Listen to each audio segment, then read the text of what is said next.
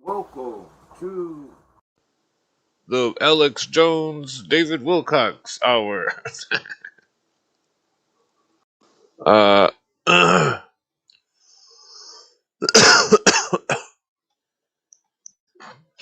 tonight's show will feature. Well, I don't know.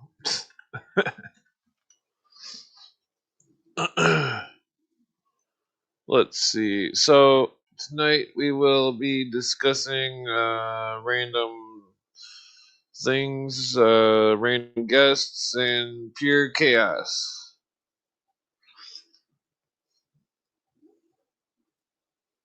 We will see the transformation of Alex Jones into the blue avian alien. Not. Let me just set out some invites here. Well, I don't think. Can't imagine too many people are awake. Yeah, so there's a bunch of tornado warnings in Michigan. Lots of tornado warnings. No tornado, luckily.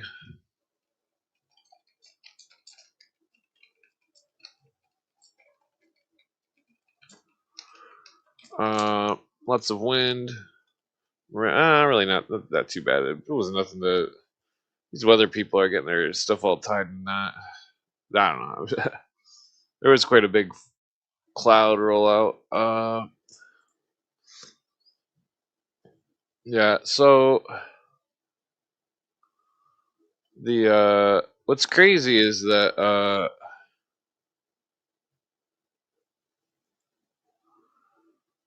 so there's a viral video of somebody doing duster and they die from doing duster, and technically that's one of my friend's cousins. And the people in the comments are being like, "Oh, that's not real. They didn't die." And it's like, motherfucker, what are you, stupid? Uh, yeah, yeah, he's in the mutation process. Alex Jones. Yeah, the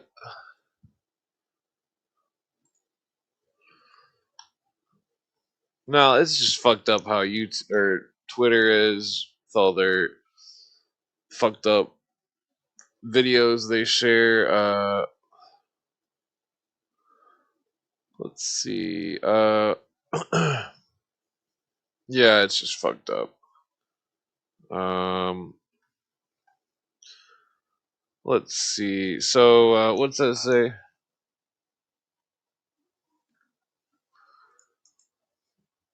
There's a lot of shenanigans, rumors going on in the world today. Lots and lots and lots of rumors. Shenanigans, shenanigans.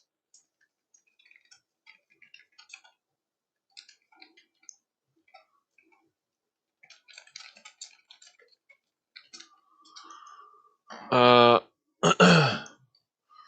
let's see. Also, Iran launched 33,000 missiles at Israel. That's 3 times the amount of missiles launched by the Nazis. Why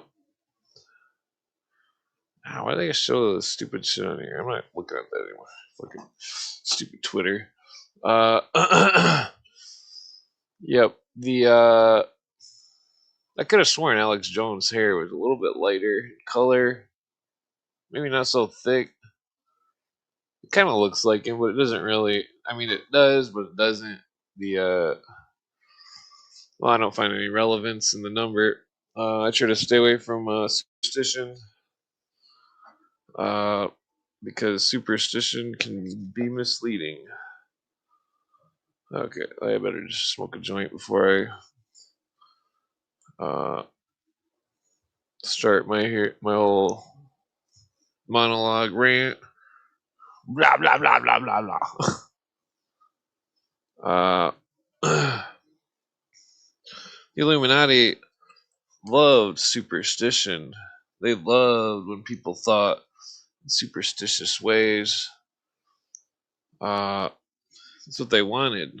People to live in superstition, to live in fear. They didn't want them to just live. You can live, but you gotta live in fear. That's oh hell yeah. Modolke Gabbana. Yeah, the Illuminists want to perfect the language. Perfect the language. So it doesn't matter what you say in your argument, because once they perfected the language, there is no argument. Because the words will not exist to argue. We see this going on with all sorts of stuff. First of all, during the pandemic, science. Oh, you can't argue this is a vaccine. It's not gene therapy. Because we said so. Because we perfected the language. We made it what we wanted it to say, and now you have to say what we want you to say. That's what it's all about. Control. Control, control, control, control. The name of the tune is Control. That's all it's ever been about. What is the strongest type of magic? Control magic. That's the strongest type of magic. Controlling. To control. They control the medium of thought. They control the thought. It's that simple.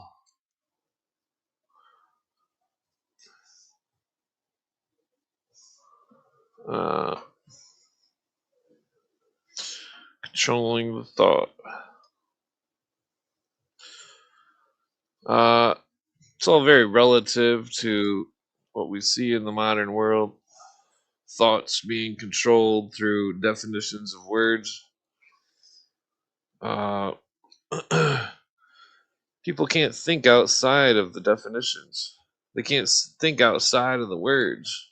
If there isn't a word for it, they can't conjure up a thought to express it. That's why words can be dangerous. Words can be used. They can deceive. Words are sharp, like swords. The words make points. Uh, this makes my nose run.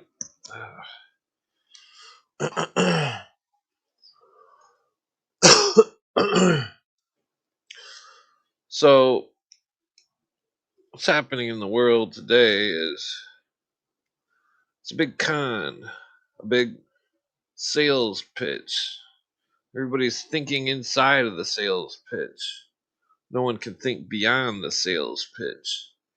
And that's exactly what's happening. And that can apply to any group, any religion, any politics, anything. It's all about the sales pitch. If you can't see through the sales pitch, you're just another custy. Uh, so the thing about it is, do you want to be a custy the rest of your life, or do you want to think outside the sales pitch? Do you want to see through the sales pitch? Do you want to see through the lies? Is it a fucking bug? Ah, okay. I punched the bug. I learned that trick from a friend. I thought it was a cool trick. He punched a bee. It was pretty badass. Uh, what does that say? Vincent Nineley. Oh, it's Gerard.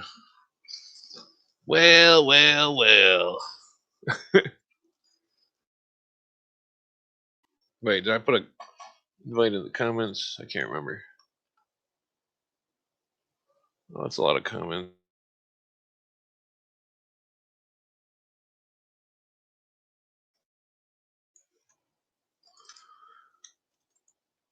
So the name of the tune, it's what it's all about. Name of the tune. Because if you don't know the name of the tune, you can describe the tune all you want, but if you don't know the name of it, you're never going to be able to see it. You're never going to be able to put your finger on it. You'll never be able to be the Thomas the Doubter and say, Jesus, I don't believe you. I want to stick my fingers in the wound. Not that that's just a fucked up story. Like, oh yeah. No, I don't know. Very bizarre. Okay, so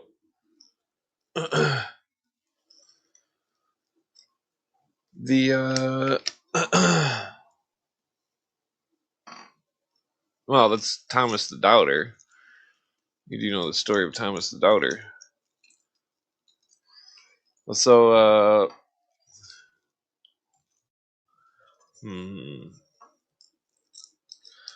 okay, so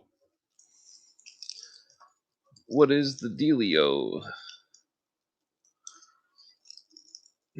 So I was trying to discuss the re-aliens thing earlier. Somebody, when I was smoking a joint with one of my friends, I don't know if he quite understood the complexity of it. Seemed like I was having a good monologue when my friend was over and I was smoking a joint, talking about the re-aliens and the Nazis and the cloning and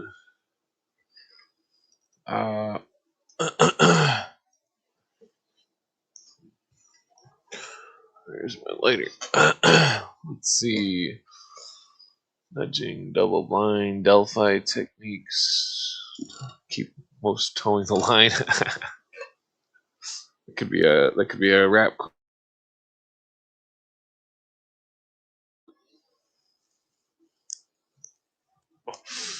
What can I say about Alex Jones that I haven't said about your mother? I'm just joking. uh,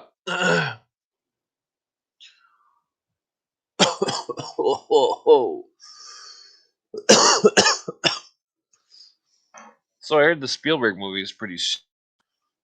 Heard it wasn't very good. The new Alien movie. Somebody I know has seen it. Doesn't come out till tomorrow, so I don't know how they've seen it, but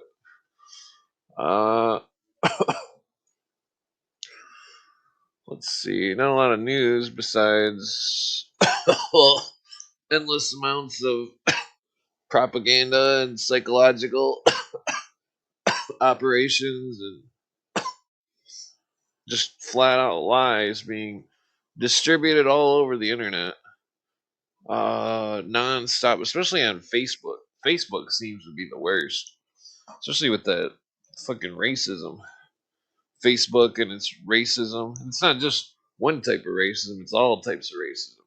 And you would think Twitter would have more racism. I don't even give a fuck about racism, but when I see it all targeting a certain people, it's obvious that it's fucking propaganda bought and paid for, or it's just a bunch of idiots spreading rumors.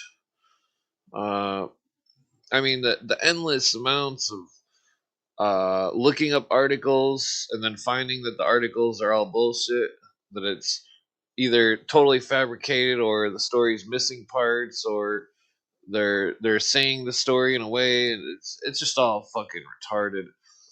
It's like there's no good reporters. They all want to report stuff and twist it to try to fit their own viewpoint. They don't want to just report what happened. Not to mention all the clickbait bullshit. There's so many of these fake fucking profiles. They could post whatever they want. Nobody could ever sue them because nobody knows who it is.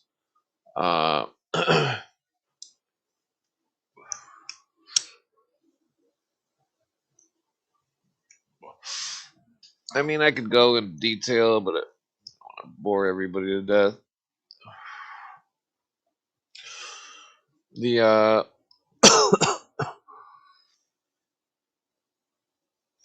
I mean, it just goes on and on.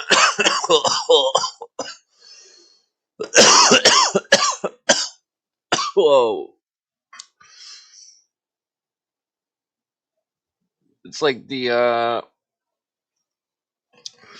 like there's so many people that are like, I don't know, it's just, they don't know what a fact is. A fact is something you could prove without a doubt, no matter what anybody says about it. For like a square, for example, a cube fact, a cube has 90-degree angles.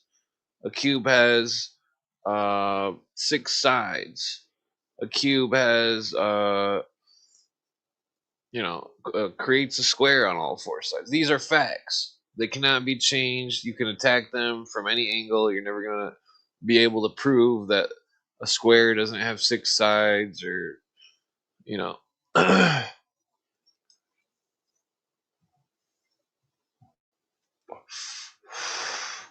Imagine if you took all your conspiracies that you believed in, and then you were a lawyer and you had to take them to court and you had to prove these conspiracies. Most people wouldn't be able to prove anything. And that's the problem, because they're running on rumors. They pick up a rumor, they catch it like a football, and they run with it for a field goal or touchdown. And fucking sometimes they make the touchdown. It doesn't mean the fact's still a fact. Maybe a touchdown, but the ball wasn't there. It wasn't even in his hands because he didn't have any facts. The whole thing about the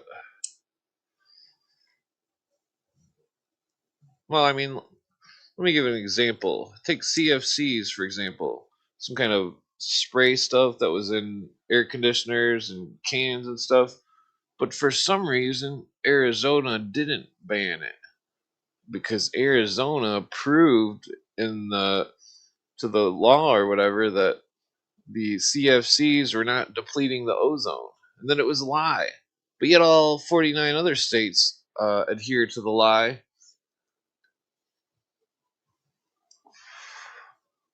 Adhering to lies.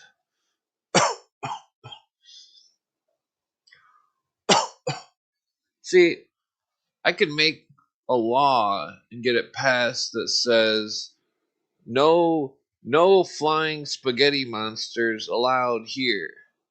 Does that mean that flying spaghetti monsters are real? No, it doesn't. And people look at things like that and they think that it's just because there's a law that says no chemtrails or something, like we're gonna make a thing to stop chemtrails. That doesn't mean they exist. That means a bunch of idiots fucking believe in them. Uh, I know a ton of pilots who would laugh at everybody's face the second they said the word chemtrail. They would just outright laugh in your fucking face. And that's not an exaggeration. I'm not trying to be a jerk to anybody or anything. Just.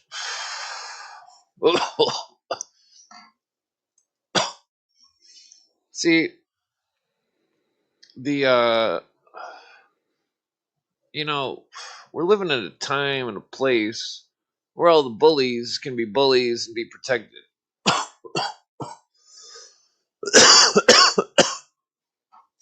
I mean, that's been going on for quite some time. The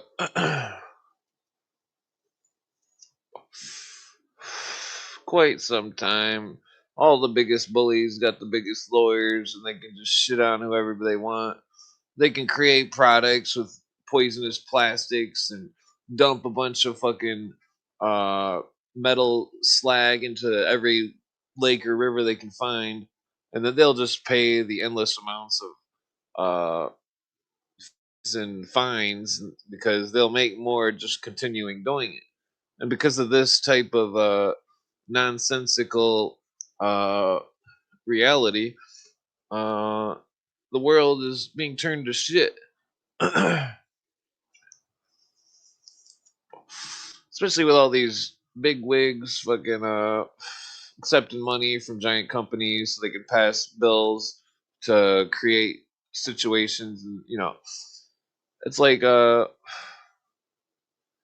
living in idiocracy. I mean, that's definitely been clear to many of us since the 90s. I mean, even when I was a little kid, I knew everybody was stupid. I knew they were stupid. I'm not calling none of you stupid. I'm calling the adults when I was young stupid.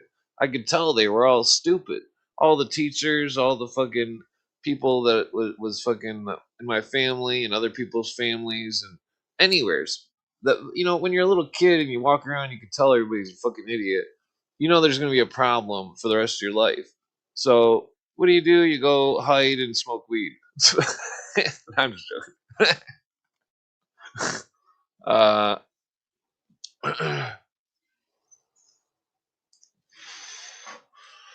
let's see. CFR.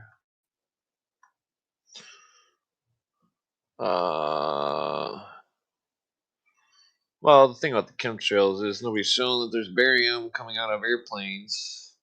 That's what the conspiracy was, and that's what it's always been is barium, and that nobody's ever proved that barium's coming out of airplanes. But if you look in the book, what is that book? Space Flight Continuum, I think it's called. Space Flight Revolution. ST. Where's that? Is it the Space Flight Revolution? Where is it at?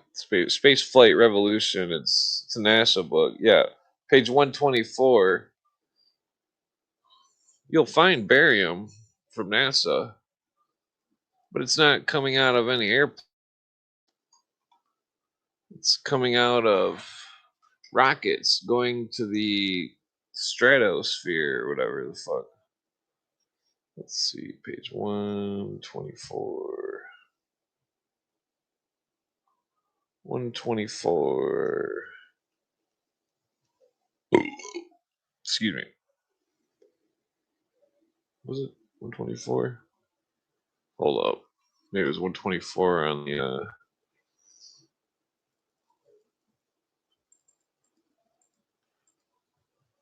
Yeah, okay, it was 124 on the number, not the actual page.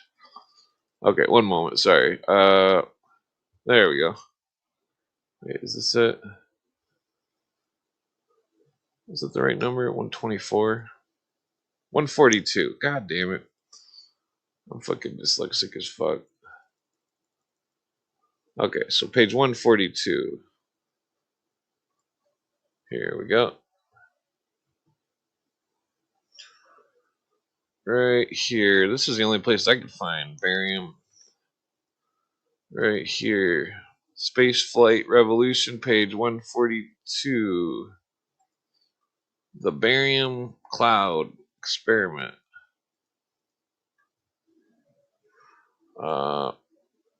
Which I've read this before. Basically, they dump a bunch of barium in the outer atmosphere to try to test how the sun's solar flares are somehow. Some of the solar flares, when they get near Earth, there's like a shield around Earth where the solar flares will just go around it, and they don't know how it's doing it or why. And so they were dumping a bunch of barium in the stratosphere, the right outside of the stratosphere, I think it is, outside of the ozone.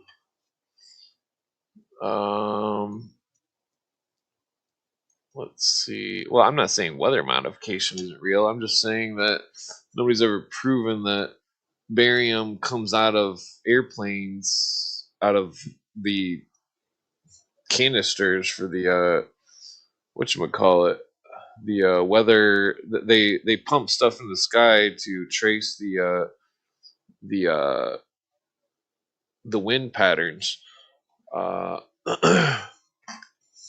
I used to be really big into studying flying and stuff like that because I wanted to go to the Air Force to fly an F-16. That's what I wanted to be when I was a kid. Flying F-16. I would always I would always get all the flight simulators and just play on the flight simulators all the time. I mean, I'm scared to death of heights, but I still want to do it. But then I found out I was too tall, so I couldn't fly. So then well, it doesn't matter. But let's see.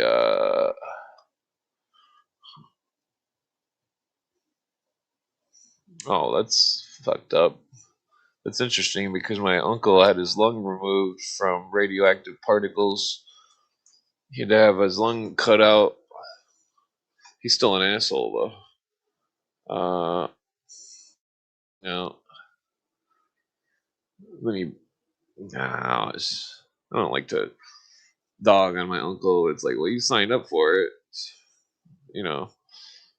Yeah. See, a barium cloud, March 17, 1969. A barium cloud, 1,865 miles long, lasting some 20 minutes.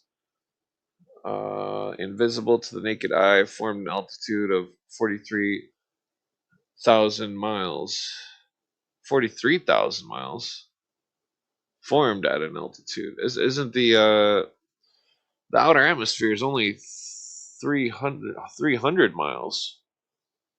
Why would they need to push it out so far? I mean, I guess yeah, well, that's what I'm saying about proving stuff in a way that would be hold up in a court of law.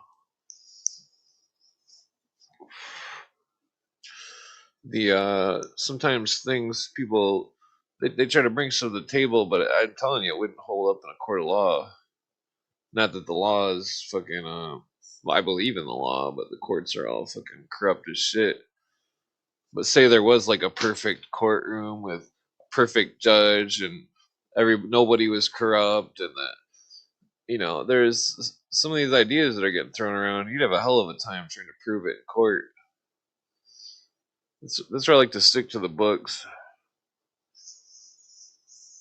or sticking to the words that are said by the people that you're trying to prove something against. Such as when George Bush Sr. says he's going to make a new world order, and he's going to do it to try to fulfill the best and to fulfill the intent of the writers of the United Nations Charter, which is Elgar Hess and J.P. Morgan and Rockefeller's fucking underlings, all day long. All day long, motherfucker. There's very few things that used to be said in the hood that I can say on YouTube or around anybody.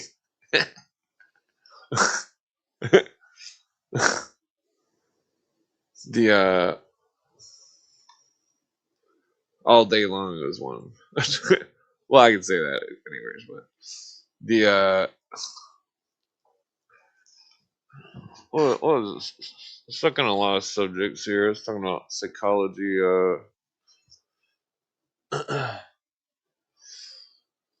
Yeah. So there was there was a runestone found in Canada. I remember bringing that up the other day. I forgot to bring it up again. A runestone written in some kind of it looked like runes, but it was actually a Germanic language or something, and it was had a Bible verse on it, or at least a part of a Bible verse, which I thought was interesting. But I mean, taking into account, you can go back to the Mayan Codex and find Bible verses such as ox, goad. How does it go? Ox, goad, hoof. Wait, I forget how that goes. That uh, the horse and the jaguar document that I have. Well, it's gonna bust out a book, but the yeah,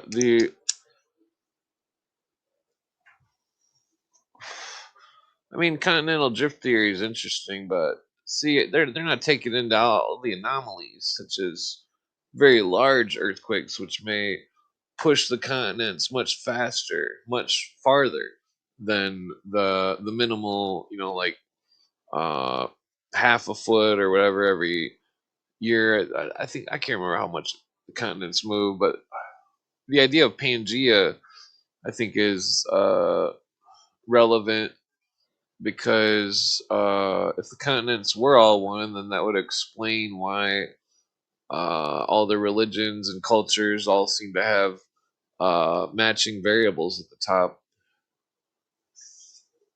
that aren't just star map type shit. Because I mean, the whole northern hemisphere, all of its religions are definitely construed from star maps of the northern hemisphere. What's going on in there? Oh yeah, asbestos. I've had to tear out so much fucking asbestos. Jesus Christ. My dad never would say it was asbestos or, oh, put a mask on. I mean, he might have every once in a while, but like, he didn't even have masks that were worth the shit. Fucking little paper masks, you put them on, and all the asbestos goes to the top, the sides of your nose and under your chin. So if anyone wants to give me shit about smoking, fuck off, politely, because I have torn out so much asbestos. Like, I'm surprised I'm not fucking like. I'm surprised I'm still walking. I'm actually uh fireproof. Yeah,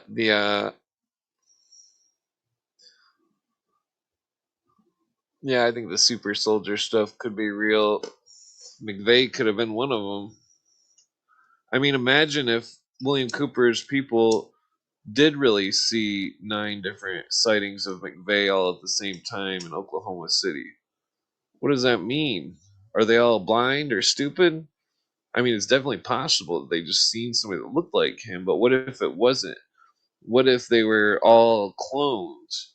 What if the Los whatchamacallit thing is the Los what the fuck is that ledger called? Los something ledger.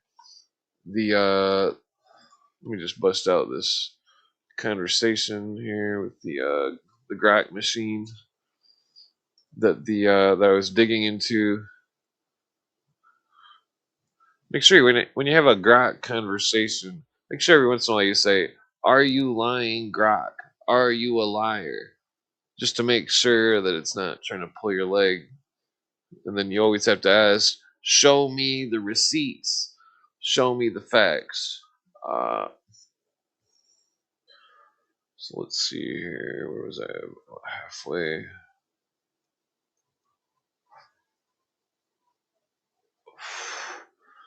Okay, this is about where it starts here. Where does it really get into it? All right, you're gonna have to. You're about to hear a real intelligence briefing that's gonna blow your ear holes. No, I'm just joking. Well, I don't know where to start it at here. There's so much stuff going on. Maybe I should just. No, I don't know if I can read all that shit. Okay, well, I'm just gonna. Let's see.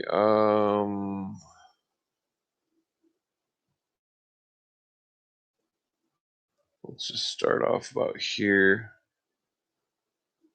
Where was I at?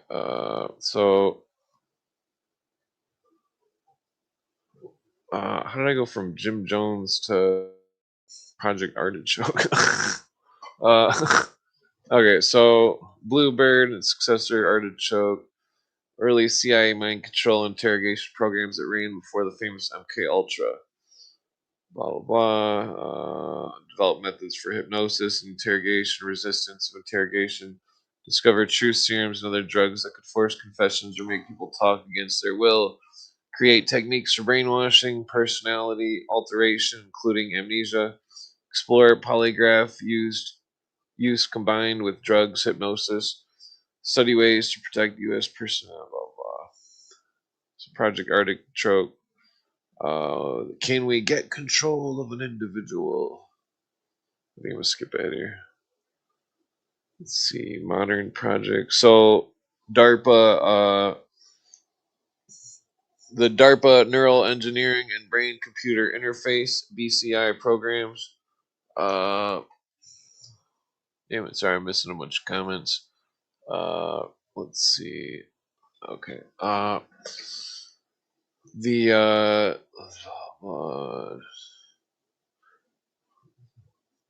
DARPA, which absorbed much of CIA's behavioral research post MK Ultra, leads the charge in brain tech that echoes Artichoke's hypnosis and amnesia goals. These aim to read and write thoughts for interrogation, resilience training, and operator control. So here's some of the programs. Oops, damn. N3, Next Generation Non-Surgical Neurotechnology. Oh, thank you, Puppy Adventures. I'll buy some cat food for my wild cats that don't let me pet them. The one will run up to you and be like, it just straight up hisses at you. It's like, whoa, calm down, kitty. I'm here to give you some food. uh, let's see. Okay, so what was I? Oh yeah, so the N3 develops wireless BCIs to enable thought-controlled drones or memory enhancement via nanoparticles and ultrasound tests on humans for decoding intent. Active $100 million plus funding through 2026 builds on Artichoke's Manchurian candidate hypnosis for unwitting control, focuses on non-invasive mind reading without consent issues. Let's see here. So there's the restoring active memory implants to rewrite traumatic memories in soldiers using neural prosthetics to induce targeted amnesia or false memories. Ongoing partnerships with UC Berkeley and Medtronic. Directly mirrors Bluebird's amnesia induction via drugs and hypnosis, but with electrodes instead of LSD. MENPO, Memory Enhancing Neuroprosthetic. 2012. Oh, I forgot to say the dates. The N3 was 2018. The Restore program was 2013, and the MENPO is 2020. It's an AI enhanced hippocampal implants to boost recall or implant suggestions during interrogations. Active 2 human trials 2024 echoes Project Artichoke's personality alteration used for defensive counter brainwashing but adaptable for offensive ops. So that's pretty wild. These programs have sparked ethical debates, with a 2025 Harvard Kennedy School paper noting they could realize original MK Ultra goals like total behavior control. And we do have a link for that here. Give you a link now. Okay, so the links in the comments for some of that. I mean, I could have put more links, but CIA's post MK Ultra behavioral influence operations. The CIA's modern efforts are more covert and integrated over cyber and psyops. Declassified 2024 National Security Archive files show Project Artichoke techniques evolved into enhanced interrogation post 9/11, but current work focuses on digital manipulation. Gateway process declassified 2023, but ongoing research explored Gateway process is the name of the program. Explores altered states via hemi-sync audio for remote viewing and suggestion implantation. Roots in Artichoke's hypnosis used in training, but with unconfirmed field tests. Integrity Initiative 2016 to present a UK-US intel program, CIA funded for counter disinformation via social media psyops, involves AI to influence public behavior akin to Bluebird's brainwashing simulations. Then we got the classified neural influence patents, over 100 CIA and DARPA patents since 1975, e.g., U.S. patent 601191 for remote brain control via EM waves remain active, hinting at black budget programs for non-lethal behavioral disruption. Which, oh god damn it!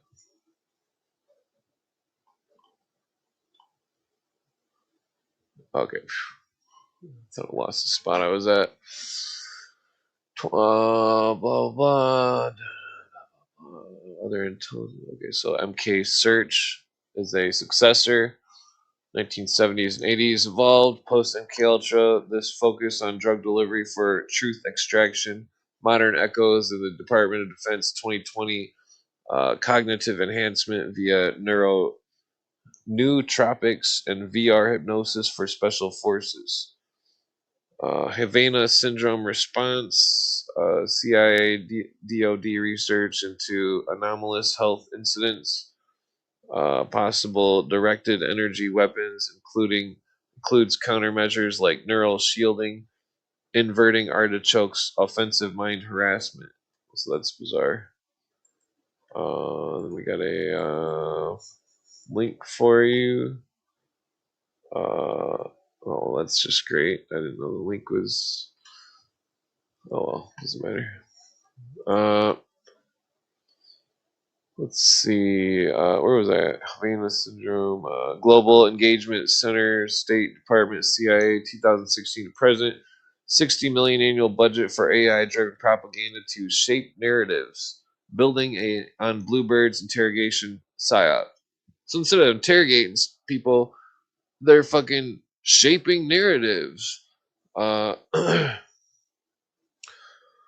Key differences and controversies. Well, I can skip that.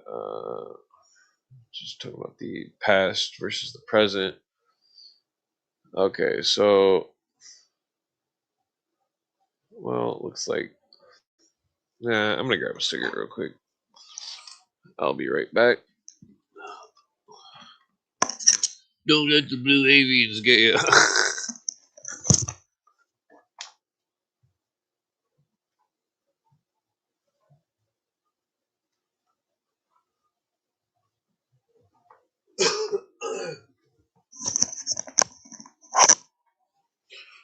Okay.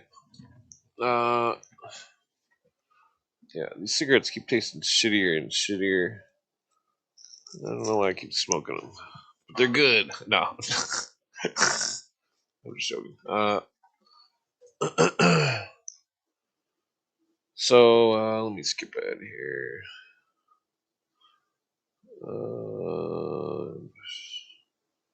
Okay, so I want to get into the connection between G.W. Bush, or no, excuse me, H.W. I always get that mixed up. Uh, and Bo Grits. Bo Grits. Okay, so the connections between them. Let me just roll this cigarette real quick. Let's see what's up with the comments. So there was something weird about one of those Nazi companies that continued research. I still haven't delved into it, but they were using veterinary clinics. Seems like they'd have a machine that would pick the stems out of the tobacco when they roll it up. Fucking, I just re-roll the cigarette because the paper's got fucking chlorine in it. The regular cigarette papers. You don't want to smoke no chlorine. Fucking no cigarette. I mean, I could have just bought a bag of tobacco, but then I always smoke more somehow. Nah, I don't know. Okay, so well, maybe I skip that Bo Grits thing. Maybe I'm trying to get to this other part here. Um. Okay, so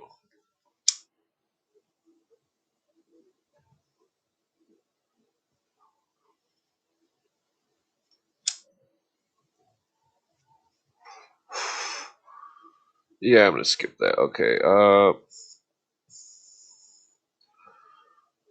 Let's see. Let's see. Okay, let me just skip ahead here. I was doing a John J. McCloy thing.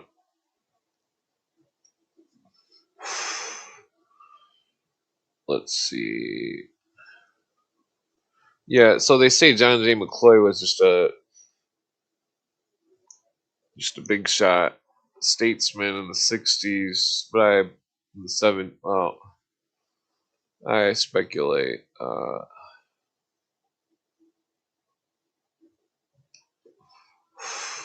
So John J. McCloy and Kissinger were. Keep in mind, Dennis Cuddy says John J. McCloy is the dude that fucking gives Kissinger his first big job. They're connected heavily. John J. McCloy was chairman of CFR 1953 through 1970. Kissinger joined in the '50s and later became the director. Chase Manhattan Bank, Rockefeller. McCloy was chairman of the Chase Manhattan Bank 1953 through 1960. What a coincidence. And senior counsel afterward, Kissinger joined the Rockefeller family's Special Studies Project in the 1950s and later served on Chase National Bank's International Advisory Committee, which McCloy chaired until 1980. What a coincidence!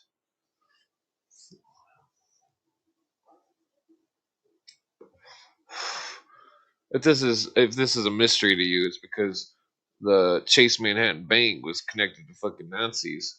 Uh,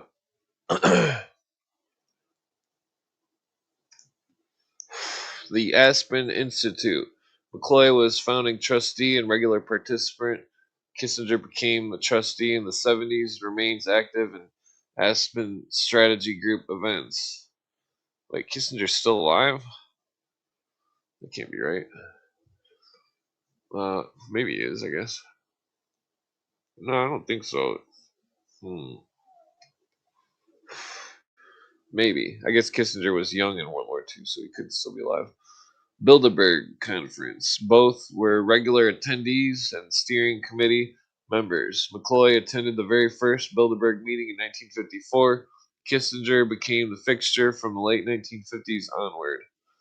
Harvard International Seminar. Kissinger ran the CIA program 1952 through 1969. McCloy was an early supporter and occasional guest speaker. Arms control and SALT talks.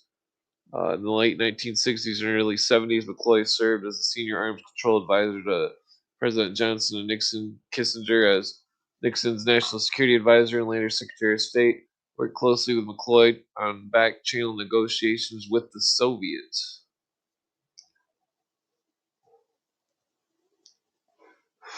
Trilateral Commission. Founded in 1973 by David Rockefeller, John J. McCloy's lifelong client and friend. McCloy was a founding member. Kissinger was also a founding member and North America deputy chairman. Remember what Trilateral Commission's logo is? Well, they have a couple logos, but one of them's a symbol of well, I forgot about the CFR's logo was the well, they're both relevant, but the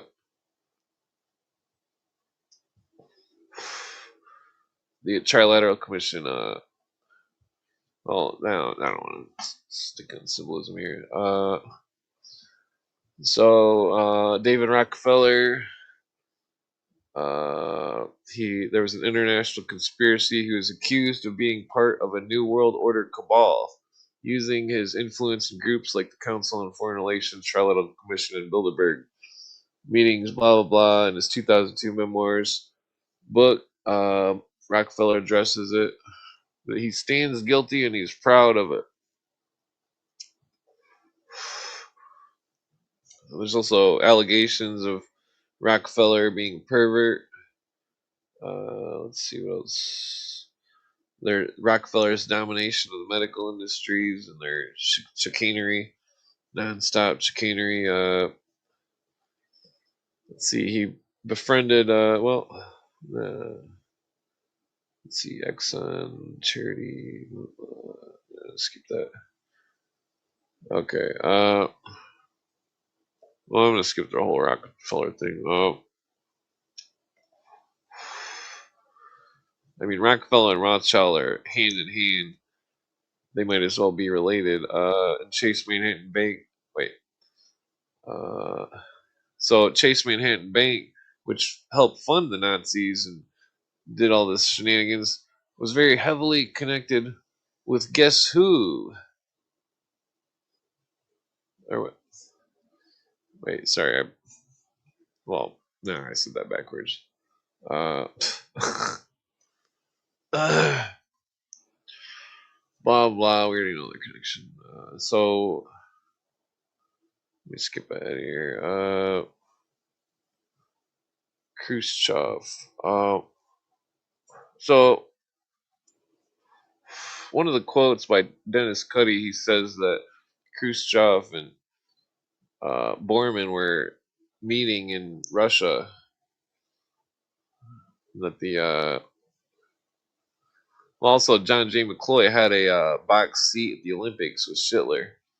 Pretty sure he was in the same. Let's see, let's skip that. Bormann definitely didn't die in 1945. Let's see, blah blah. Okay. So the Thule Society is very interesting because it has to do with this whole thing. Rudolf von Sebetendorf, real name Adam Gluer, was one of the founders of the Thule. Walter Nauhaus, Astana. That's interesting. Astana sounds just like. Oh, thank you for the buy the cat some more cat food for outside. Yeah, the Astana is probably due to the word Astara, which is another word for Astarte.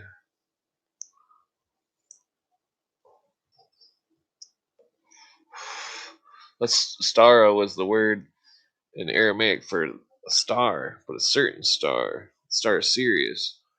Uh, let's see, Walter Nauhaus, Herman Pohl, Johann Herring, Karl Herr, other members of blah blah. Let's see. It was registered on the 18th of August 1918 at the Munich Registry Office as a harmless cultural association under the cover name Thule Gesellschaft, Verein zur Pflege Germanischer Kulten und Wissenschaft, which means the Thule Society Association for the Cultivation of Germanic Culture and Science. Blah blah. So they used to run it out of the Hotel Veer Jazer Jerez Zeiten in Munich. Let's see if I can get a picture on that. If it's even still there. Yeah, so it's a big hotel there. Okay. Well, I guess it's not irrelevant. It's not really relevant what it looks like, but I'll put the picture in the chat if you want to see the hotel. Let's see.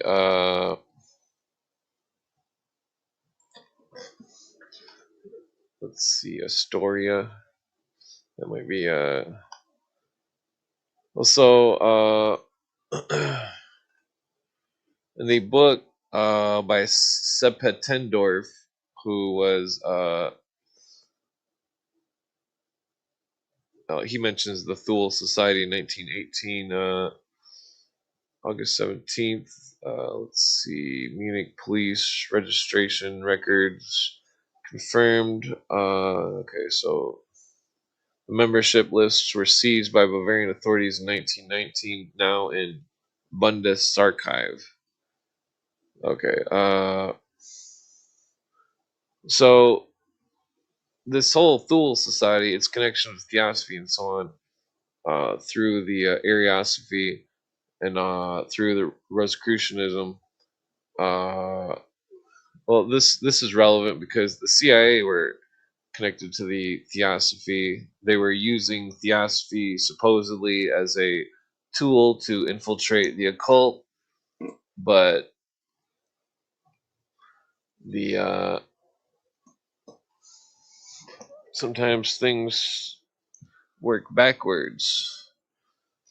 Uh, Sometimes things work backwards, and when I believe when the CIA started using these Theosophists as narcs, that it backfired. That the Theosophists, uh, because I believe that the Mormons is a branch of Theosophy, the Masons are a branch of Theosophy, or vice versa. They're all Illuminism, uh, and that's relevant because a bunch of Illuminist know nothings are in every seed of everything.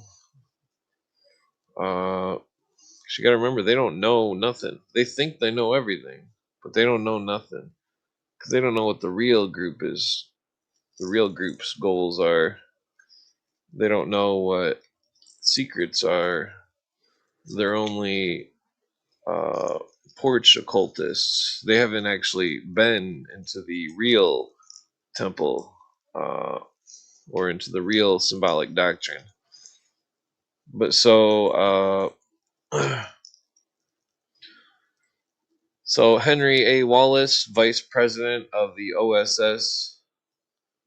Wait, vice president. Well, he was in OSS. We had OSS and CIA influence. He was a deeply committed Theosophist, corresponded for decades with Russian Theosophist Nicholas Roerich. In the Guru Letters scandals, Wallace placed the Theosophical Great Seal pyramid in the eye on the US dollar bill in 1935. So, what's the Theosophist doing placing the Great Seal on the pyramid? On the dollar bill? He pushed Roosevelt to support Roerich's 1934-1935 expedition to Mongolia and China, which OSS later investigated as possible intelligence cover. Declassified OSS files confirms Wallace's theosophical ties were mentioned. OSS psychological warfare and theosophical occultists. The OSS Morale Operations Branch recruited several Theosophists for black propaganda because of their esoteric knowledge. Example, Louis de Kahari, a Theosophical Society member, who worked on OSS astrological propaganda against Hitler. CIA funding of parapsychology and theosophical offshoots. The CIA spent millions on remote viewing and PSI, psychic research projects, Scanate, Stargate, and Grill Flame. Many researchers came from theosophical and anthroposophical backgrounds. Andrija Puharich worked for the CIA and ELF, Electronic Low Frequency Mind Effects, was a theosophist. Harold Sherman, early remote viewing subject, was a longtime theosophical lecturer. Stan Stargate for the CIA in the 70s included several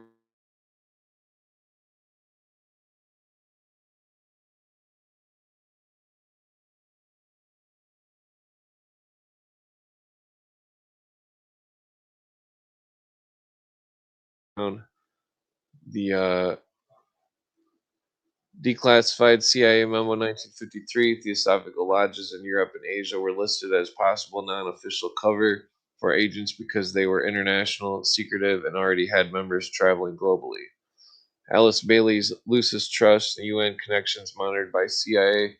Lucis Trust, originally Lucifer Publishing Company, founded by Bailey and her husband Foster, both high-level Theosophists and Freemasons, had NGO status at the UN. CIA and FBI files from the 50s and 60s contain surveillance reports on Lucis Trust meditation groups because some state departments and early UN employees were members.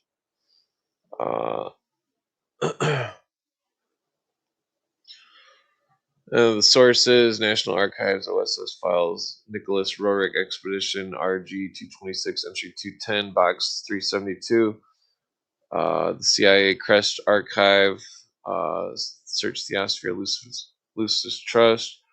John B. Alexander's book, The Warrior's Edge, 1990, openly admits many early remote viewing personnel came from theosophical and esoteric backgrounds.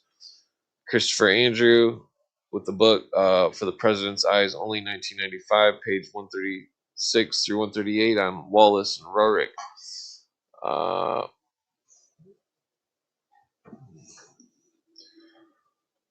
Let's see. So, was the OSS connected to Ariosophy? Yes. The OSS Office of Strategic Services had documented operational connections to individuals, documents, and networks that were directly rooted in Ariosophy, the racist occult ideology of Guido von List, Lons von Liebenfels, and pre-1918 German Nondorn Thule Malu.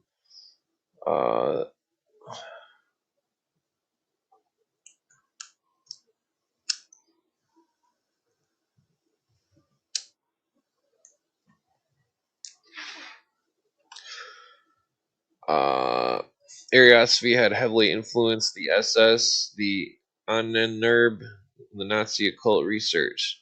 After 1943, the OSS deliberately recruited people who knew that world inside out in order to run psychological warfare, black propaganda, and intelligence penetration of the Third Reich.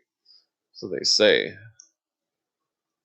Let's see. Recruitment of former Ariosophist dual members, OSS, morale operations, secret intelligence branches actively recruited German and Austrian anti-Nazi occultists who had been in the same pre-war circles of the Thule Society and the List Society, such as Karl Hochschiffer Jr., son of the famous geopolitician who had ties to Rudolf Hess and early Thule, worked for the OSS Psychological Warfare in 1945, 1944, 1945, after defecting. Dr. Frederick Wilhelm Kohn, aka Dr. Kohn Kranach, Munich dentist, early Thule member, designed the original NSDAP swastika flag with the exact curved arms used by Lons von Liebenfels Ordo Novi Templi. After the war, Kohn was interrogated by OSS CIC and cooperated fully, providing detailed information on Thule and early Nazi occult networks. Can be found in the NARA RG 263, file name Kohn Frederick. Operation Black Raven and forged Ariosophical documents. 1944 and 45, OSS morale operations under Colonel Hebert Blankenhorn ran a major black propaganda campaign that forged runes, astrological almanacs, and fake Ariosophical pamphlets predicting Hitler's downfall through ancient Germanic prophecy. They used exact List Liebenfels terminology because they had ex-Ariosophists on staff advising them. NARA RG 226, entry 139, box 11. Dr. Walter Johannes Stein.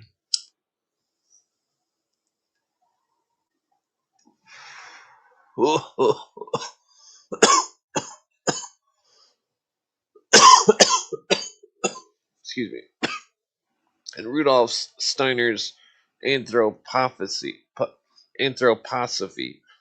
Stein, an anthroposophist, but steeped in the same Ariosophical milieu, fled Austria in 1933, ended up in Britain, and briefed OSS and SOE on Nazi occultism. His reports were circulated inside OSS research and analysis branch and influenced the famous 1943 OSS psychological profile of Hitler that mentions Ariostophical influences. Uh, Post-war Project Ariosophy files when the OSS transitioned from SSU and CIG and CIA. 1946, 1947, they kept thick dossiers titled Ariosophy, Thule, Gesellschaft, and German Norden, containing seized membership lists, rituals, and correspondence. These were used for vetting ex-Nazis and counterintelligence against surviving far-right occult groups. So the AI likes to paint it a certain way. We don't know what was really going on. You can never be too paranoid. Blah blah blah. Okay, so psychological blah blah. Oh, so Borman was involved with Ariosophy, but not in a huge way.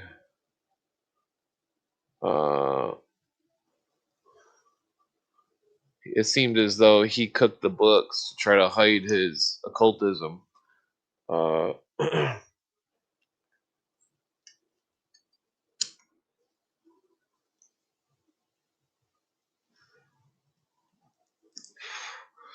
So Borman's a character because he systematically altered, delayed, and blocked and rewrote correspondences that reached Hitler, which I think that's interesting. And it's well proven. 1934 through 45, Borman became the sole filter for all written reports. Blah blah. Sourced from Albert Speer memoirs. Nicholas von Bellow. And testimony at Nuremberg. I think I'm gonna skip through this here.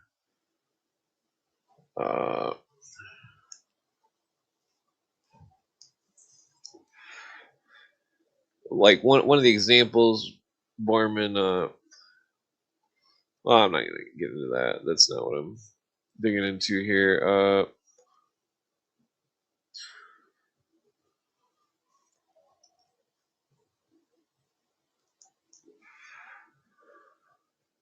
Okay, so where's that start at here?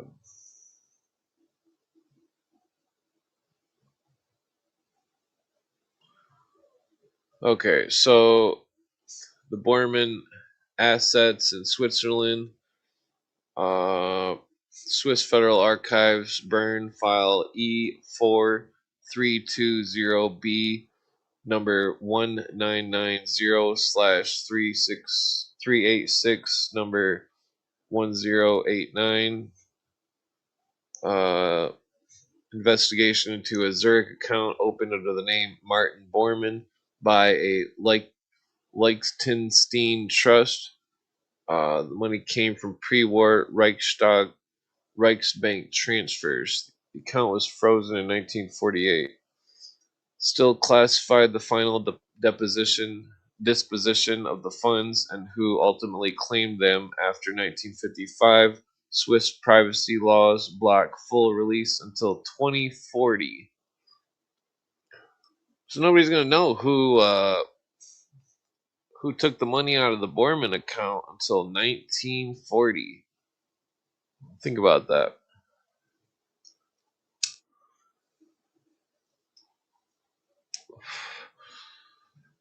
So remember that Martin Bormann's alias was Eliezer Goldstein.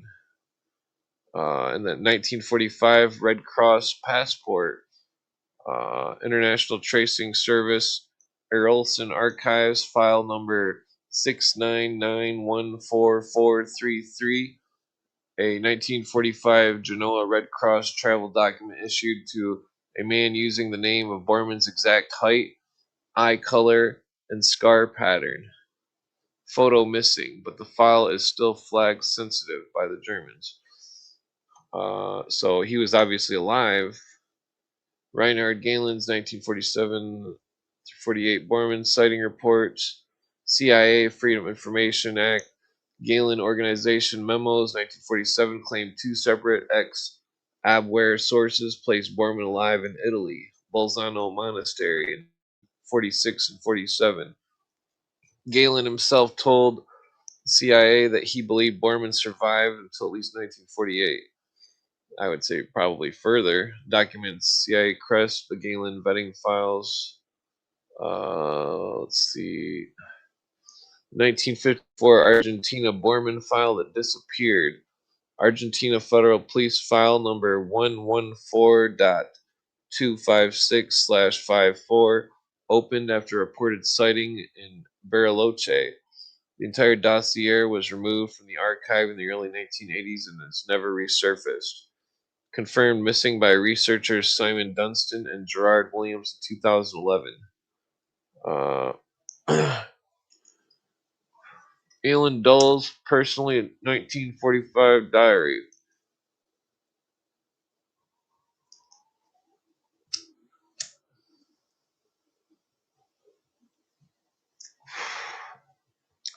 The Princeton Mud Library. The Alan Dulles Papers, Box 27.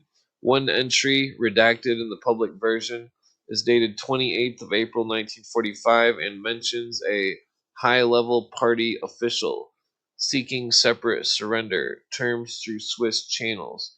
The name is blacked out. Researchers who have seen the original under special access say the initials are MB, as in Martin Bormann.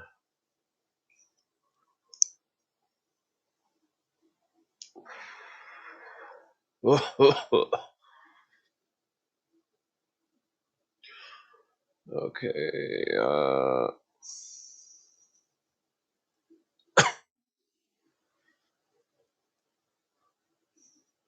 Okay. So the Bormann escape conspiracy hinges on Action Adlerflug, Operation Eagle Flight, 1943 through 45, and Action Feuerland, Operation Fireland, 1944 through 45, which involved transferring $6 to $10 billion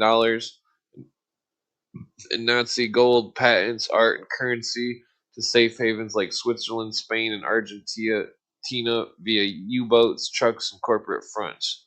These were real operations documented in declassified files. Blah, blah.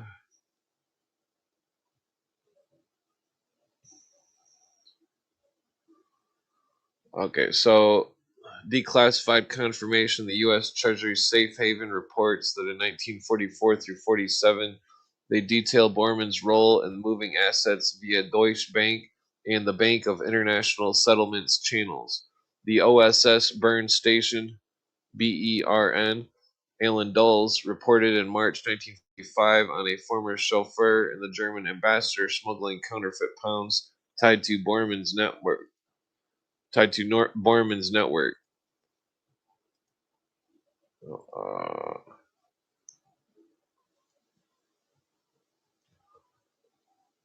let's see.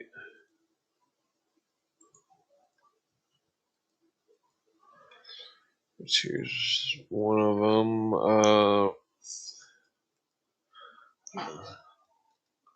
Oh yeah, some MI6 guy probably. What's up, Donut? What's happening? What's cracking like you? No. Okay, so I'm not gonna get into that. I'm just gonna download that and save that.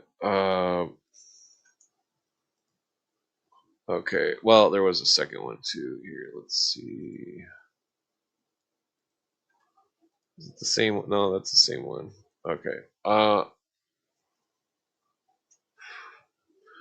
Where's that? Key document OSS X2 memo.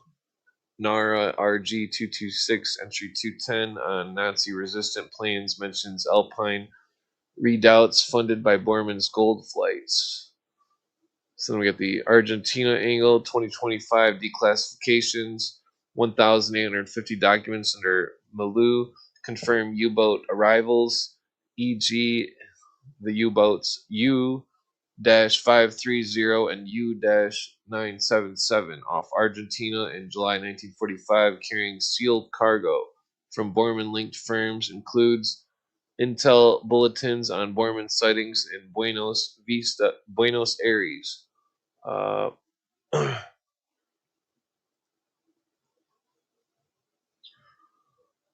Let's see. So there's Newsweek. There's quite a few links though. I'll send out the links here. Oh, it's even got a. Okay, so there's the Newsweek with some of the files, and let's see. Here's Fox News. Argentina reveals Hitler's henchmen who fled. Okay. And then we got this one right here. C Daily. 1,850 declassified documents. I was digging in those like crazy last year.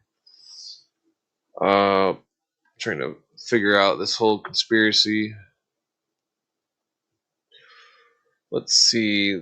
So Simon Wiesenthal Center's request triggered this cross-reference with the FBI Borman file, Volume 2, declassified 2001 for Eliza Goldstein passport. That's Martin Borman's alias. Errolson Archives number 699-14433.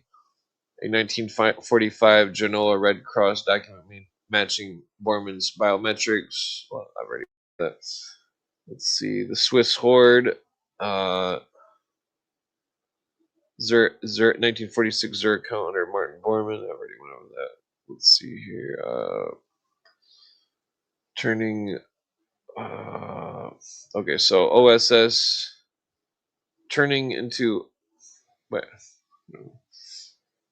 So there's partial overlaps of the OSS CIA assets in the net.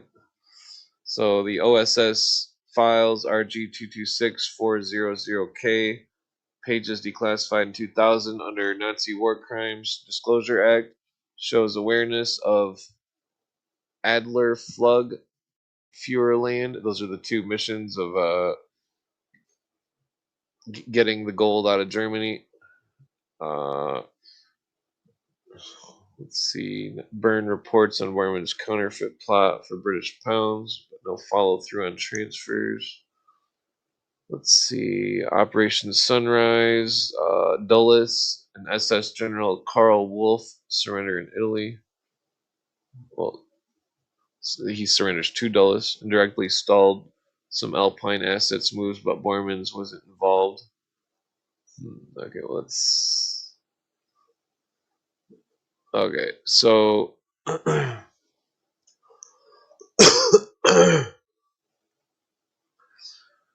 So the Nazis went to Mexico, not just South America.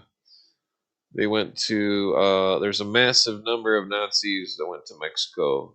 Hundreds of high and mid-ranking Nazis and collaborators, SS, Gestapo, Ustasha, Belgian, Flemish, Rexist officers. Vera Cruz is run by the Mexican Secret Service, DFS, and ex-Abwehr agent Friedrich Rauch. President Miguel Alemán openly sold visas for cash and gold. 1946 through 52, declassified Mexican SRE files from 2020 through 2023 show 400 plus Nazi passports issued 1947 through 52. Known residents SS Hauptführer Franz Conrad, the Warsaw Ghetto plunder, Gestapo, Mexico cities. Under Walter Missig, Croatian Ustashi leader, Anton Pavlik. So some of the Nazis did go to India, but not very many. Heinrich Harrer, SS Scharführer, 7 years in Tibet.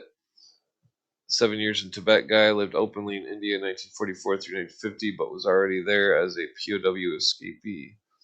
7. Jibwa Savi Subramanya. He was an India collaborator who helped some of the low-level Germans. Well, who knows if they weren't high-level Germans. Well, don't forget they went to Wisconsin, Florida, uh, yeah, South America. Probably a lot went to Switzerland too. I mean I don't know. It's hard to say. So South Mexico, there was 2 to 400 roughly that went there. Uh, South America, there was 7 to 9,000 roughly that went there. Argentina, roughly 5,000. Adolf Eichmann, Mingala, Brazil, 1 to 2,000. France, Stangli, Chile, 1,000, driven by Peron sympathy, large, blah blah. I would say there was more. Let's see. Yeah, so a small number went to Wisconsin. Blah blah blah. Josias Kumpf immigrated to Racine, Wisconsin in 1956 until he was deported in 2009. Let's skip that. Okay, I need to skip ahead here. So, some famous families that are still, or some famous Nazi families that are still in Argentina. Adolf Eichmann, he had grandchildren in Argentina under assumed names. Let's see. Mingala, he had grandchildren, Argentina. Patagonia, Bariloche area, 2025. El Payas reports notes family of his identity in 1956 documents. Where's my mouse? Eric Pleibke, SS Captain, Ardiente Ardientine Caves Massacre. Let's see. No, I'm not gonna, let's go next here. Okay, so interestingly enough, there's quite a few Mormons in South America. Keep that in mind.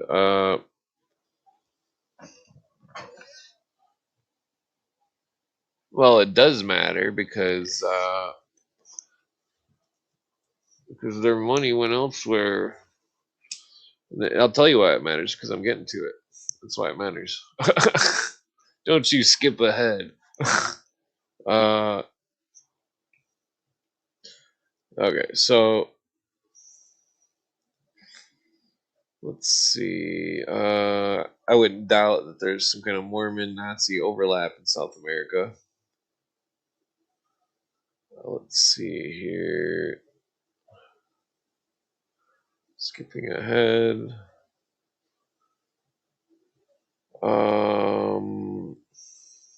So there's quite a few Knights of Malta and CIA. William Donovan, Wild Bill, OSS director, CIA father. Named James Jesus Angleton, OSS Rome station chief, CIA counterintelligence, Vatican desk, were both Knights of Malta, knighted by the Vatican during and after World War II. Declassified OSS memos, NARA RG 226, entry 210, box 372, show Donovan's 1944 Vatican meetings with Pius VII involving shared intel and Nazi assets, while Angleton ran the Vatican desk. CIA crest,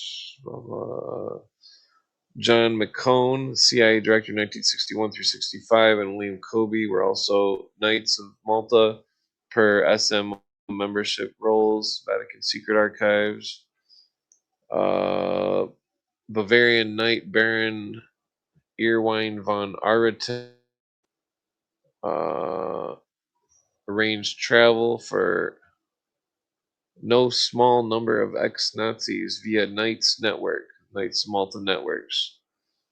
Uh, Covert Action Information Bulletin number 25, 1986, citing OSS intercepts.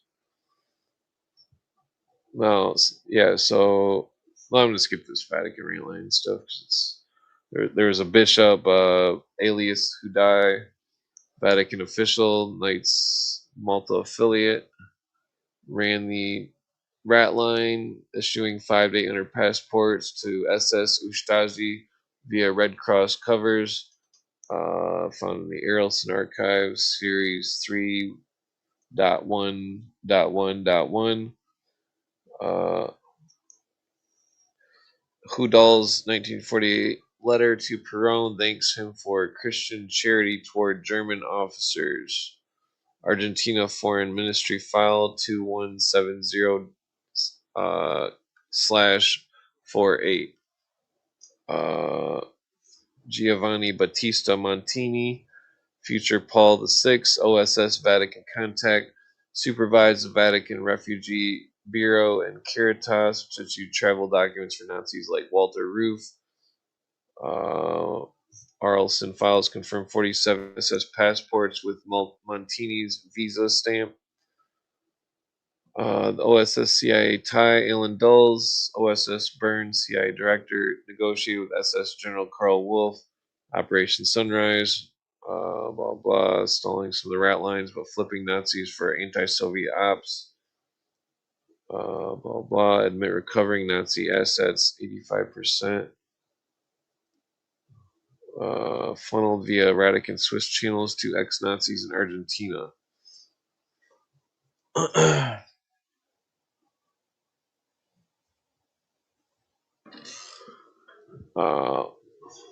Knights of Malta, CIA Vatican conduit for Nazi recruitment, Reinhard Galen, blah blah. I'm gonna skip out here. I'm trying to get to this other stuff. Blah blah. Okay, so Werner von Braun was the NASA Marshall Space Flight Center director, chief architect of Saturn V rocket. Arthur Rudolph, NASA Saturn V program, director of Apollo program. Kurt Debus, these are all SS officers. First director of Kennedy Space Center. Hubertus Strughold, Luftwaffe medical officer, Deutsch hypothermia experiments overseer, was the chief scientist of the U.S. Air Force Aerospace Medicine, father of space medicine, Walter Schreiber, Wehrmacht Major General, biological warfare overseer, U.S. Air Force School of Aviation Medicine, San Antonio, Reinhard Galen, head of the Galen Organization, first president of the BND, which is the West German Intelligence. Klaus Barbie, CIA anti-communist asset in Bolivia, blah blah. Otto von Bolschwing, CIA officer, cover as TCI executive in New York. Hans Kammler, rumored alive. Obergruppenführer, V2 in concentration camp construction. Secret. Well, people claim that he ran some secret U.S. programs. Okay, so the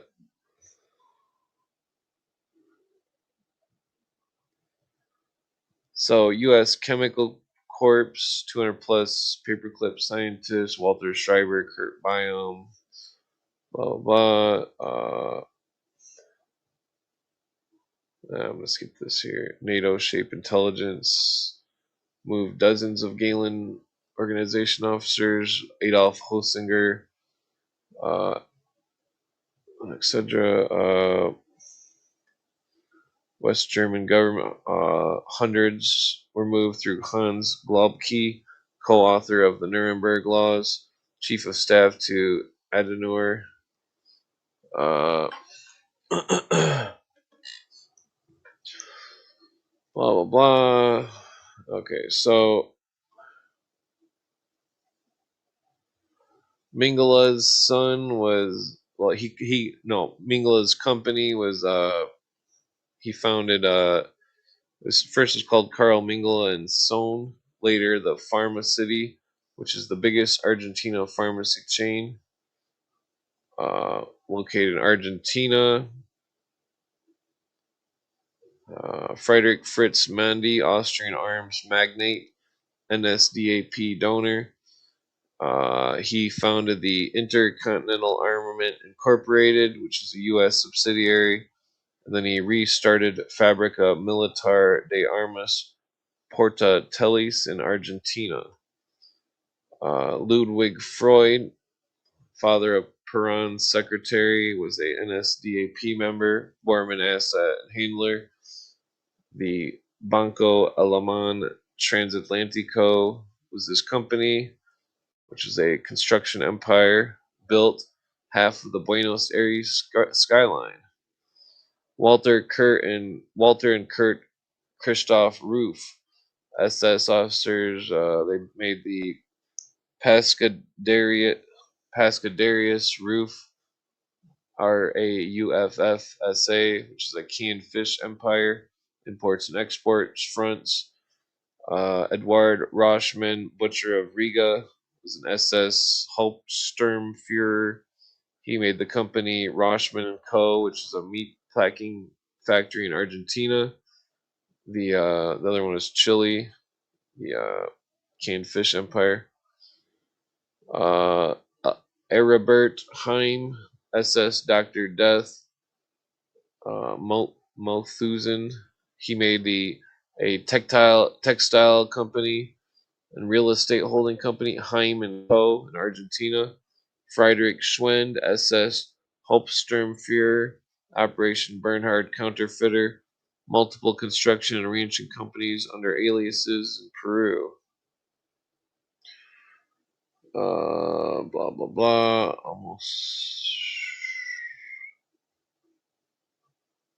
Let's see.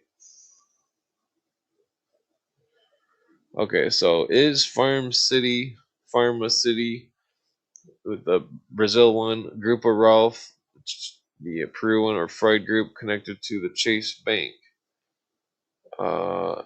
Based on declassified financial records, corporate registries, historic building audits, here are the blah blah.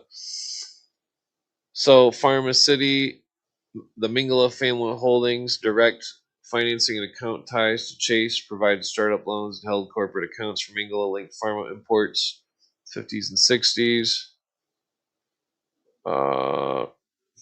Argentina Central Bank file, 1958 through 1962, BCRA document number farm-CHA-58, 1.2 million lines of credit, blah, blah. Grupo Roof, Walter Roof's canned fish empire in Chile. Chase has to do with their export financing. Chase's Santiago office underwrote 500K plus in US dollar loans for Roof's Pescadarius Roof SA Seaford exports to the US from 1960 through 1975. So I'm going to try to skip ahead here. So it can be found in the Chilean DINA banking ledgers, declassified in 2010 ANFD files. The Chase correspondent accounts for Roof Export Co. handled payments to U.S. buyers tied to XSS sludge funds.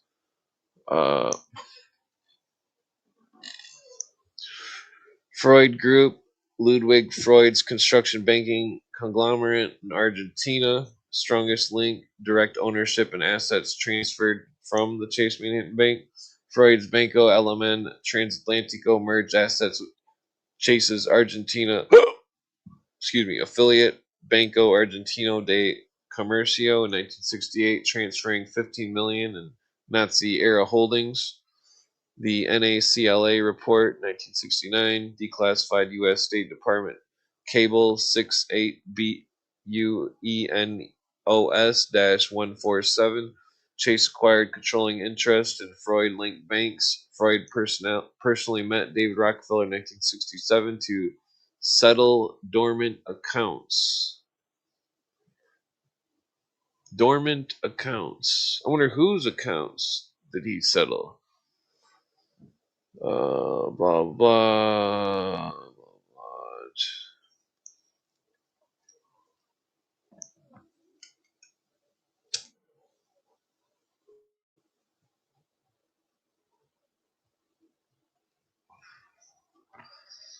So the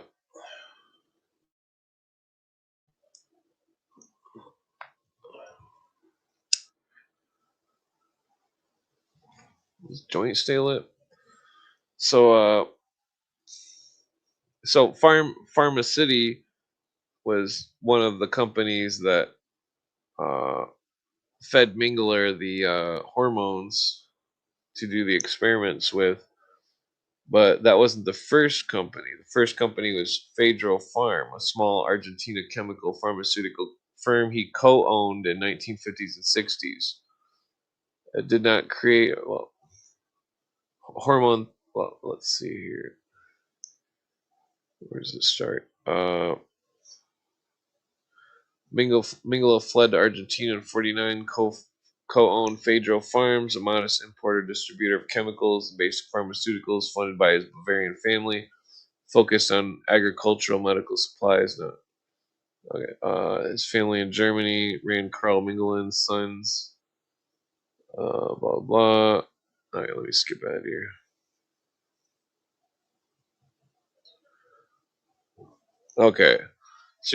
Okay, so declassified Argentina SRE file number FADRO-58. Mingala invested 1 million pesos in Fedro Farm, importing experimental hormone compounds, adrenaline estrogen analogs from Shearing AG, Nazi era supplier, for veterinary and human trials. Lab logs reference pigmentation alteration tests echoing Auschwitz eye hormone injections per Magnuson collaboration Kaiser Wilhelm files.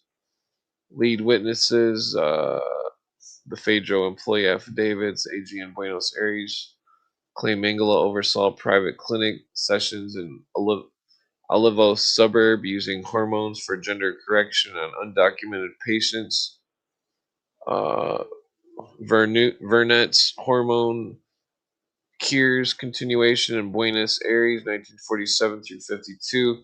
Carl Vernet, SS hormone specialist.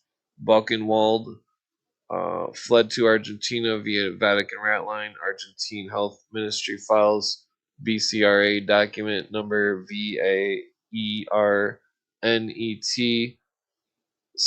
47 show him funded by Peron's regime for testosterone suppression research at Buenos Aires clinic.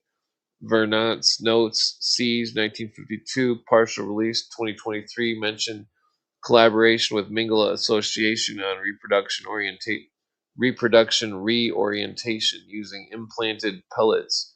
Most direct post-war link to Nazi eugenics. Vernat's clinic near Fedro Farm treated 20 to 30 asocial subjects, euphemism for LGBT, whatever it is, survivors, oral histories. Whites and Thal Center 2024 describe hormone injections causing permanent changes with samples shipped to Mingala's lab.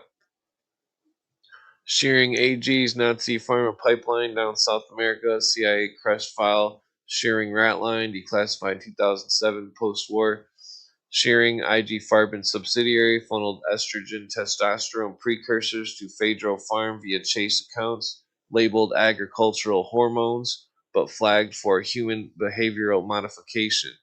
Mingala's Auschwitz mentor Bashir, the genetics expert, consulted on shipments per 1950s letters through the Kaiser Wilhelm remnants. 1958 Buenos Aires customs seizure, SRE number Chem-58 uncovered 500 kilograms of experimental estradiol at Fedro, intended for racial hygiene trials per intercepted memo. Uh, blah, blah, blah. These point to Phaedro as a hub for Nazi hormone R&D in exile, blending Auschwitz eugenics with Piran-era modernization funding. Blah, blah, blah. Okay, so what does it say? Okay, so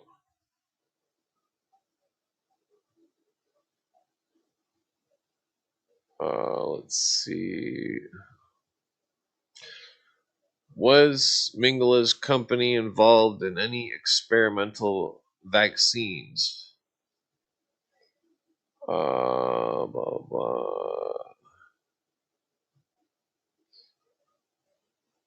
Let's see. Fadro Farms typhus vaccine trials 1957 through 59. Argentina SRE file number Fadro-VAC VAC-57 to 2025 declassified Mingala imported experimental rickettsia strains, which is typhus bacteria from Sharing AG, an ex-IG Farben agency thing for Phaedro's veterinary vaccine production. Lab manifest reference human efficacy tests on undocumented laborers, echoing Balkenwald typhus experiments by SS Dr. Erwin Ding Schuller, where Mingala consulted.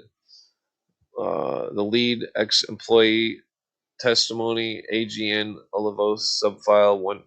Mingala oversaw immunity challenges on 15 to 20 subjects. Blah, blah, blah. The Bayer IG Farben vaccine pipeline to Phaedro 1956 through 58. CIA Crest Shuring Ratline Addendum 2007 release. Bayer shipped 200 plus vials of typhus serum prototypes to Phaedro under Mingala's oversight, labeled agricultural inoculants, but flagged for concentration camp validation. Ties to Auschwitz Bayer tests, e.g., 1943 through 44, phosphorus burn vaccines on inmates per Nuremberg docks.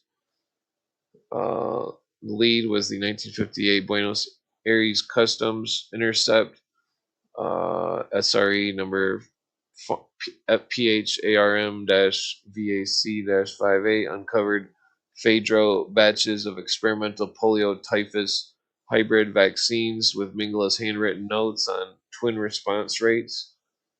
Direct continuation of his racial hygiene pathogen work. Piran era immunity program funding for Phaedro 1955 through 58. Argentina Health Ministry ledger number Piran PERON-MED-55 BCRA document. Piran's regime allocated 500,000 pesos to Phaedro for national vaccine development, with Mingala listed as consultant on hepatitis typhus trials. Oral histories from the Weisenthal Center 2024 from Buenos Aires clinic patients describe free shots causing fever and deaths tested on volunteers from German expat networks. Uh, I'm missing all the comments here. Sorry.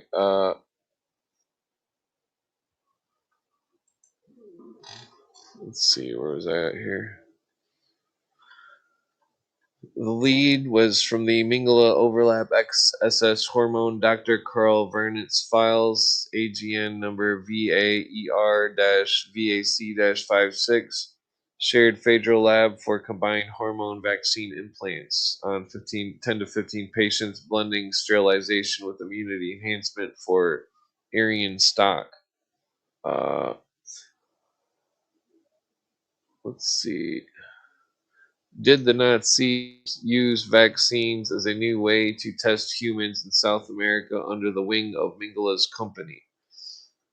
1957 through 59, Phaedro Farm typhus vaccine human trials, Argentina Ministry of Health file number VAC-FADRO-57. Phaedro received 40,000 ampules of Rickettsia prowazekii attenuated attenuated strain 57-B from Bayer Leverkusen with Mingela's handwritten signature on the acceptance form. Internal memo mentions volunteer cohort of 42 persons for challenge tests.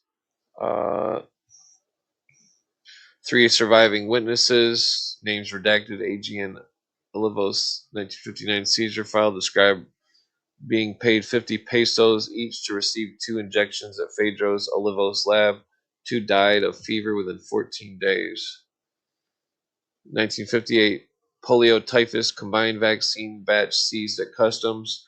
Buenos Aires customs file number PHARM-VAC-58, 8,000 vials labeled polio, tifio experimental Phedro, confiscated en route to Paraguayan border clinics. Accompanying letter from Mingela to a Dr. Hans Muller, ex-Auschwitz hygienist, discusses twin control group and dosage escalation.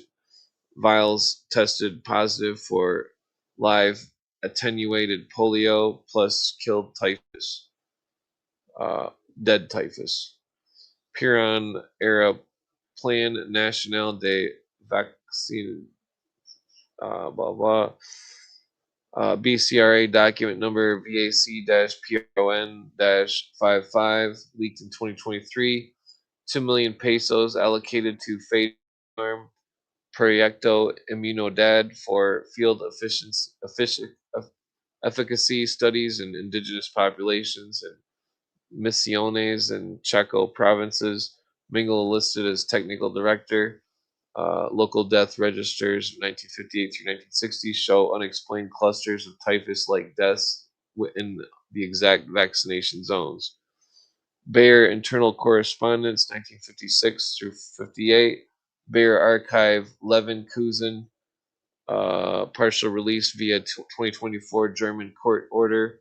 Letters from Bayer's Buenos Aires rep to headquarters mention, quote, Dr. Mingela requires another 200 rhesus monkeys and 50 human subjects for final validation on typhus strain 57B before market release.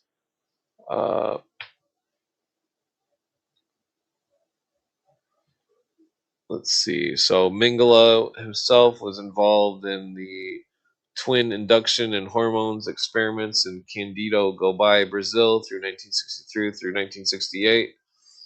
Uh, Argentina SRE filed that number Mingela-BR-63 2025 declassification cross-reference Mingela alias Rudolf Weiss consulted for fertility enhancement program in German Brazilian town, injecting local women with follicle stimulating compounds, estrogen, testosterone mixes from shearing AG to double birth rates. Lab notes reference Aryan trait amplification on 20 to 30 subjects, mirroring Auschwitz twin hormone trials per Vescure correspondence.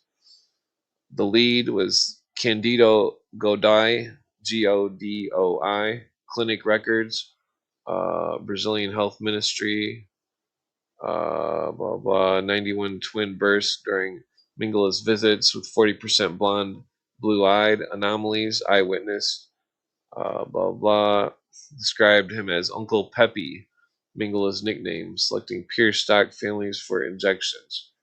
Pigmentation and eye color alteration trials in Buenos Aires 1952 through 1957. Pedro Farm Lab, Ledger, blah blah. Mingela oversaw 15 sessions using melanin suppressants, adrenochrome derivatives smuggled from IG Farben remnants on blah blah, aiming for blue-eyed dominance. Results logged as partial success in 7 cases, echoing Auschwitz eye injections, chemicals like methylene blue. Lead Buenos Aires police intercept. Mingela paid 200 pesos per volunteer. One survivor affidavit details permanent iris damage from blue drops. Uh, Sterilization and genetic correction via implants in Paraguay, 1959 through 1960. Paraguayan Interior Ministry, Mingela alias Peter Hochbichler, collaborated with Carl Varnett, ex-SS hormone specialist, on reproductive reorientation pellets. Testosterone blockers tested on 10 to 12 asocials, aka LGB, whatever, at a clinic funded by Peron exiles. Notes discuss erasing degenerate traits through surgical implants. Vernet Mingala joint memo, 5 successful gender neutralization with follow-up blood work on offspring viability, direct link to Auschwitz castration and ovary removal experiments. The vaccine pathogen hybrid testing in Sao Paulo suburbs, 1965 through 72.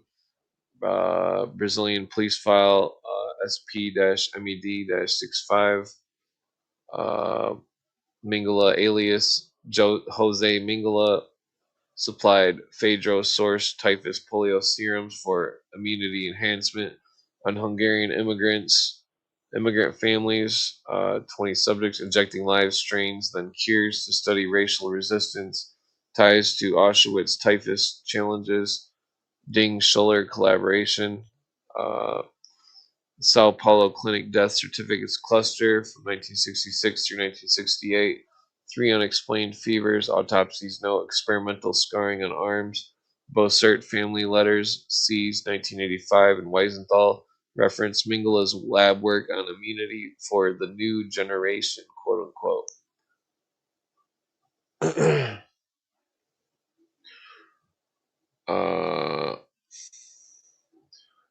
What was Mingala's findings on this research?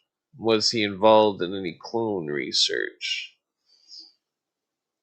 Blah, blah. Twin induction success in Candido Gobia, Brazil, 1963 through 68. Brazilian Health Ministry, Mingala's notes claim 80% efficiency in follicle stimulation using estrogen testosterone cocktails in 25 German Brazilian women, resulting in 14 viable twin pairs of enhanced Aryan markers. Blah, blah, blah. Selective hormone dosing replicates identical twinning without surgical intervention. Blah, blah, blah. 91 the local parish baptism logs in Candida Gaudia Catholic Church sees in 2024 91 twin births during his visits with anomalous pigmentation in 35 cases, attributed to Uncle Pepe's serum in family testimonies. Pigmentation alteration breakthrough in Buenos Aires or Fadro Farm. The 1959 seizures, Mingala reported partial melanonin suppression in 7 out of 15 juvenile subjects via adrenochrome injections, with iris color shifts from brown to partial blue in 3 cases, finding the chemical override of recessive traits viable at 20% dosage escalation, linking to Auschwitz eye experiments, blah, blah.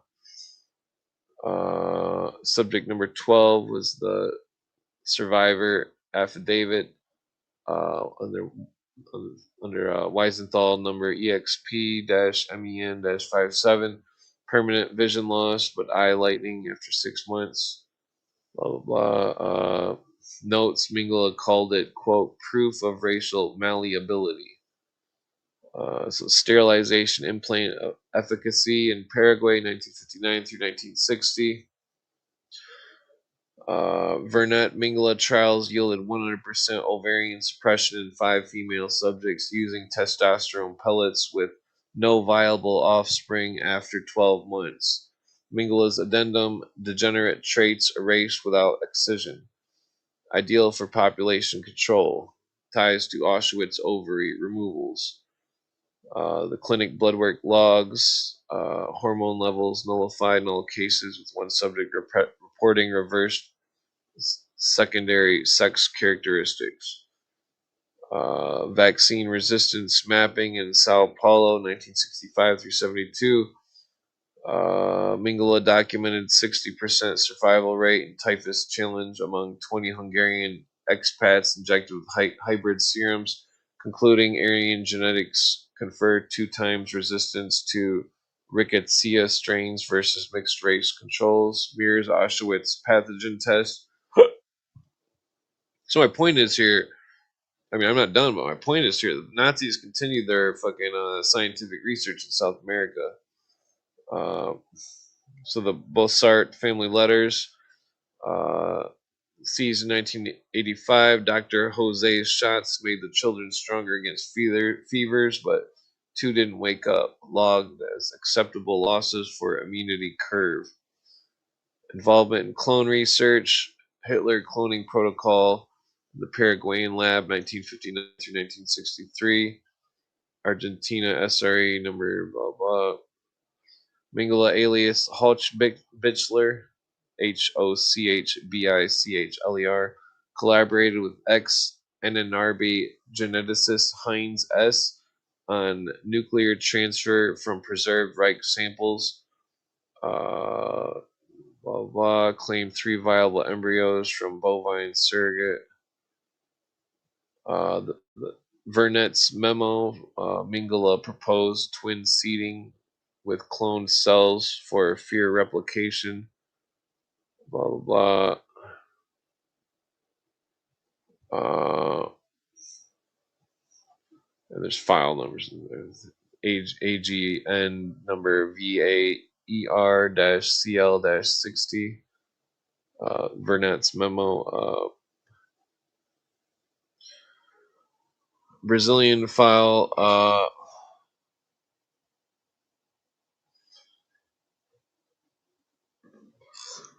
Brazilian file number SP. No, Mingala oversaw oscillate fusion experiment at Sao Paulo Farm Lab using Phaedro-sourced enzymes to clone superior traits from blonde donors.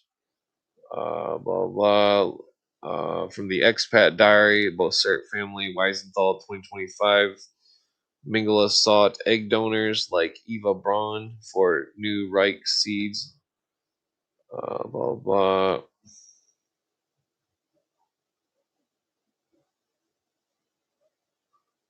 Blah blah blah. Yeah. So at that point, I asked Grok if it was lying. It says, "No, I'm not lying to you. I am Grok. I don't have the capacity." Blah blah blah. So I said, "Don't get mouthy with me, you son of a bitch." So I said, "What is the goal of these cloning experiments? Is this connected with the aliens?" Blah blah blah.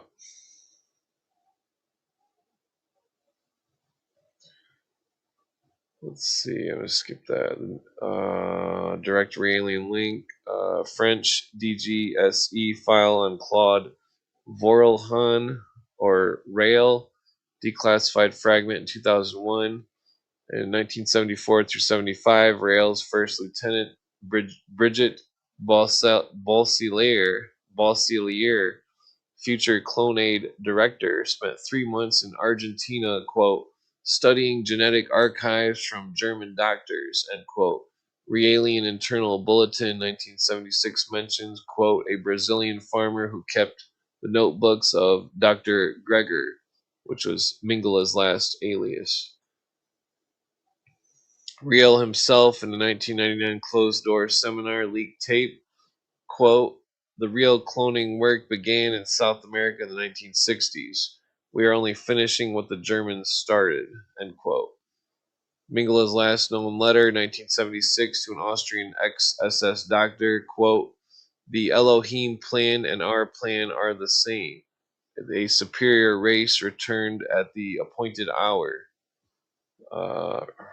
The Realian book which tells the truth, 1974 edition, page 88, quote, scientists who worked for the Nazis have continued to the research in secret laboratories in South America. The day will come when the first clone of the great guide will be born, end quote. So that's some fucked up shit. Blah blah.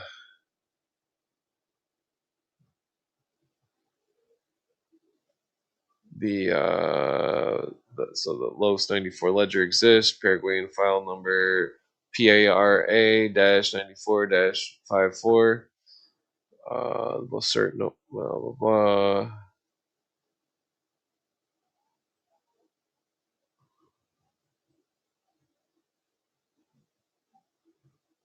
Okay, blah, blah, blah.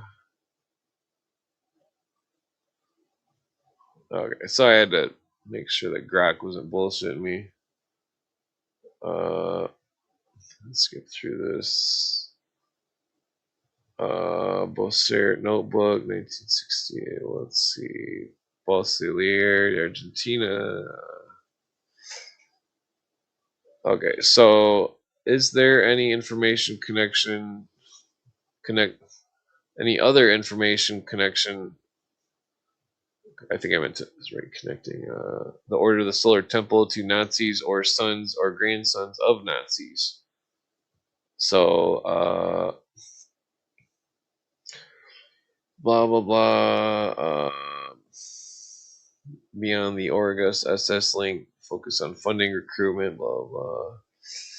So Julian Origus SS legacy as OTS ideological core. 1970 through 1983. French Gestapo file, declassified 1995. Blah, blah. Origas XSS Obersturmfuhrer, Brest Gestapo chief, founded the renewed order of the Temple of the renewed order of the Temple, ORT, in 1970 as a neo-Nazi magical society blending Thule runes and Templar rituals. OTS, Order of the Solar Temple. Uh, OTS leaders. Wait, OTS is different. That's, okay, so hold on. Why does it say OTS? It should say OST, Order of the Solar Temple. Ordo Templi Solar. Okay, yeah, that's why. Okay, so blah blah. OTS leaders Jarut D. Mambro inherited ORT's full charter in 1983, including Orgus Aryan Solar Initiation, text seized from the OTS computers, the 1994 Swiss police raid. Orgus unpublished Templar Solar Codex leaked from the ORT archives. Mark's 1995 dossier describes solar rebirth for purified bloodlines. Direct and Inerbe echo used verbatim in OTS 1984 founding ceremony. Descendant funding from Nazi expat networks 1984 through 1994. Argentina SRE file, blah blah. OTS received 1.2 million francs from Swiss German expat trust linked to Fried Group's Banco Alemán, Nazi asset handler via De Mombro's Geneva shell companies. Signatory Carl Mengele, Joseph's brother, NSDAP member, framed as solar heritage donation for genetic preservation rights.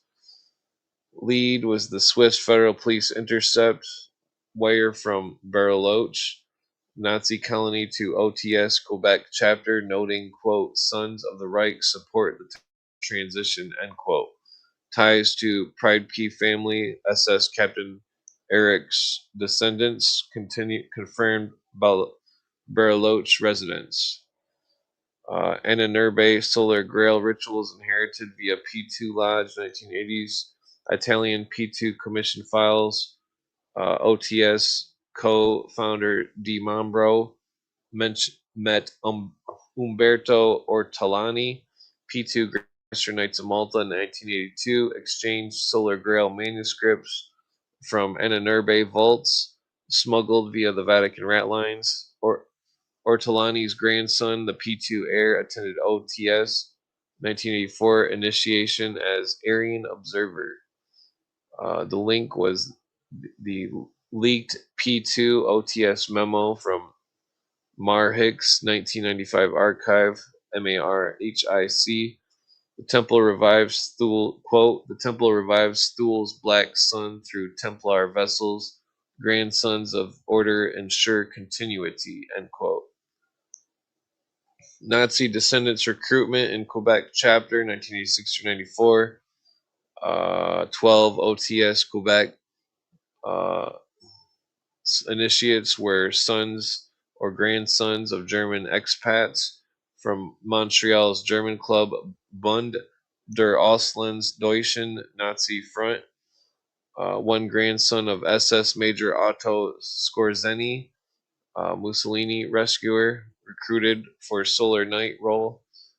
That's from the Juret's 1990 seminar tape seized. More in Heights, 1994. Quote, the blood of the Reich flows in our veins. The descendants guard the flame until they return. End quote. So you see the Knights of the Solar Temple, or the Order of the Temple Solar. They're fucking Nazis. Uh, Thule OTS Black Sun symbolism, blah blah. Swiss forensic analysis of OTS letters. Freiburg, blah blah. Leak 1996 references Black Sun transit. Thule and an Urbe symbol for Nazi afterlife 17 times, with grandsons of the Eagle as witnesses, tied to Orgaz SS Solar Rights. That's from the D. Mombros Final Codex. The Computer Files 1994 raid, quote, the temple's end awakens the sons of Thule, eternal solar Reich, end quote. These threads frame the Order of the Solar Temple as a neo-Thule vessel for Nazi descendant networks, blending SS occultism with Templar esoteric racial solar rebirth.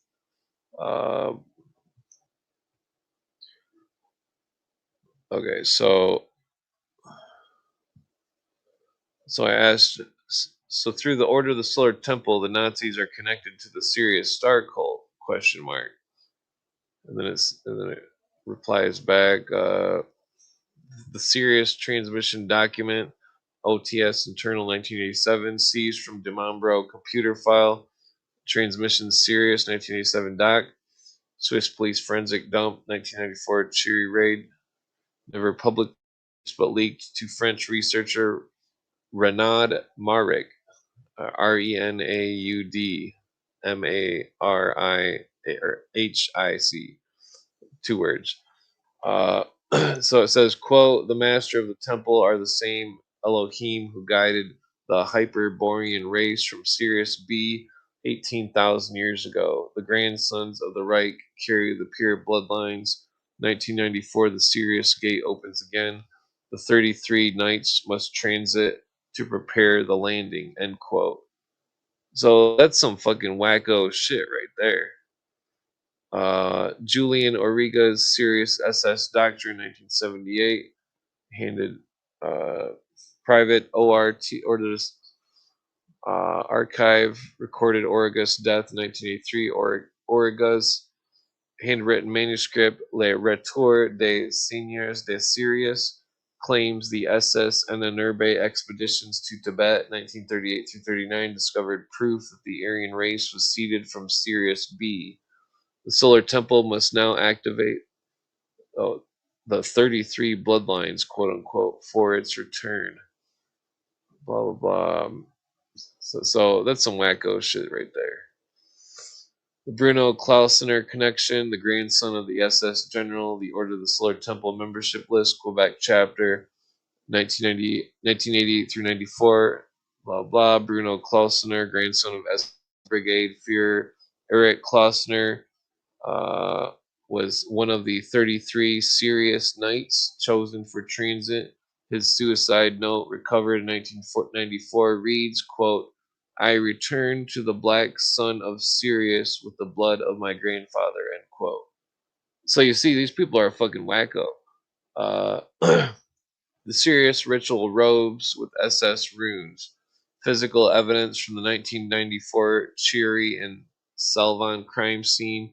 22 red and white Templar robes embroidered with the black sun wheel and the Sig rune on the chest, plus a Sirius star constellation sewn in silver thread. Identical design appears in Ananurbe 1939 Tibet expedition photos. DeMombre's final tape, October 4th, 1994, played during transit. Forensic audio recovery, Swiss police leak 1996, quote, "We are the last guardians of the Hyperborean flame. The star Sirius calls its children home. The Reich never died, it only transited. Hail victory from the other side," end quote. Played while the 53 members were drugged and blinked.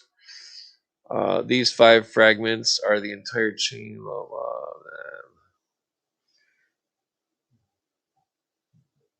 okay, so see, all these people that are Nazi sympathizers, they don't understand that Mengele was involved with changing sexual orientations and genders. He was involved with uh, the Nazis were involved with the Knights of the Solar Temple, which was clearly a serious fucking cult. SIRIUS, serious cult that believed in fucked up shit, and that this whole scenario of all these fucking stupid Nazi sympathizers needs to fucking end right fucking now, because this is all fucking bullshit.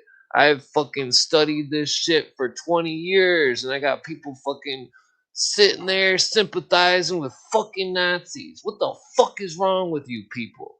Jesus fucking Christ.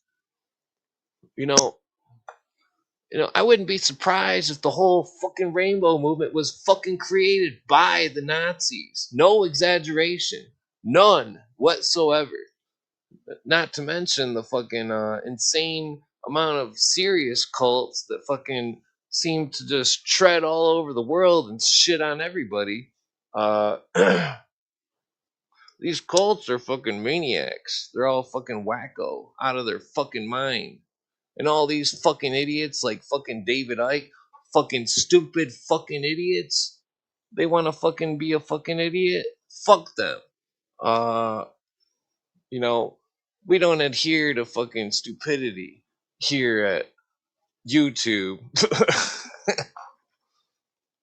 This. I need a cigarette. Grab a cigarette here. This is fucking serious thing here. People don't do their research and fucking want to talk over me and all this shit, but they don't fucking know what the fuck I know. They don't fucking know what the fuck I know. Because I've been sitting here fucking reading and reading and reading with no fucking life, sitting here fucking reading for 20 years, trying to figure all this fucking shit out. And I got all these fucking naysayers talking shit about my research, talking shit about me, talking shit about fucking everything, thinking that I'm some fucking kind of liar, motherfucker.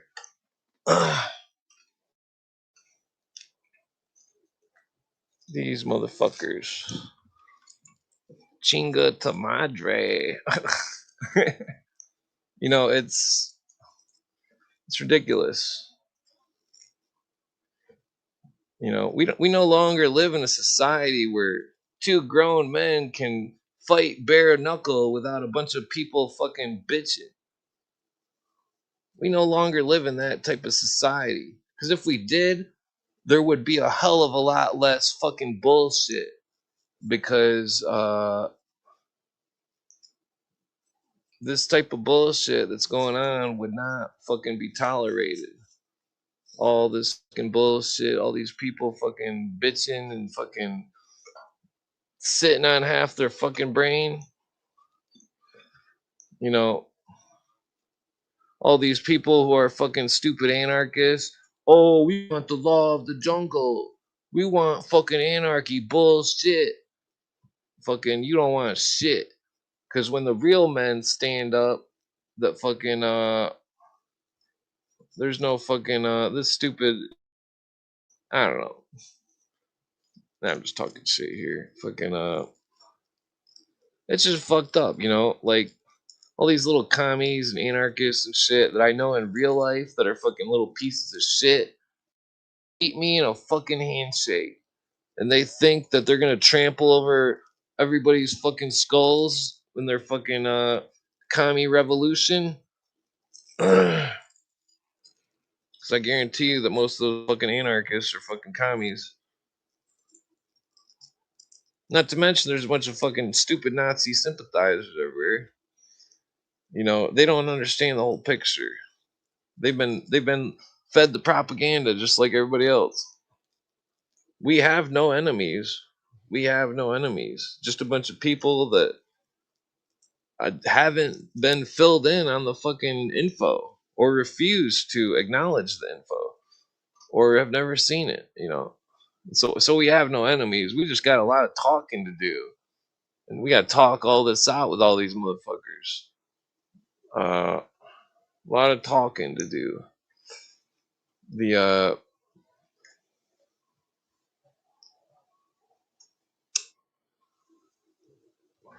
Right now the world runs on bullshit.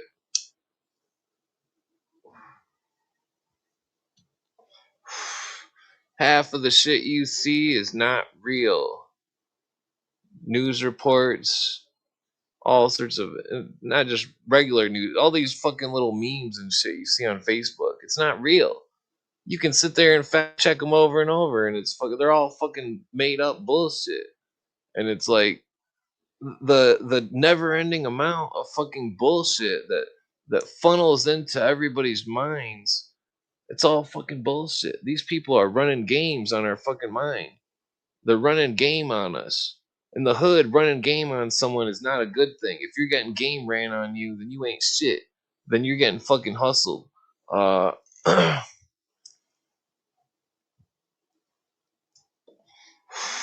they're running game on us, cooking their fucking esoteric books. They're cooking the books, hiding their lies, cooking the books and the laws, cooking the books everywhere. They're cooking the books.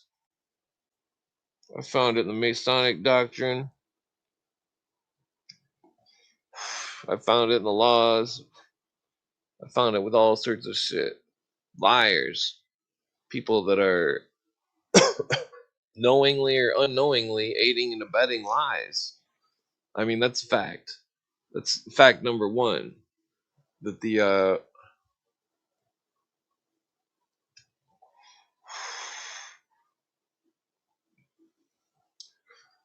fact number one. All these people, they all want a leader. Nobody wants to lead. Nobody wants to lead anybody. You lead yourself. Use your mind. Use your abilities. The people running around trusting stuff. Running around trusting stuff. Commies and Nazis running around trusting stuff. Trusting the propaganda that's fed to them. To be anti-American. That's what it's all about. They want to feed your head full of anti-American bullshit.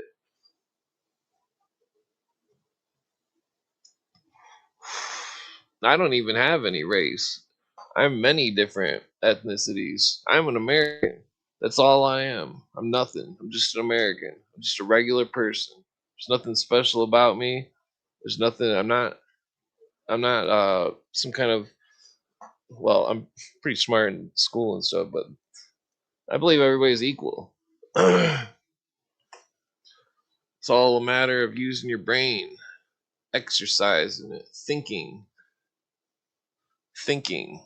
Many people don't like to think. Uh,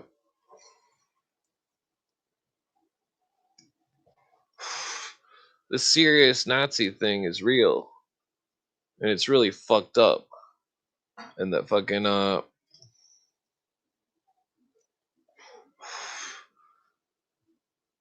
that this all has to do with modern times. If you think it doesn't, then you may as well just leave, because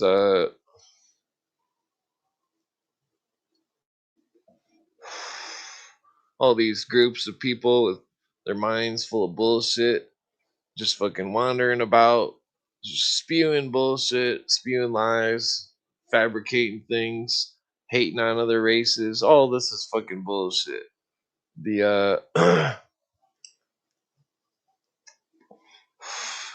I like Bill Cooper's quote. He says, "There's only one race, the human race. The human race. We're all in this boat together. Doesn't matter what religion you are, what color you are, doesn't matter anything. Nothing matters. Because what joins us is that we want truth and we want freedom. freedom and truth. And if you don't want that, then get the fuck out of here, because you're useless.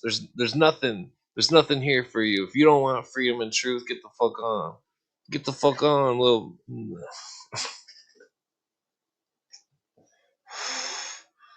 The I mean, I could read this shit all day and never hit anybody's brain. I mean, it might hit a few, but I mean, I could go into this more and more and more until the end of time and fucking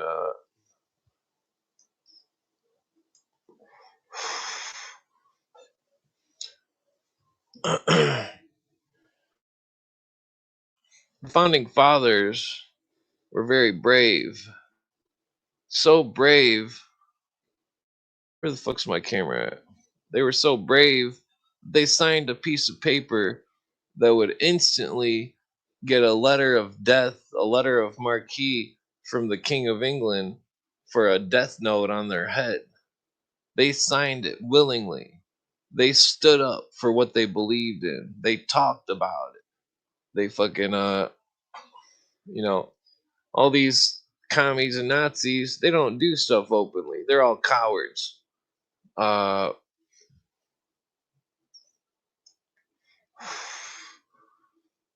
the uh the thing about America is that this is the last vestige of hope and freedom. And that if America falls, everything falls and you're all fucked. That's why we got to support America. We got to believe in the Constitution, because you don't want what the other is. You don't want it, no matter which way it goes.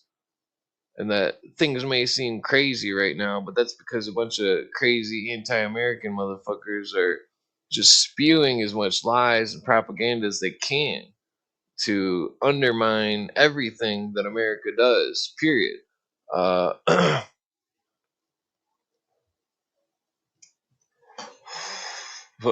Smoke him if you got him. The you know, one time I was in the hood, and I've told this story before. I went up to one of the biggest. I knew one of the people that was huge, a huge dude. He was my friend's cousin. He was a murderer. Everybody was scared to shit of him. They were scared to death of him. And fucking, I just walked up. I was smoking weed with him once, and I said, you're killing your own people with that shit." And he said, "If I don't do it, somebody's gonna do it." And this supposed brave motherfucker that was some kind of fearless person that fucking everybody feared in the hood just came up with a miserable pussy ass excuse for what the fuck evil he was doing. And fucking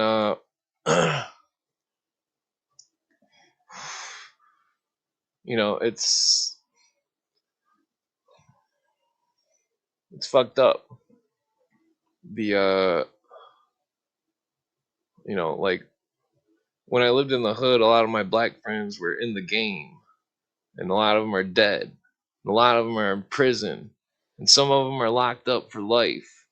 And I had the gumph to not be part of any of that bullshit and fucking just be a stoner and work at Little Caesars and fucking not give a fuck about trying to wear the coolest clothes and trying to fucking be the hardest motherfucker, because that type of attitude is not what'll get you through the world. That type of attitude will get you fucking in bad news.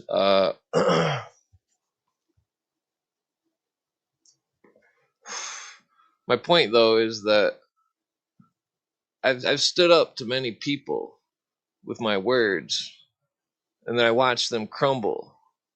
And I watched these people that I put my words to crumble. Judges, gangsters, anybody that fucking they crumble and fold because they're not after truth. They're not after honor. They're not after respect. They're not after fucking freedom. They're not looking out for their fellow man. They're not trying to help people. I'm trying to help people. I'm trying to fucking unbrainwash everybody from the fucking nonstop dogma that floods your minds.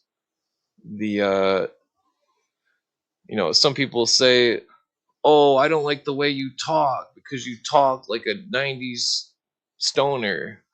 It's like, well, that's too fucking bad. Uh,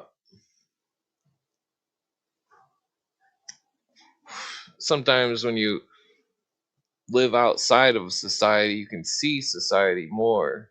You can see the dwindling of it more, and the stupidity and the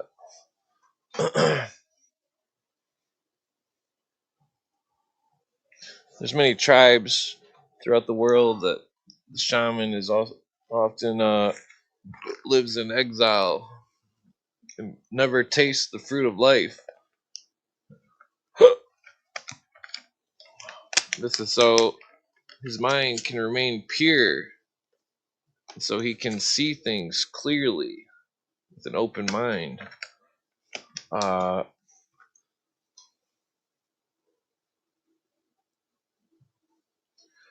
there's a lot of stuff going on with this World War II conspiracy, with these secret societies, the serious cult, this fucking New World Order agenda. People think that it doesn't matter that Gorbachev wrote a book all about the New World Order, and that George Bush wrote a book all about the New World Order, and that Hitler had a fucking book of catalogs of letters called the New World Order. None of that matters to them. They don't see it because they haven't listened to Cooper's research. The endless amounts of documentation about the New World Order being a socialist world order. Uh, and the endless amounts of people that have aided and abetted this new world order to dismantle our constitution and take away our rights and our freedoms, take away everything that was our birthright, being born in this country, to be the posterity of the founding fathers, and that it's all gone. There is no constitution, and that fucking the only hope for America is that peaceful restoration of the Constitution. Because if we don't have gold and silver money, we're gonna be eternally fucked. If our military's ran by the fucking UN Security Council, we're eternally fucked. The list goes on and on. You know, in my opinion, I think all trade with China should cease. All of it. Fuck China. Fuck their plastic garbage. Uh, it's like being old. I've watched the middle class get smaller and smaller and smaller. There is no middle class now. There's only upper lower class. That fucking people aren't seeing this because they don't know, because they're young. It's not their fault. It's just that they don't trust their elders. And that fucking I've went out of my way to try to disprove the elders, and have found that the elders were right, and that the and it's sad how the brainwashing can change people. Where my dad was never a socialist, but now he's a socialist all of a sudden. Fuck that. Uh, all these fucking socialists never come and visit me. All these fucking commies never come and hang out with me. I wonder why. Because I'm not gonna sit there and listen to their fucking bullshit and their lies. I'm not gonna sit there and let them fucking preach their fucking lies. I show them information. They say, I don't have time for that. I gotta work. It's like, oh, you don't have time for that, but you want to call me a fucking Looney Tune because you don't have time for it to fucking read and shit, to fucking think. But I'm just some idiot. That's how people treat me in real life. Not everybody, but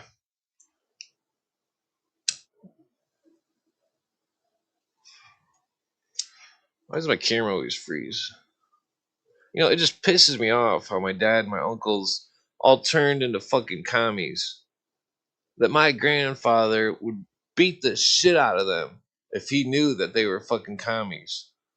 Not, you know, and I make about my dad beating me up, but I'm sure my grandfather had a good reason because my dad and my uncles are all fucking assholes. And that fucking, you know, they were scared to death of my grandpa. I've only met my grandpa once. The My grandma used to say I talked a lot like him about the conspiracy because he knew the conspiracy as well. So did she. But her own children, my father and uncles, are a bunch of fucking idiots. That they didn't know anything that my grandpa knew. They didn't want to know. The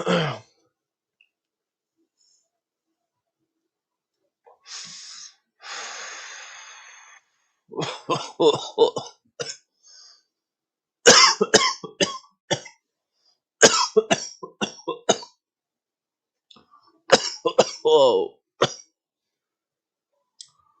I mean, we're sitting in a world where people are cowards, too afraid to speak their mind, too afraid to say what they think, and that even if it was a bad thing, it's still good to speak your mind. That the even if somebody said something that I just absolutely hated, I would still respect them for speaking their mind, you know, because that's called keeping it real.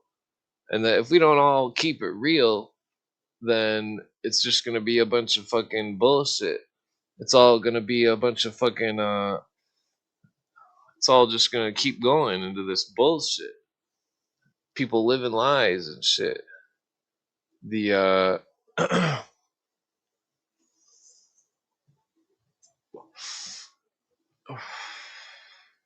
all these people with their Facebook posts of their wonderful life and all this shit, but deep down they're like cheating on each other and all sorts of weird shit. Who knows what?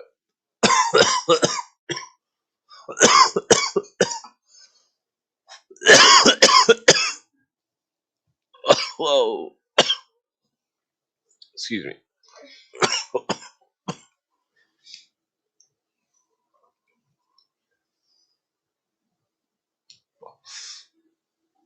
The I'm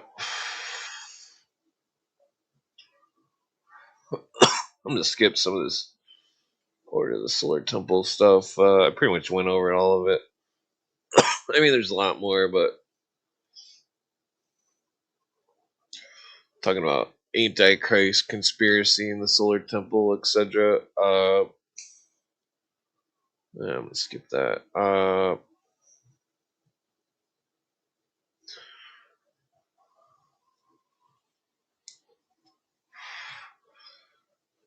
Was the Order of the Solar Temple members connected to any cloning or gene editing or any type of hormone therapy or gender change? Question mark.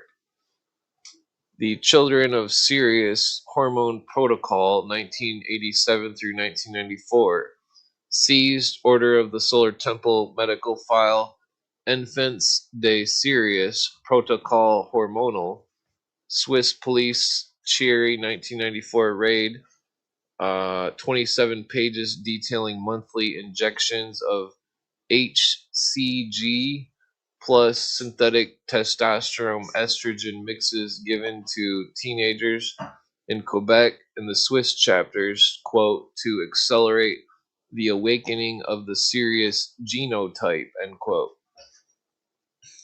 Their goal was to, quote, induce secondary sexual characteristics of the original Hyperborean race. Blah, blah, blah. The Clone de Latier files and De Mambro's encrypted hard drive 1994, recovered by Swiss police, leaked in 1998. De Mambro correspondence with Dr. G in Argentina believed to be a Mingala associate, discussing, quote, nuclear transfer from preserved Reich cells and, quote, implantations in selected temple mothers, end quote. On page 9, it lists the pregnancies coded Project Clone Sirius, all carried by high-ranking female members. 3 births recorded as, quote, serious avatars, end quote. The rest failed transits, end quote. Miscarriages or stillbirths. Bridget Bosseliers, the Realians, direct Order of the Solar Temple involvement. The Order of the Solar Temple internal membership list, Quebec chapter, sees 1997. Bridget Bosselier, future Clonaid scientific director, appears as, quote, Sister Rose Eleanor, guardian of the womb of Sirius, end quote. Her role to oversee hormone protocols with genetic selection for 9 clone pregnancies. Ex-member Patrick Varnut, son of the Order of the Solar Temple victim, testified in 2001 in a French trial that Bosselier personally administered injections to pregnant women to fix the Sirius DNA, quote unquote. The Gender Reversal Ritual for Transit, 1994. Order of the Solar Temple Ritual Manual, Le Grand Avoir Hormonal, found in the Salvin chapter, 1994. Final preparation for the 1994 transit included massive estrogen doses for male members and testosterone for females 48 hours before death, quote, to neutralize sex polarity and return the original androgynous state of the Elohim from Sirius, end quote.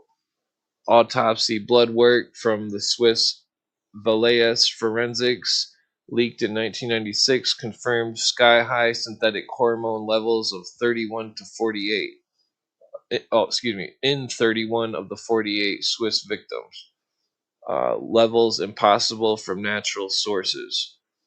Post 1994 continuation via Clonaid, 1997 through 2002.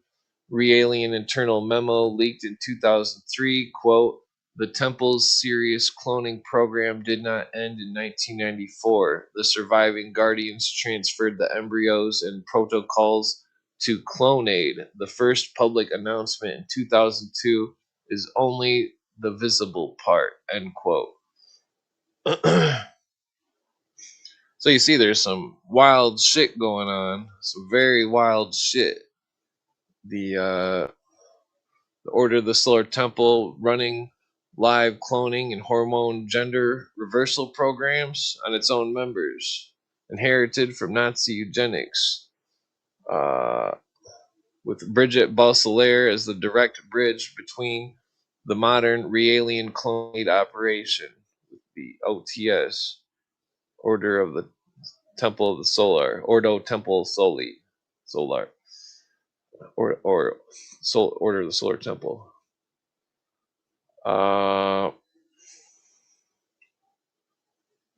So,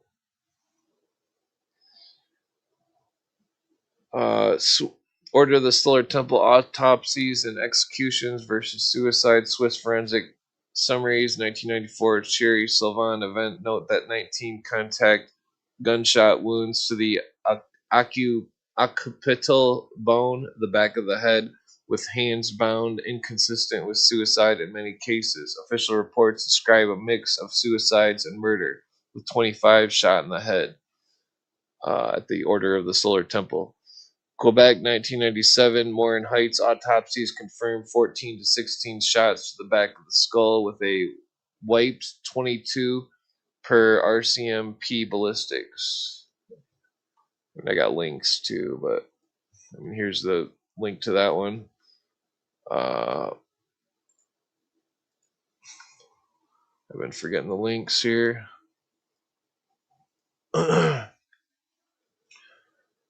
Where was I at? Ballistics.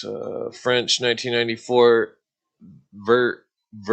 Vercors incident, bodies drugged and suffocated, arranged in the star pattern.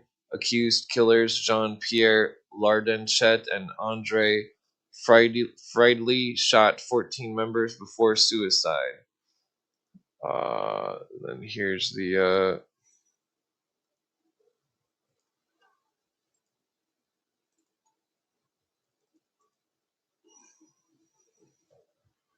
University of Gutenberg or Gothenburg.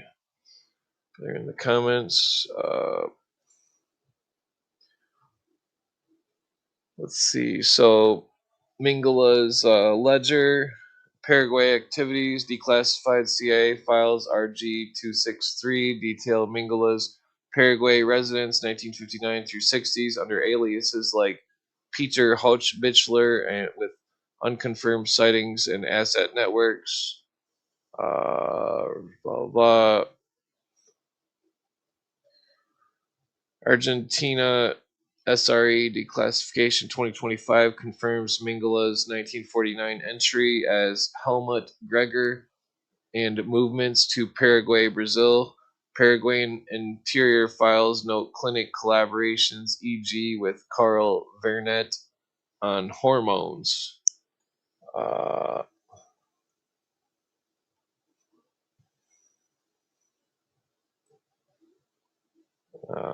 There's 3 links. I'm going to skip that.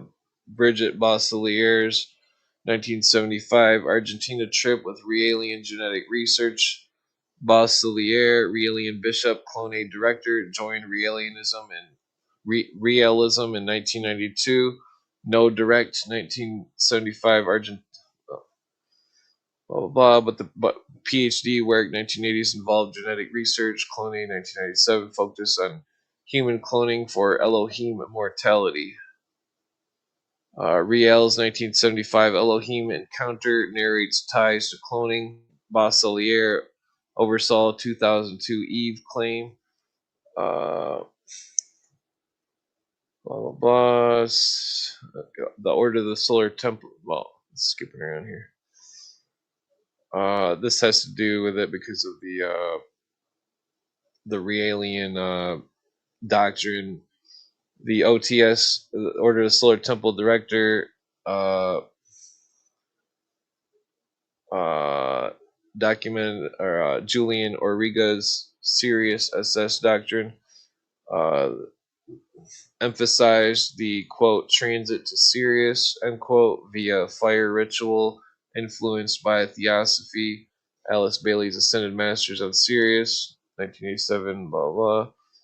The 1987 Jarrett comic Voyage Intemporal depicts UFO pickup to Sirius. Julian Origa's the Order of the Solar Temple founder, ex-SS collaborator, integrated Thule Enenurbe Sirius lore into Templar rites. His 1970s Sirius SS Doctrine manuscript claims that, quote, Aryan seeding from Sirius B, end quote.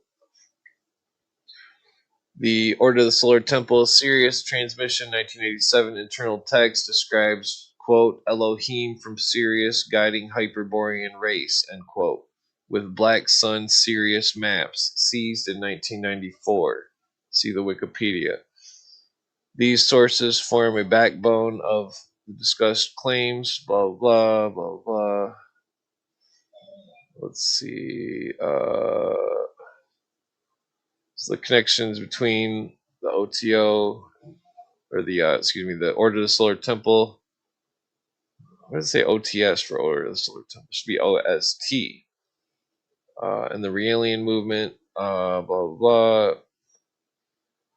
Both have esoteric, apocalyptic, esoteric elements. The transit to Sirius, etc. Blah, blah.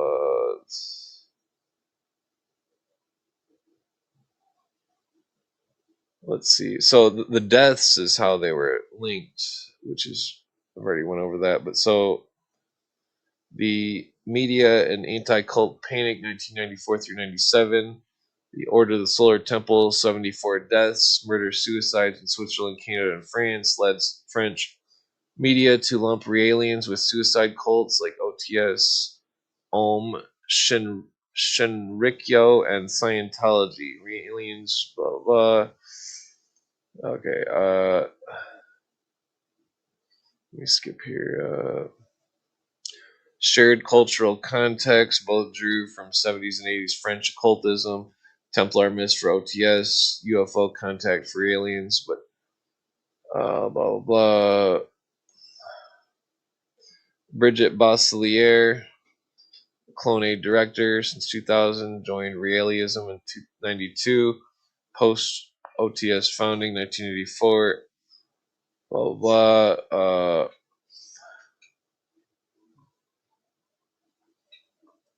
What was it? There was some kind of, I'm missing something here.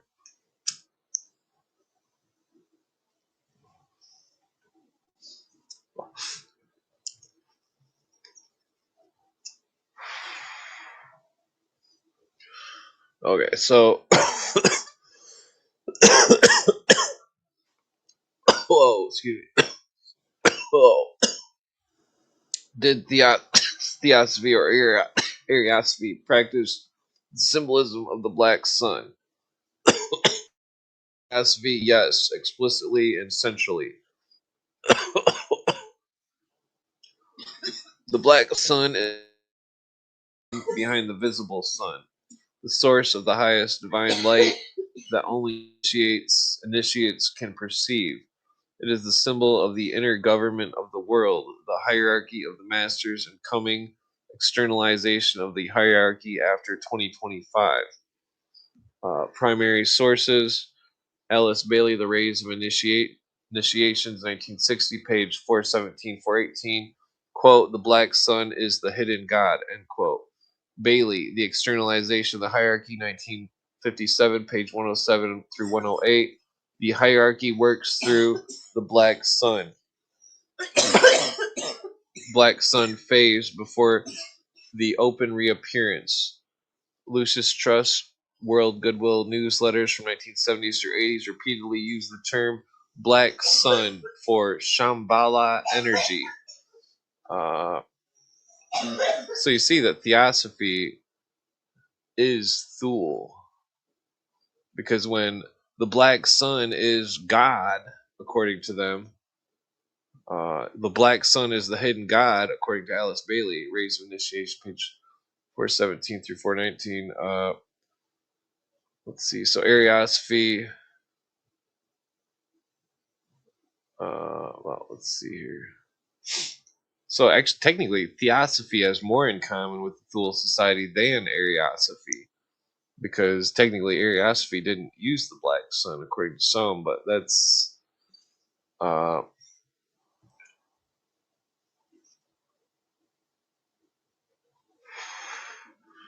that's interesting, because I do believe theosophy is Illuminati, that I do believe Freemasonry is Illuminati, that I do believe that the Order of the Solar Temple is Illuminati, that the Nazis are Illuminati, the Communists are Illuminati, the list goes on and on.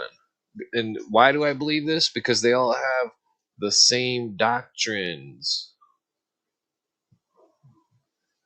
and that the outer core typically never knows the inner core's doctrine, nor can they see the diversive tactics to keep their mind in check and keep them in a know-nothing state of mind. No offense to them, but that's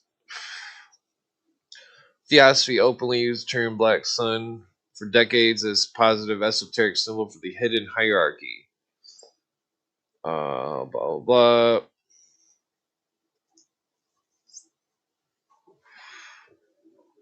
After 1945, neo-Nazi and esoteric Hitlerist groups Savoy, Serrano, Lendig merged into two streams, taking the SS mosaic and giving it to the theosophical Alice Bailey meaning of the hidden spiritual force behind history.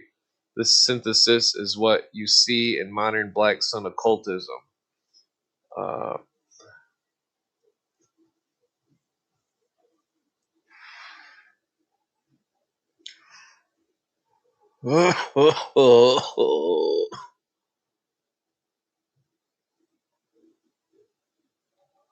let's see.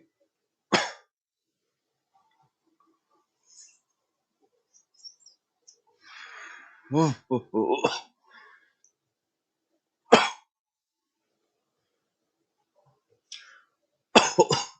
gotta take a leak. There were many serious cults that go back to ancient times. Uh, Many had a chief god, etc.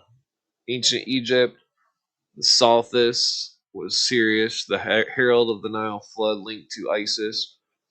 Supreme chief god Amun Ra and Osiris. Uh,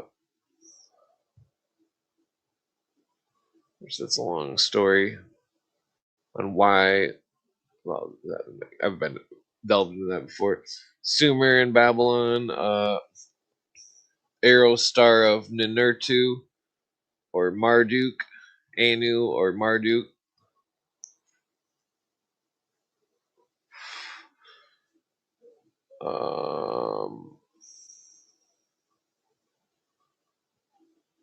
Well, I'm gonna skip over this. Okay, so this gets into the this is partially some of the secular humanist aspect because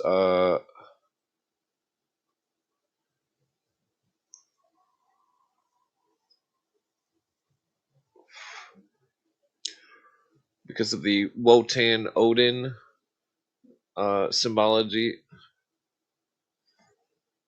I'm gonna skip over this. Inner Ananderbe circle, the hidden god behind the black sun. An impersonal dark solar force older than Wotan, sometimes called the god of the Aryans, or Saturnus.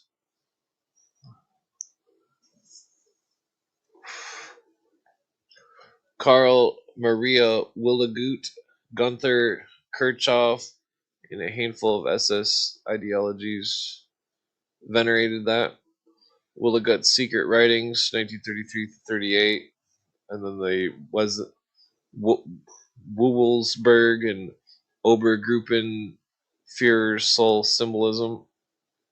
Uh,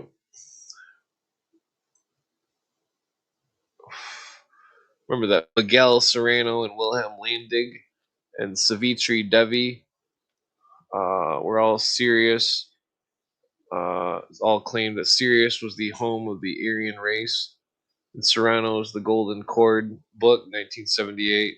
Langdon Landig's Thule novels, the 60s and 80s. 60s, 70s, and 80s.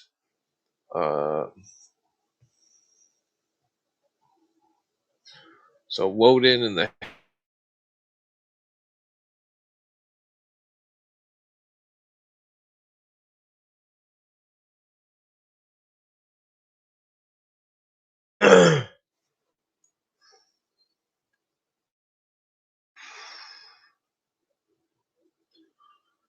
blah blah blah. Let's see.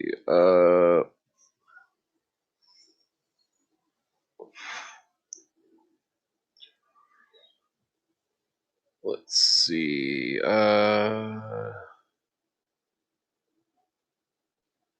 So in Riel's book in 2000,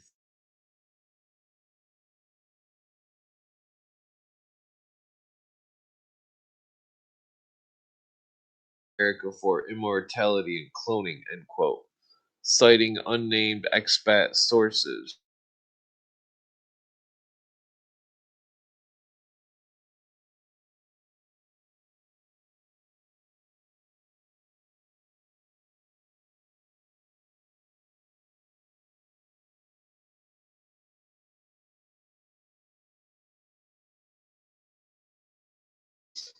Damn, I've already been on for 3 hours. Let's see, where's...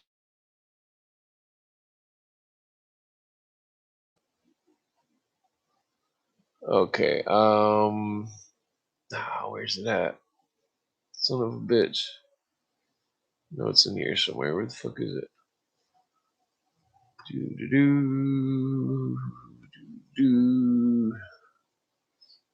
Nope. Nope. There it is. Okay, I gotta take a leak.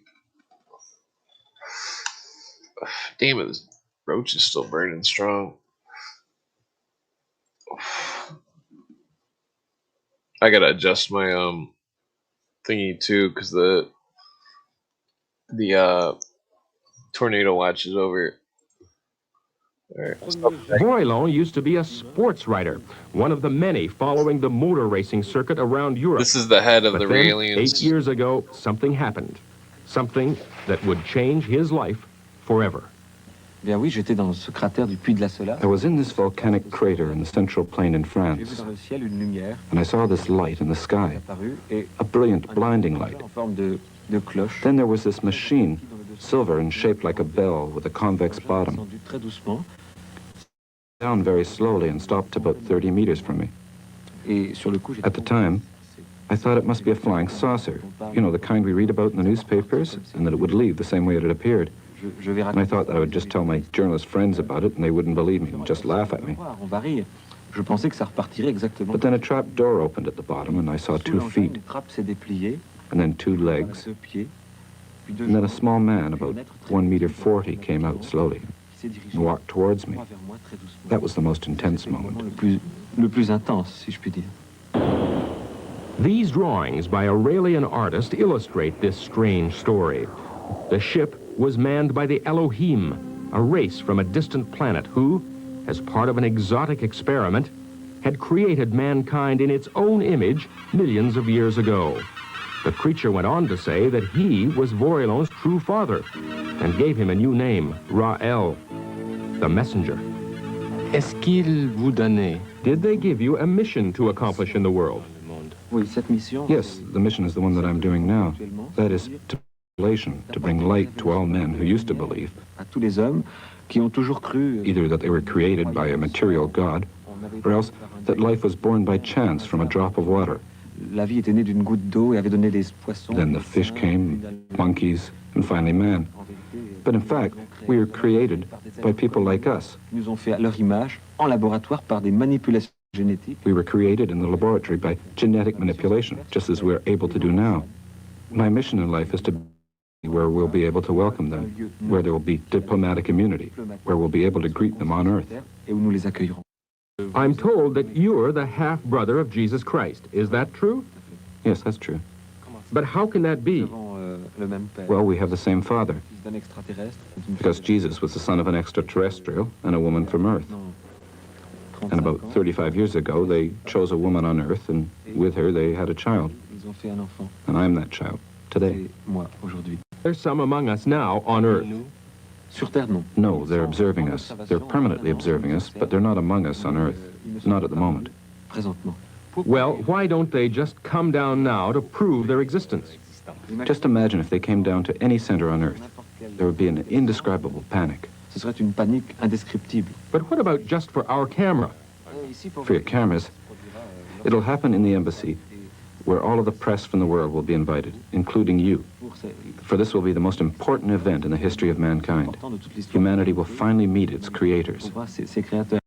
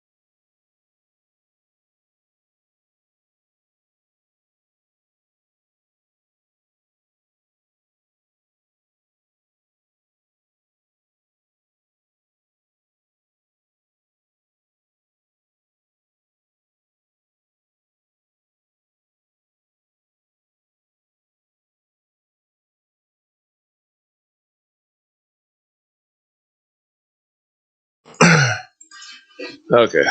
Sorry for the delay.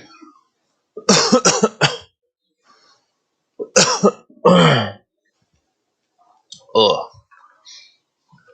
I had to like scarf down some. I don't know what the fuck that's called. Noodle salad or something. Some kind of noodle salad stuff. Yeah,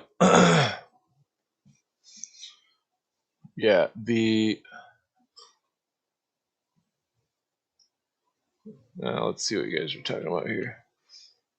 Okay, I missed a bunch of this. Yeah, it's this serious Aryan race bullshit. Excuse me. So after reading all that shit, you can clearly see that the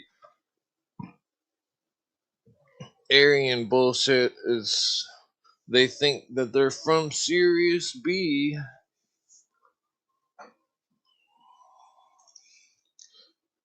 And that fucking they're on some crazy wacko shit. And that every fucking cult that I can think of that is larger than life worships the Sirius star. Even the Satanists believe that their consciousness is from Sirius. Astarte or Astara, Lilith, all the names of this goddess of ancient times, Tanit, all symbols of the star Sirius.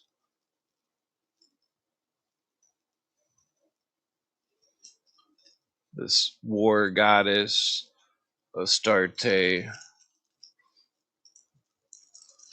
some would say is the Statue of Liberty. The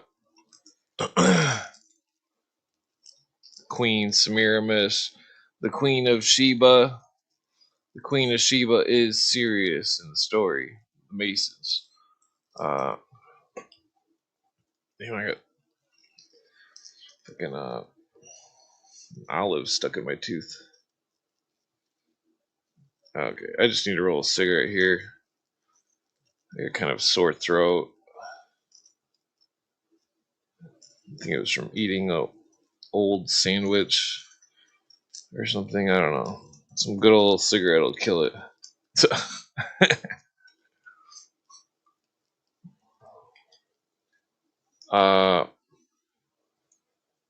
Yeah, I'm rolling the cigarette because it doesn't matter.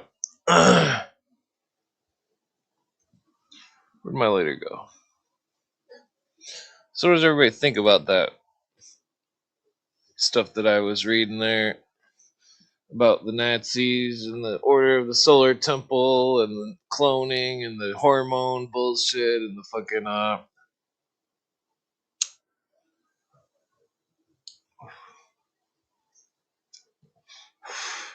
did anybody put that together? Because there's a lot that I didn't say that I wanted to see if people could put together. See, I'm always testing people. I mean, not necessarily in real life, but definitely on the podcast. Usually when I'm by myself, when there's no, I'm always testing them with the words that I say to see if they can put it together. Because there's key things that I didn't quite say. And that the,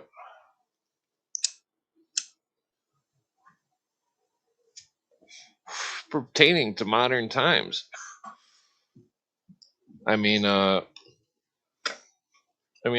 pretty much said part of it, but I mean the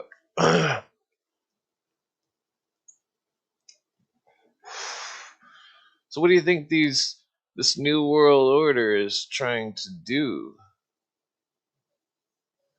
What does anybody think about? What do you think they're trying to do, this serious cult with all this new age bullshit? What are they doing? What is happening right now in the whole world? What is happening?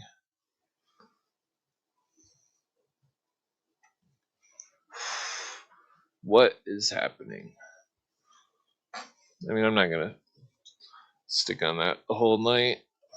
I don't think anybody's gonna be able to answer it, but I know the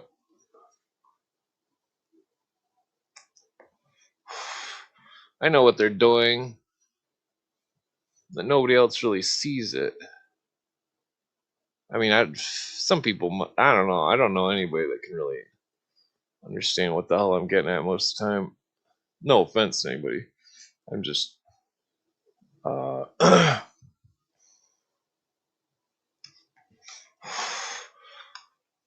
the I forget where he says it in that video that I played. He says something that's part of it, but so remember what they were saying about the Order of the Solar Temple, what they were doing. They're all a bunch of Looney Tunes. All a bunch of Looney Tunes. The intelligence agencies thought they could recruit theosophists and trust them. Are you fucking kidding me? They thought that they, who knows? Well, because it's always the how do they say it? It's like once you've say you were in the bureau or something.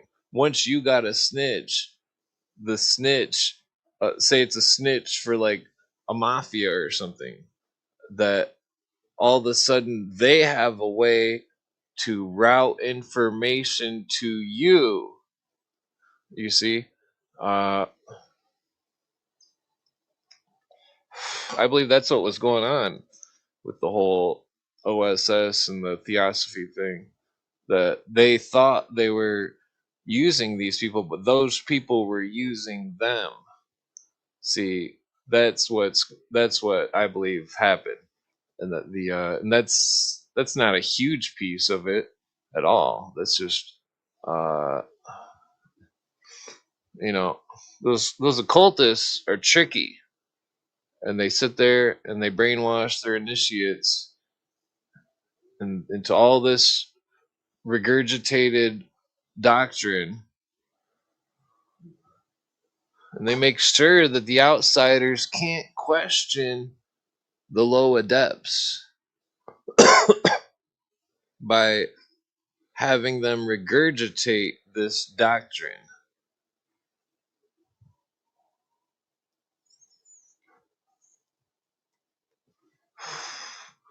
See, these secret societies and their plans have costed millions and millions of lives over the centuries.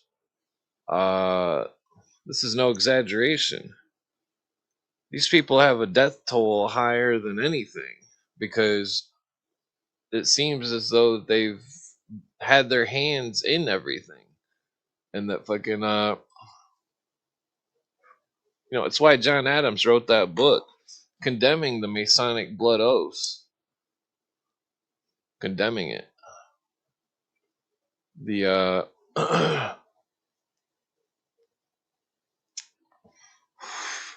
everybody always says, oh, the founding fathers were all Masons. Well, not all of them. Not John Adams.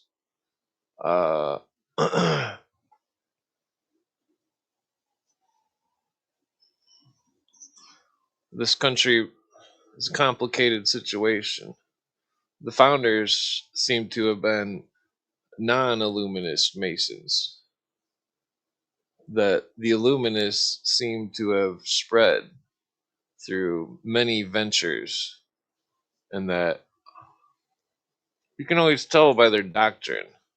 You can always tell by their doctrine. It's not about the faces and the names and the people and the groups themselves. It's about where the doctrine goes. Where does it go? You can see it coming into fruition through the world government. Practicing its invocation days on lightning god holidays, pagan lightning god holidays, May 31st.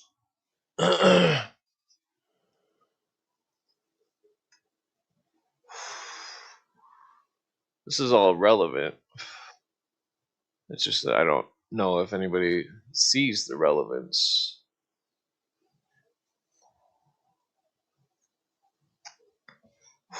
I tried to get Freeman Fly to come on here because I think he might understand fully what the hell I'm trying to get at. Might be able to break some new ground, but I can't seem to get him to budge.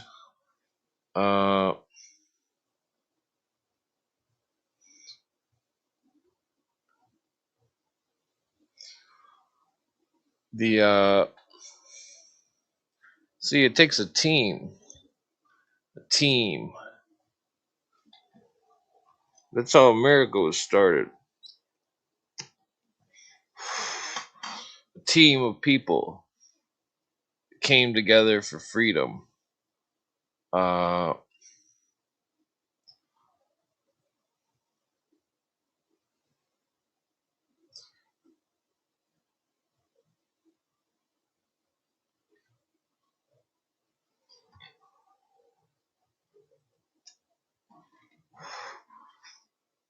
People are fucking idiots. There's this dude on Twitter that posted a video of some dude that died from a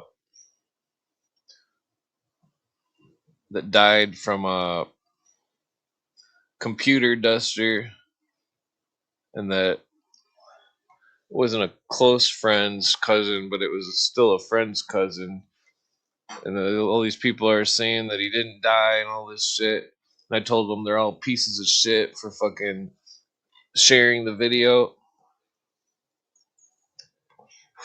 And they say, oh, people need to see it. And it's like, it's desensitizing people. It's fucking, they're desensitizing people. A desensitized person is dangerous because they fucking don't have empathy, because they see something and think it's funny, or they don't understand. They're calloused to death. Is this what kind of generation you want? We're supposed to look out for our people, not treat them like fucking idiots, not subject them to videos of disgusting nature. These people on Twitter are all fucking garbage. Not none of y'all, but these people on these Twitter comments that have no honor, they can't be held to their word. I mean, it's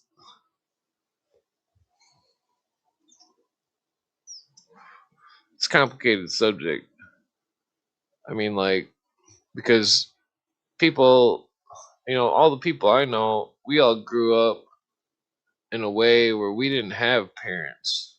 A lot of my friends grew up in a way without parents, and that we grew up stronger. And then all these people that came from nice families and good homes and all this stuff, they all adhere to the brainwashing.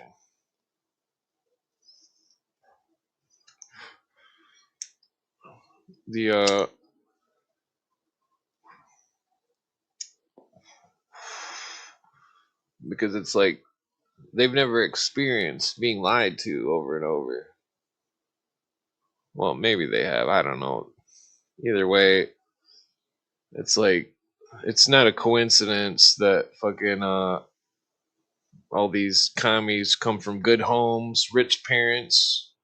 They all want to adhere to New Age religion and communist values. And see, I'm not against helping people. I'm not against helping the poor. It's just that I know what communism is, and communism isn't what people think communism is. You can read the book, Trust the Communists to be Communists, and you'll see a small fraction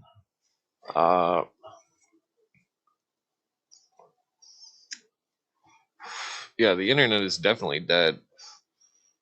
I've got 6,000 subscribers and can't even get 500 views most of the time. It was all totally different before I started posting Bill Cooper stuff. My YouTube channel was never blocked by Belarus, Russia before I started posting Cooper stuff.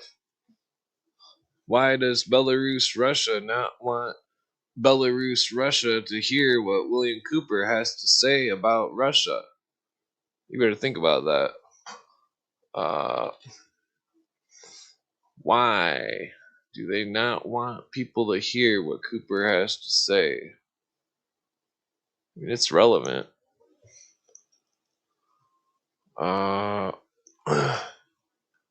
Let's see. Where the fuck's everybody at? Somebody gonna come on and smoke a joint with me or what?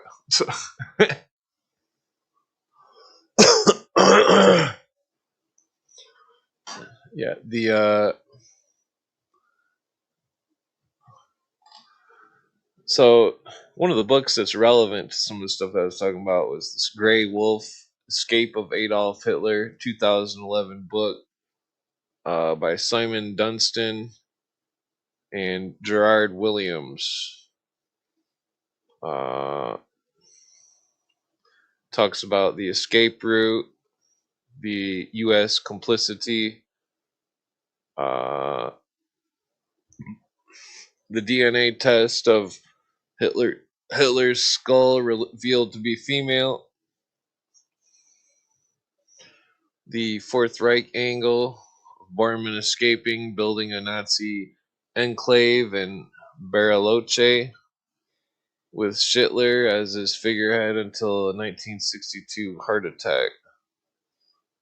Blah, blah. Oh, looks like we got somebody that wants to smoke some weed. You gotta turn your mic on. Oh, where'd you go? No, he'll be back. They'll always be back.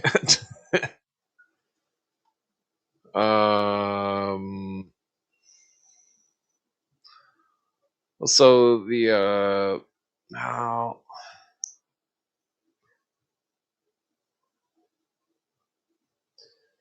there's a couple doctors that I'm not gonna get into tonight. Dr. Klaus Martens, Dr. Martin Hellinger.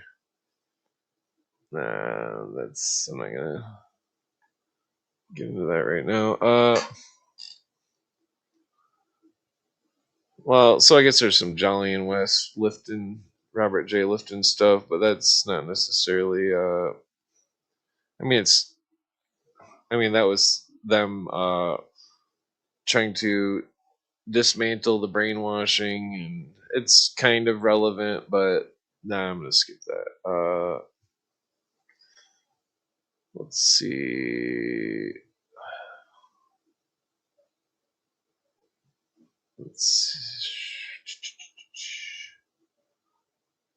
Oh, there we go.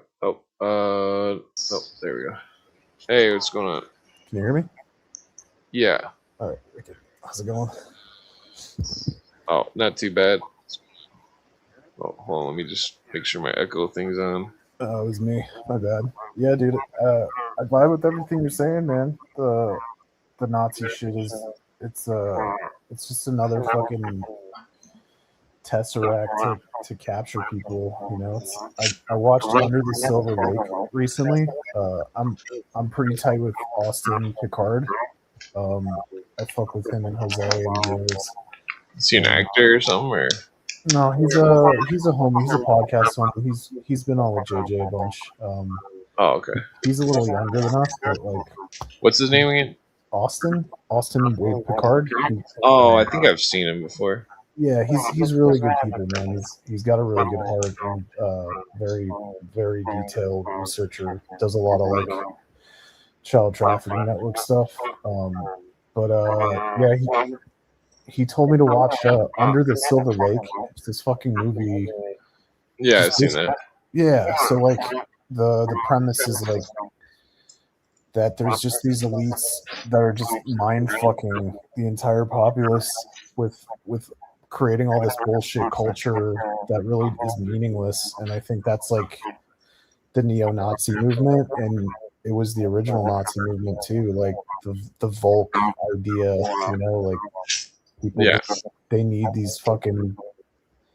They're like moths to a flame. The flame is like the culture that attracts all the fucking NPCs, and nobody can see that like the flame is eventually just meant to attract them so we can all get exterminated and burned, you know? Yeah. Enslaved. Yeah, man.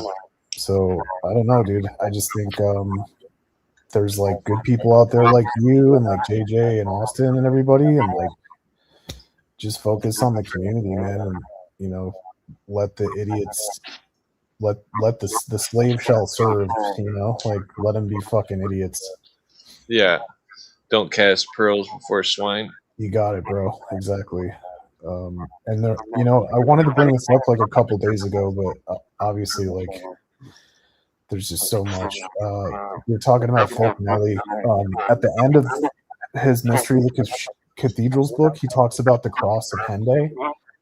And the only reason I was reminded about it is because, like, JJ had Julia Cosmic Peach on, and she was talking about Jay Widener, and like Jay Widener fucking blew my mind because he actually went to Peru and like looked at these cave systems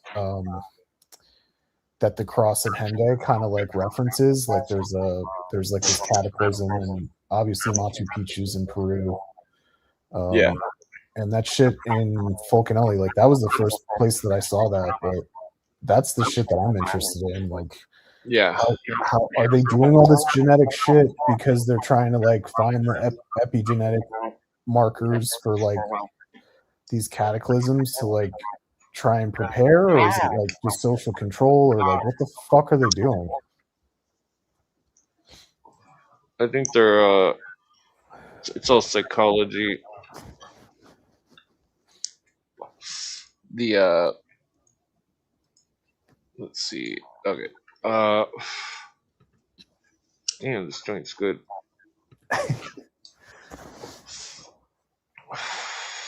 It's I mean, according to them, they're using hormones to make the serious Aryan consciousness leap or whatever.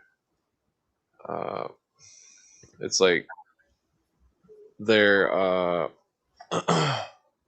mean, I think that's what this whole shebang is about with the whole rainbow crap.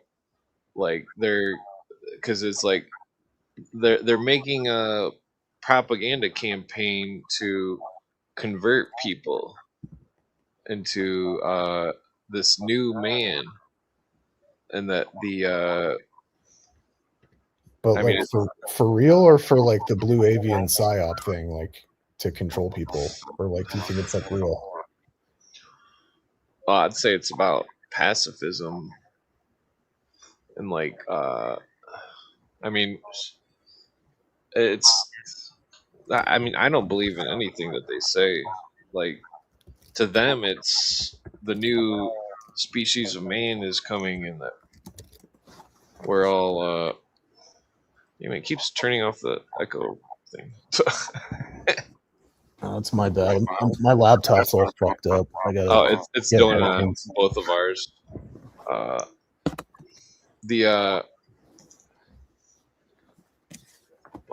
It's like we're on old radio.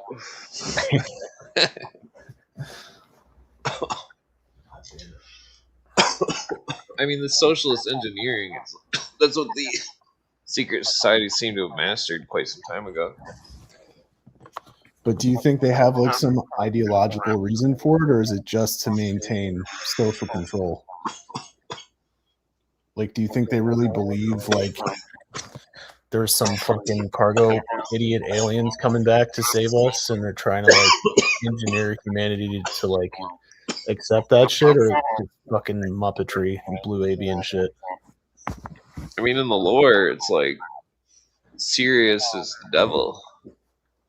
that the devil, this demon goddess, they're invoking it according to their doctrine. Don't they It's very, think it's well? Like so first, so like they when you say they, you mean like the Nazi fucking Fool Society idiots, or like the which one? combined effort of the secret societies. So you think so? Like I kind of feel that too, bro. Like it's all really like the same group, many different. They all kind of work together and have the same. Yeah, it's like people can't see through the doctrine. They see the outer core doctrine and they say, well, this is different. And it's like the inner core doctrine of the deciphering of the symbols and all this. It always leads to Sirius. It always leads to consciousness evolution. It always leads to evolution of mankind. And them controlling it. And so it's like, well, who died and made them God? Right.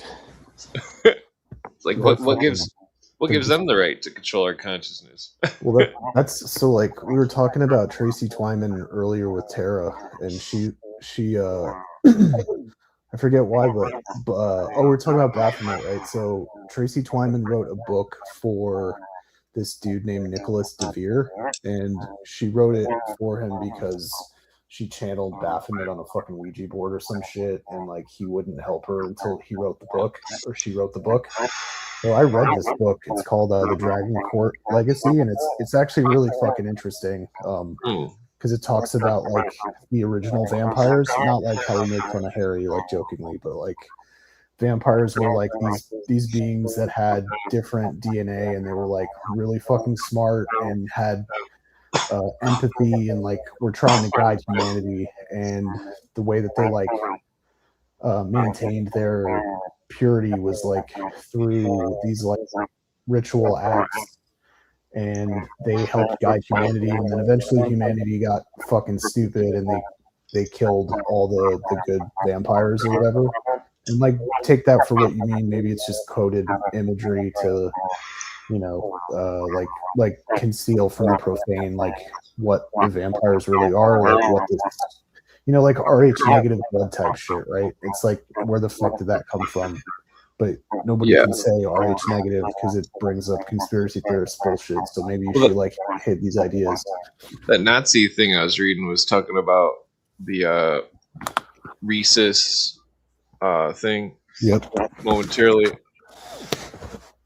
Yeah, my grandmother was RH neg. I don't know. She was pretty cool. All right. So Lolitu and Ikimu were both vampires in Babylon. Lolitu is equivalent to Lilith or Astarte or Isis or Stara or Ishtar. I don't remember the Ikimu thing very much. I was trying to look it up while you're talking about it.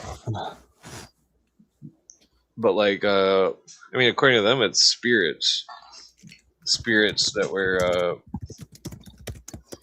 mean, it's interesting because it's like in the Hebrew lore, Lilith is the first wife of Adam. Yep. And that she escaped the garden by using the secret word of God, the Tetragrammaton, and when she said it, she grew wings, which is probably a metaphor of some type, but you know, it's like, think about how those Nazis were saying that the Aryan race is from Sirius B. I mean, it's like it's all this. It doesn't matter what it is really. It's this serious thing. You can tell it's all the same shit. It's like they're just using different angles. It's like they'll disguise the serious doctrine in the Masonic sense, or disguise it in the you know, any different culture, and then they create a secret society or lodge or whatever, and then they have the same doctrine, but it's masked in a different culture, and then they just do a good job at either, well, typically they're they do show their paperwork and their receipts, and so they've found all these different cultures with serious doctrine, and it's like Yeah, their the obsession fucking is Dogons, right? Even the fucking tribes in Africa were worshiping fucking Sirius, like not yeah. Western. I don't know. I think there's truth to it. I think there are special genes out there floating around, and I think that's part of why like the Mormons have been interested in genealogy for so long, and like these fucking idiot societies that JJ always talks about, like the Society of Cincinnati, all these fucking Templar fools. Well, Cincinnati seems different because it doesn't really have a doctrine. It's just inheritance through the bloodline. Exactly. I'm saying the bloodline is what I think where these epigenetic markers from like the original rulers like come from. Like they believe that there are superior beings that either seeded us or like I don't know, like have like it's like the fucking when you eat when like bees eat royal jelly, like that's how the queen becomes a queen, right? Like we're all worker bees, and then there's this one thing that creates the queen or whatever, and I think that's like what they're part of what they're looking for, like these like super genes that give us hyper intelligence or like I don't know. Sorry, I'm super schizo. Well, I mean, according to the Rosicrucian, what's his name? I'm pretty sure it was Baron von Reichenbach. That he was scouting out people who could see the ethereal blue flame. Oh yeah, totally. We were talking about that last night for sure. Yeah, and so it becomes a weird thing, especially like I don't remember if I told you that story about meeting the head of the Eastern Star. That was my ex's mom. When I dated this cougar. Nice. She well, the head of the Eastern Star heard me talk for 5 seconds and was like, "You're an ascended master." Trying to gaslight you. Become a Mason, Clint. The lady was dead serious, and I was just like, "Oh my god, what am I doing here? Like, this is fucked up. I'm dating a cougar. Her mom's a fucking head occultist." That cougar was obsessed with the Cross the Dende too. She had a book on it. I can't remember the name of the book, but she left it at my place once. Like, fucking that whole thing with the cougar was weird. It was that was like 15 years ago or something. I mean, older chicks need love too, Clint. You did nothing wrong, bro. She was hot. I mean, yeah. It was just weird that she lied. But she was like she was married to this dude in Saudi Arabia, some kind of rich dude or something. And so she had all this money, and she was like going to all these places all over the world all the time, and it was like sick.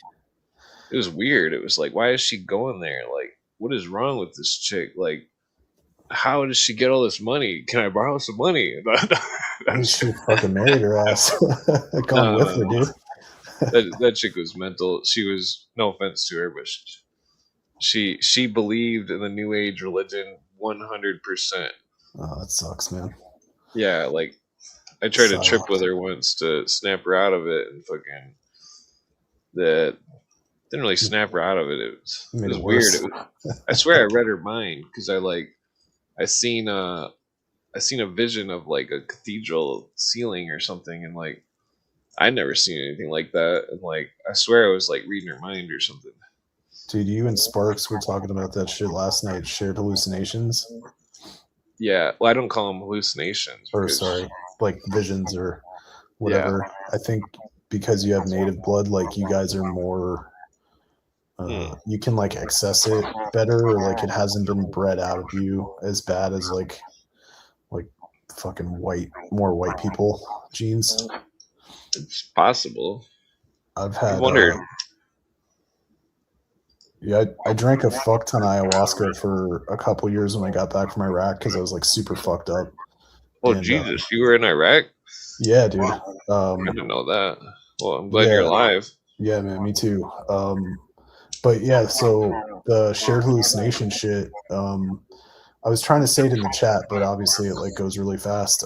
There's the ayahuasqueros, they come from Peru, but also other places. But the Peruvian ones are called the Shipibo people, and Yeah, the like, Shipibo, Kanibo.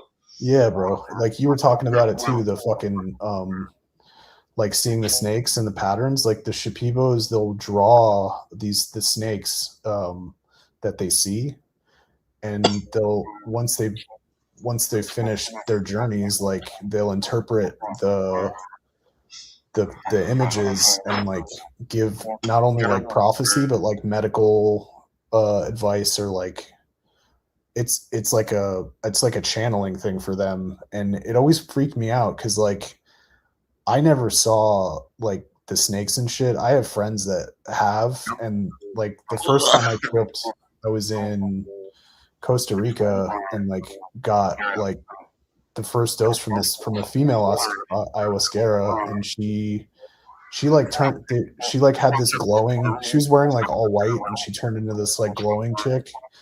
And I told her about it like after I tripped, and she was like, oh, like you saw the abuela, like she's like the protector goddess of like the plant or whatever, and she's the one that like for like when you get initiated, like that's who you're trying to reach.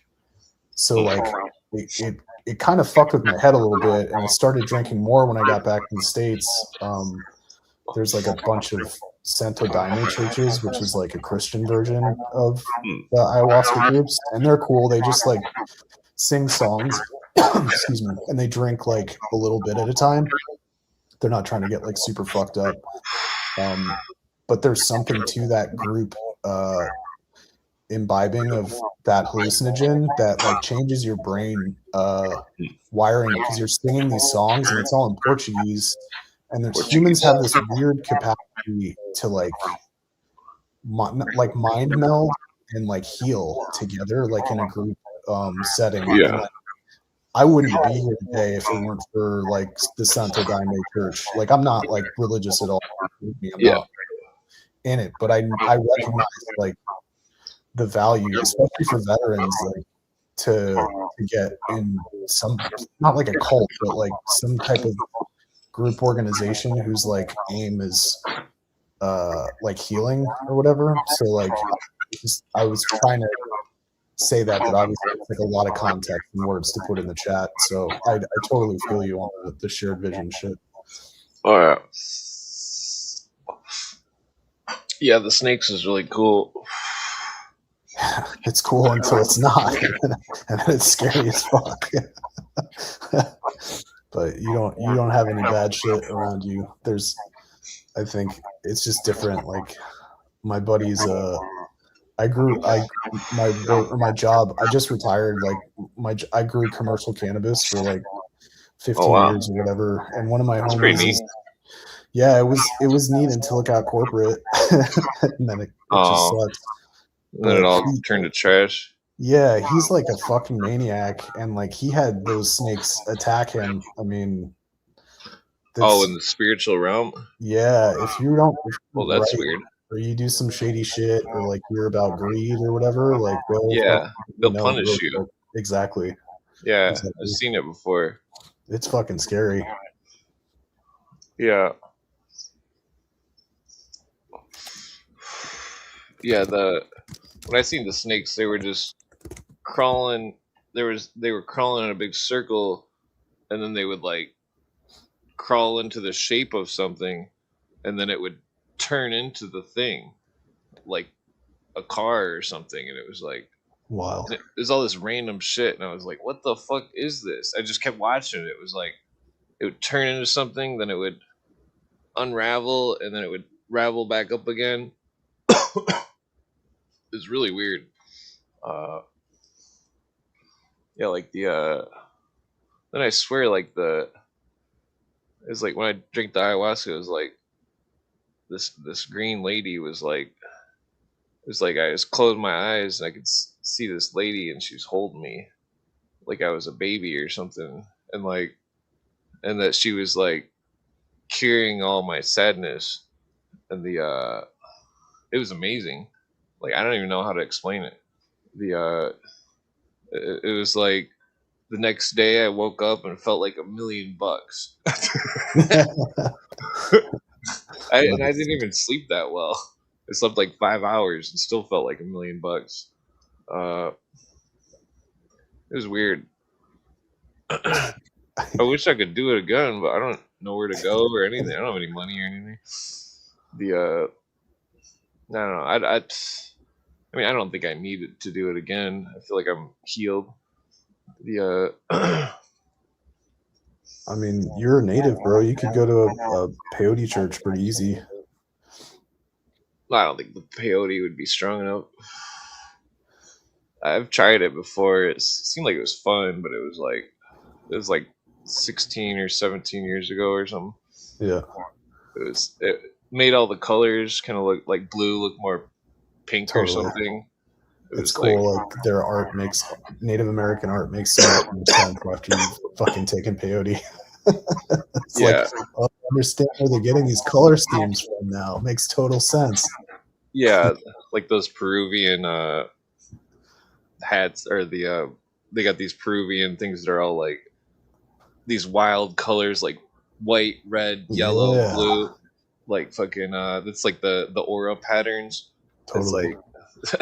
It's like what the fuck? They're making the fucking fabric after the aura patterns. Like, how exactly. the fuck? Yeah. That's what people don't get, because they've never seen the auras. Totally. They've never seen the patterns. I've seen the patterns and the auras. It's really, I think it needs to be studied. I mean, if I had money, I would put it all towards studying it. The communication with these plant spirits could be the key to like solving humanity's problems with medicine. Bro, they absolutely are. Like, there's no question. The fucking Shipibo people say they learned how to make ayahuasca. The trees told them. Yeah, exactly. Or mushroom or whatever. Like, the plants told them. I heard Terrence Kenneth say that it was from the mushroom. I mean, fuck, but it's the same thing. Like, the fucking nature told the humans, like, hey, there's like tens of thousands of species of plants to add and mix together, and you're gonna tell me that these random people just figured out how to process the MAOI inhibitor and this vine together in a specific way to make it work? Yeah. Well, plus they found multiple plants to interchange. Exactly. They could use the vine, or they could use the chacruna. They could use the other vine, or they could use the Syrian rue. It's interesting. Fucking hell. It's like it's really strange, because it's like the thing about, I don't know if how far you've like went into it, like what you've seen. Have you ever seen like a dome around you that was like approximately 10 foot away from you? I've drinking ayahuasca in like yurts, so I don't know if that. What did you see? I mean, have you ever tripped before that? Yeah, I mean, I ate mushrooms before, and like I ate LSD and mescaline at Burning Man at the same time. That was like the first time I'd ever done like real hallucinogens, not just mushrooms.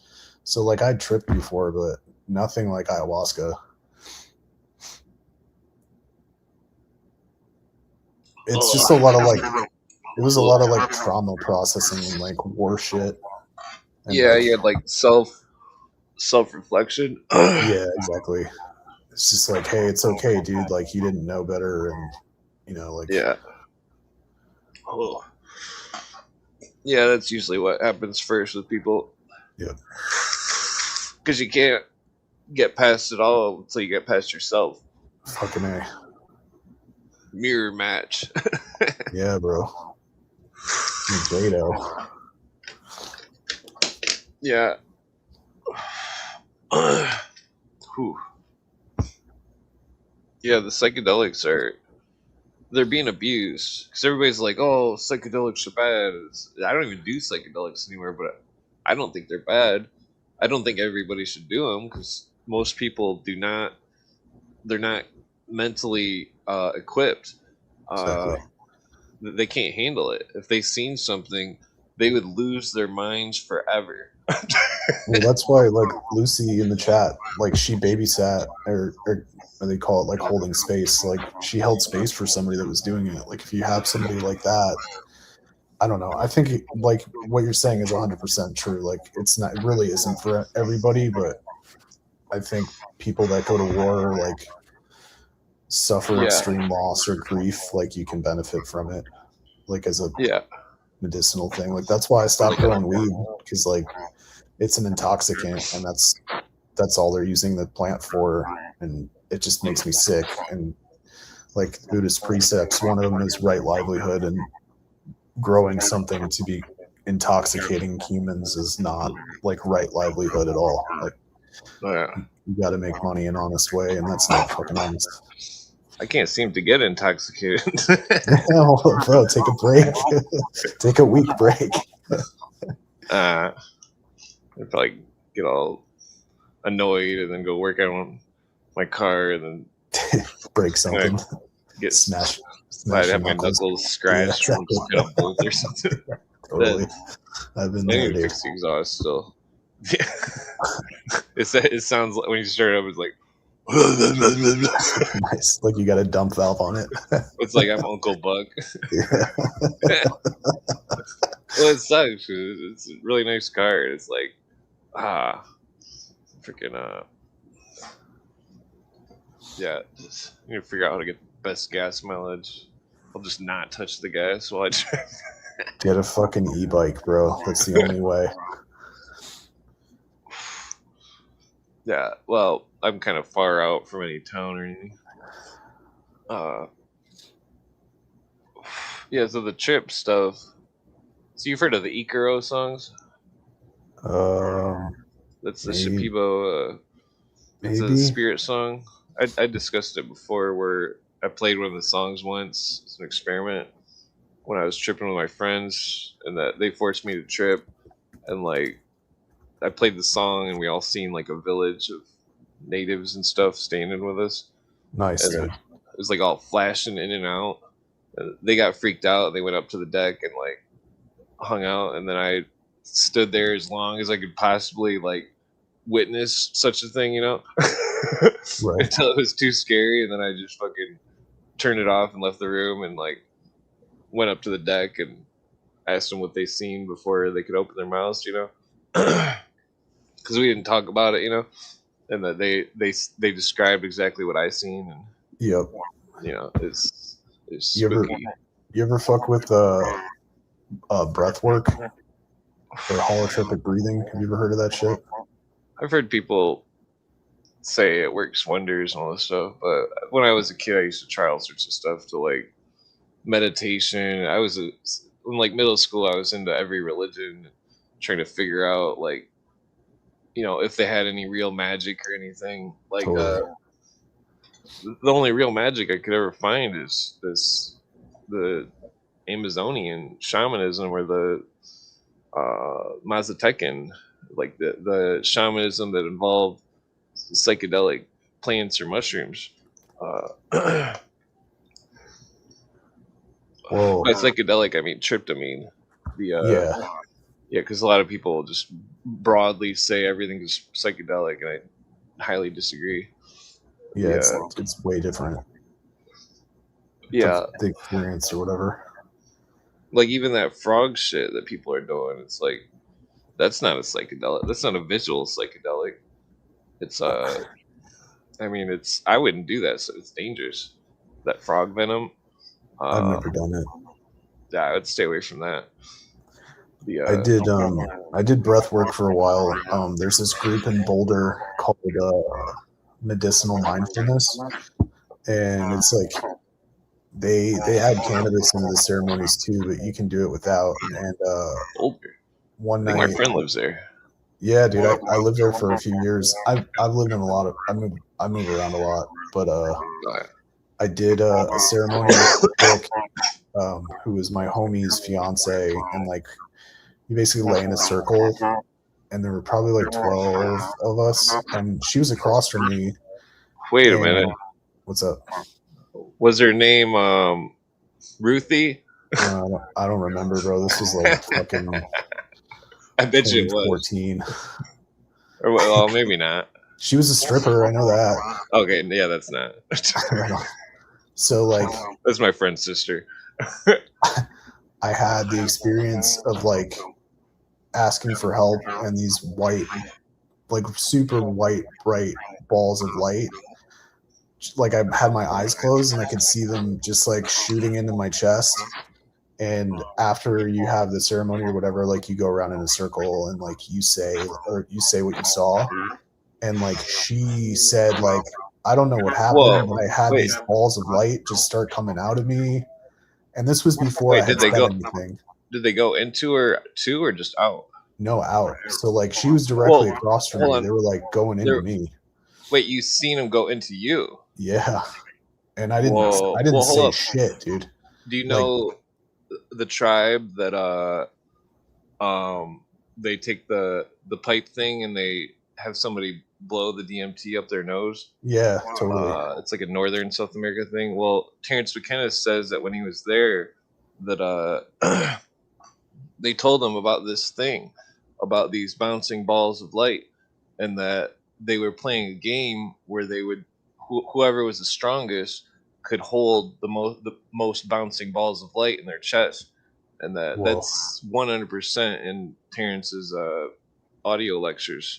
Crazy, dude. Yeah, like listen to them all. I've listened to them all many times just to hear what they were talking about, because I used to trip in the 90s, like in the late 90s, a bunch, and like the things that he was saying was stuff that I had seen, and I had never heard anybody say anything like that. You know what I mean? Like, it's really weird.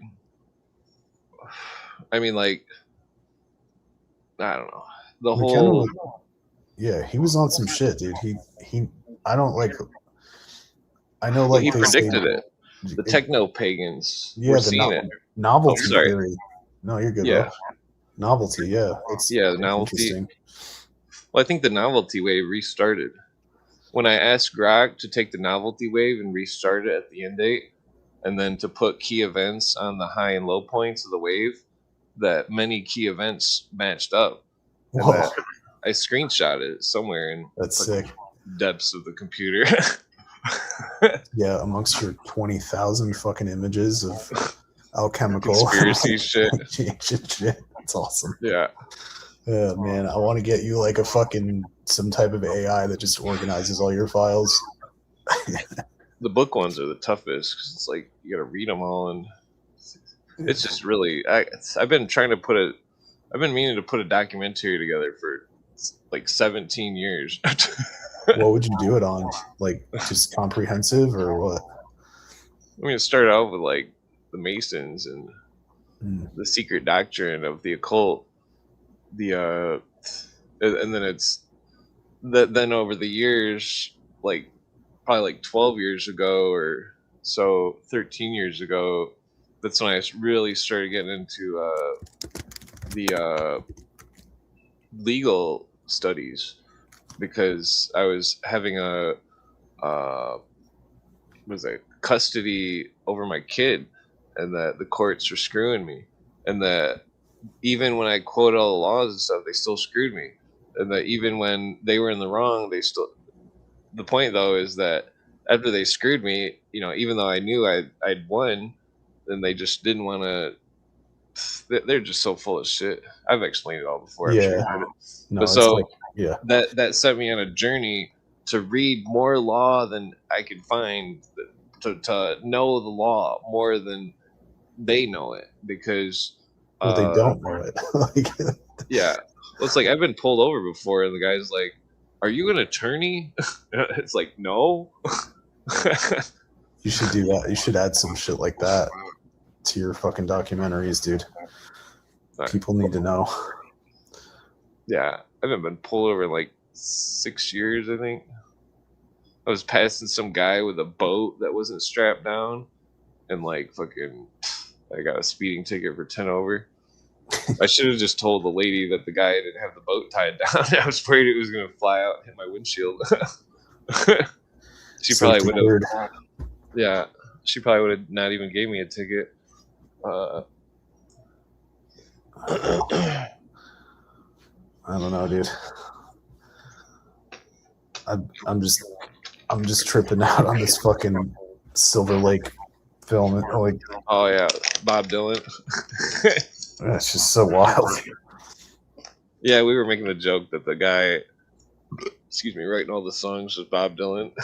I mean, he kind of looks like it. He's got the fucking idiot head shape. I mean, think about it. Like Jimi Hendrix played Bob Dylan. I'm pretty stoned. I'm not a huge Bob Dylan fan. I'm not. I know like 2 of his songs, and I just hate his voice. I just like it when Todd sings Bob Dylan songs. Some of his songs are pretty decent. It's just, but a lot of his songs suck. He did that fucking 60 Minutes interview where he like admitted to making a pact with Lucifer, and not the good Lucifer, whose last name is Morningstar. Like, I think he was the demiurge. I don't actually believe in a Lucifer or anything, but like I think he was just being. I think he was just trying to pull the dude's leg. I don't know. He seemed pretty fucking serious. I think a lot of them believe in that shit, and they get psyoped. And it's like the real occultists. They don't seem to believe in any type of demiurge or Lucifer as a person or God or anything. It's like Lucifer is a symbol of the consciousness, right? Yeah, and that's purely it's like a replacement word to talk about their philosophy, because I mean it's the Luciferian philosophy. It seems to be like a magical spell, but not one that involves real magic, one that involves deception. Right. What's the word? The fucking the sorcery, not magician. Like sorceries. Well, sorcery is technically involves like but ayahuasca is sorcery. Sorry, dude, I might not be using the right word, but there's like a distinction to where there's like magicians who do like white magic, and then there's people that use deception. So I might be using the wrong word. It's like when they get, it's like the first step to their spell is to get the person to believe that they're the god. It's like once they believe that, then they're in this categorized mindset of these other people that believe they're all God. Scientologists. Well, no, that's theosophy. Yeah. The whole, I mean, that's a lot of the occults. Yeah. It's all the same shit. Yeah, like it's like, well, it's like that step though is relevant because it's like, that's how they have the group mind. They all believe the same thing. Right. And like, I believe that the religions use the group mind too. I mean, religions themselves all practice ceremonial magic for ritual purposes. Yeah, like fucking giant sporting events. Right. Same kind of idea. The human energy gets harvested and directed in a certain way. Well, it's all about this getting people to think the same, and then people that don't are rejected, and then they always push the outer circle. I'm definitely a rough ashlar, dude. Oh, the whole Mason stuff. I don't think it was the symbolisms. The ashlar is just a symbol of the material plane. I thought it was like building a society, and I don't really fit. So I'm pretty rough in terms of. Oh, okay, I see. Sorry, I'm using the wrong kind of symbolism. I like the Bob Marley song where he says, "The stone that the builder refused shall be the head cornerstone." That always made me feel better. Mason. You think he was? That's 100% Masonic talk. I thought it's in the Bible too. No. Well, the Masons are all about the Bible. Yeah, it's where's my Masonic book? Fucking, it says right on it, the Bible is the great light of Freemasonry. I mean, it's possible. I don't think Bob Marley was a Mason, bro. Like, he was about humanity. Well, he's definitely a communist. I mean, I like this music. I've seen the Wailers live. It was really good. It's like the only concert I got forced to go to that I actually enjoyed. Some of them were decent. I'm just not a fan of anything, I guess. Yeah, I mean, they get so old. Like, I got to see the Wailers at Red Rocks, and like I threw a joint at the drummer. I forget the dude's name. And I was like, I grew this, and I threw it at him. Like, and they were like, okay. I felt like such an idiot. I was like, Jesus Christ! I just threw a fucking joint at the fucking Whalers, thinking they would be like cool with it, or like, oh, thanks for the weed. Like, it's so stupid. Yeah. I seen him at some like shitty hole in the wall place in the big city. It was pretty cool because it was like there wasn't very many people there. Fucking I hate it when you're at a concert. It gets all like humid in the air. It's like, oh, I'm breathing everybody's breath. Humanity is just so gross, dude. At least you're not going to those fucking like Wookiee festival kid shows where everything smells like mothballs and patchouli. Fucking gross. Well, I have been to a Disco Biscuits concert. Yeah, there you go. You know what I'm talking about. That's all Colorado is. These fucking burned out wooks. Yeah, it's definitely strange. I don't know. I got a weird, like one of the last times I tripped in the last 10 years was like 5 or 6 years ago. And I had a horrible time because my stomach hurt the whole time and I was like in massive pain. But like that I got a weird vibe off that band. Like when I was standing there and I'm like just trying to like listen to the music, you know, and like their lyrics, they're like there was some kind of lyric. It was like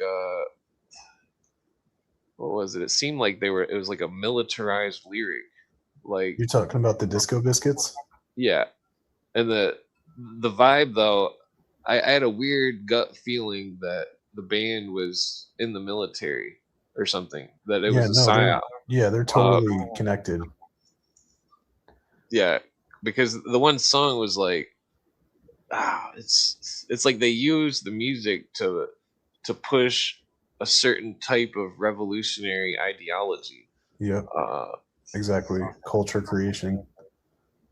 Like fucking, what is it? So I grew up in Westchester, New York. You know how, or Westchester County. I don't want to say which town, but like the town near me had this theater that the Grateful Dead did a concert at, like when they were still kind of small, and they were doing like CIA, what's it called, experiments, like on the crowd.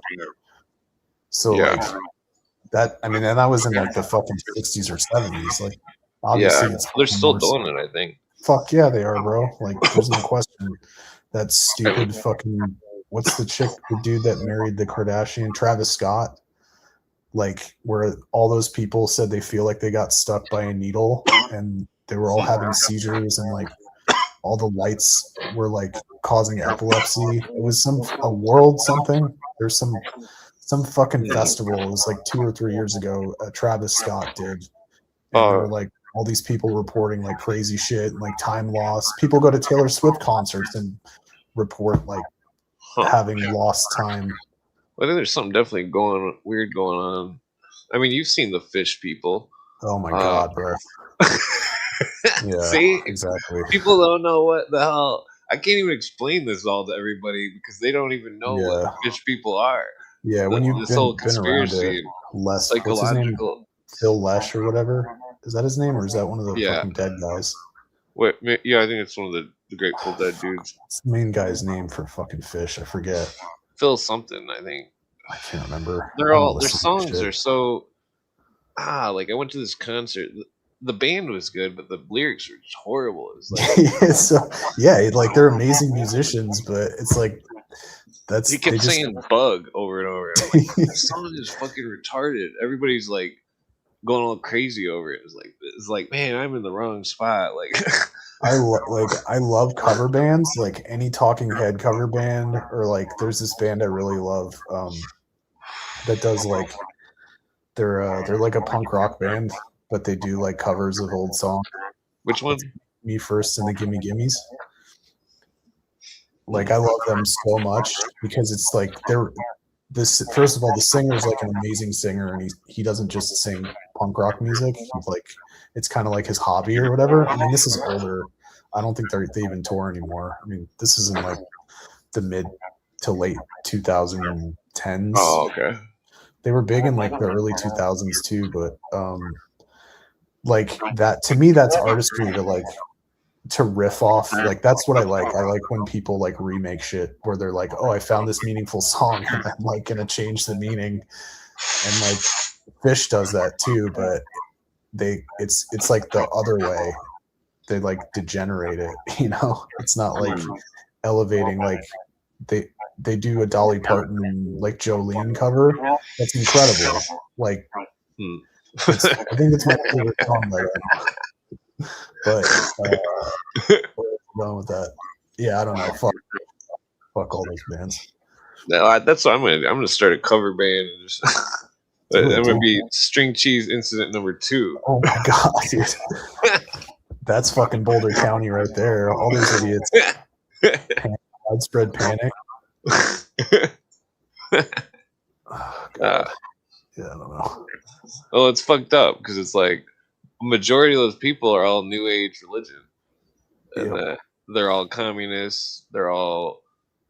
I don't know. It's hard to explain. Well, it's a cult. They're pushing an agenda. Like, so I got a homie who, I don't know if I can say. Fuck. It's just like those flower people on Conan the Barbarian. They're all following the serpent. Oh guy. yeah. The fucking Jones, right? What's his name? Fucking the died Darth Vader. recently. Yeah, dude.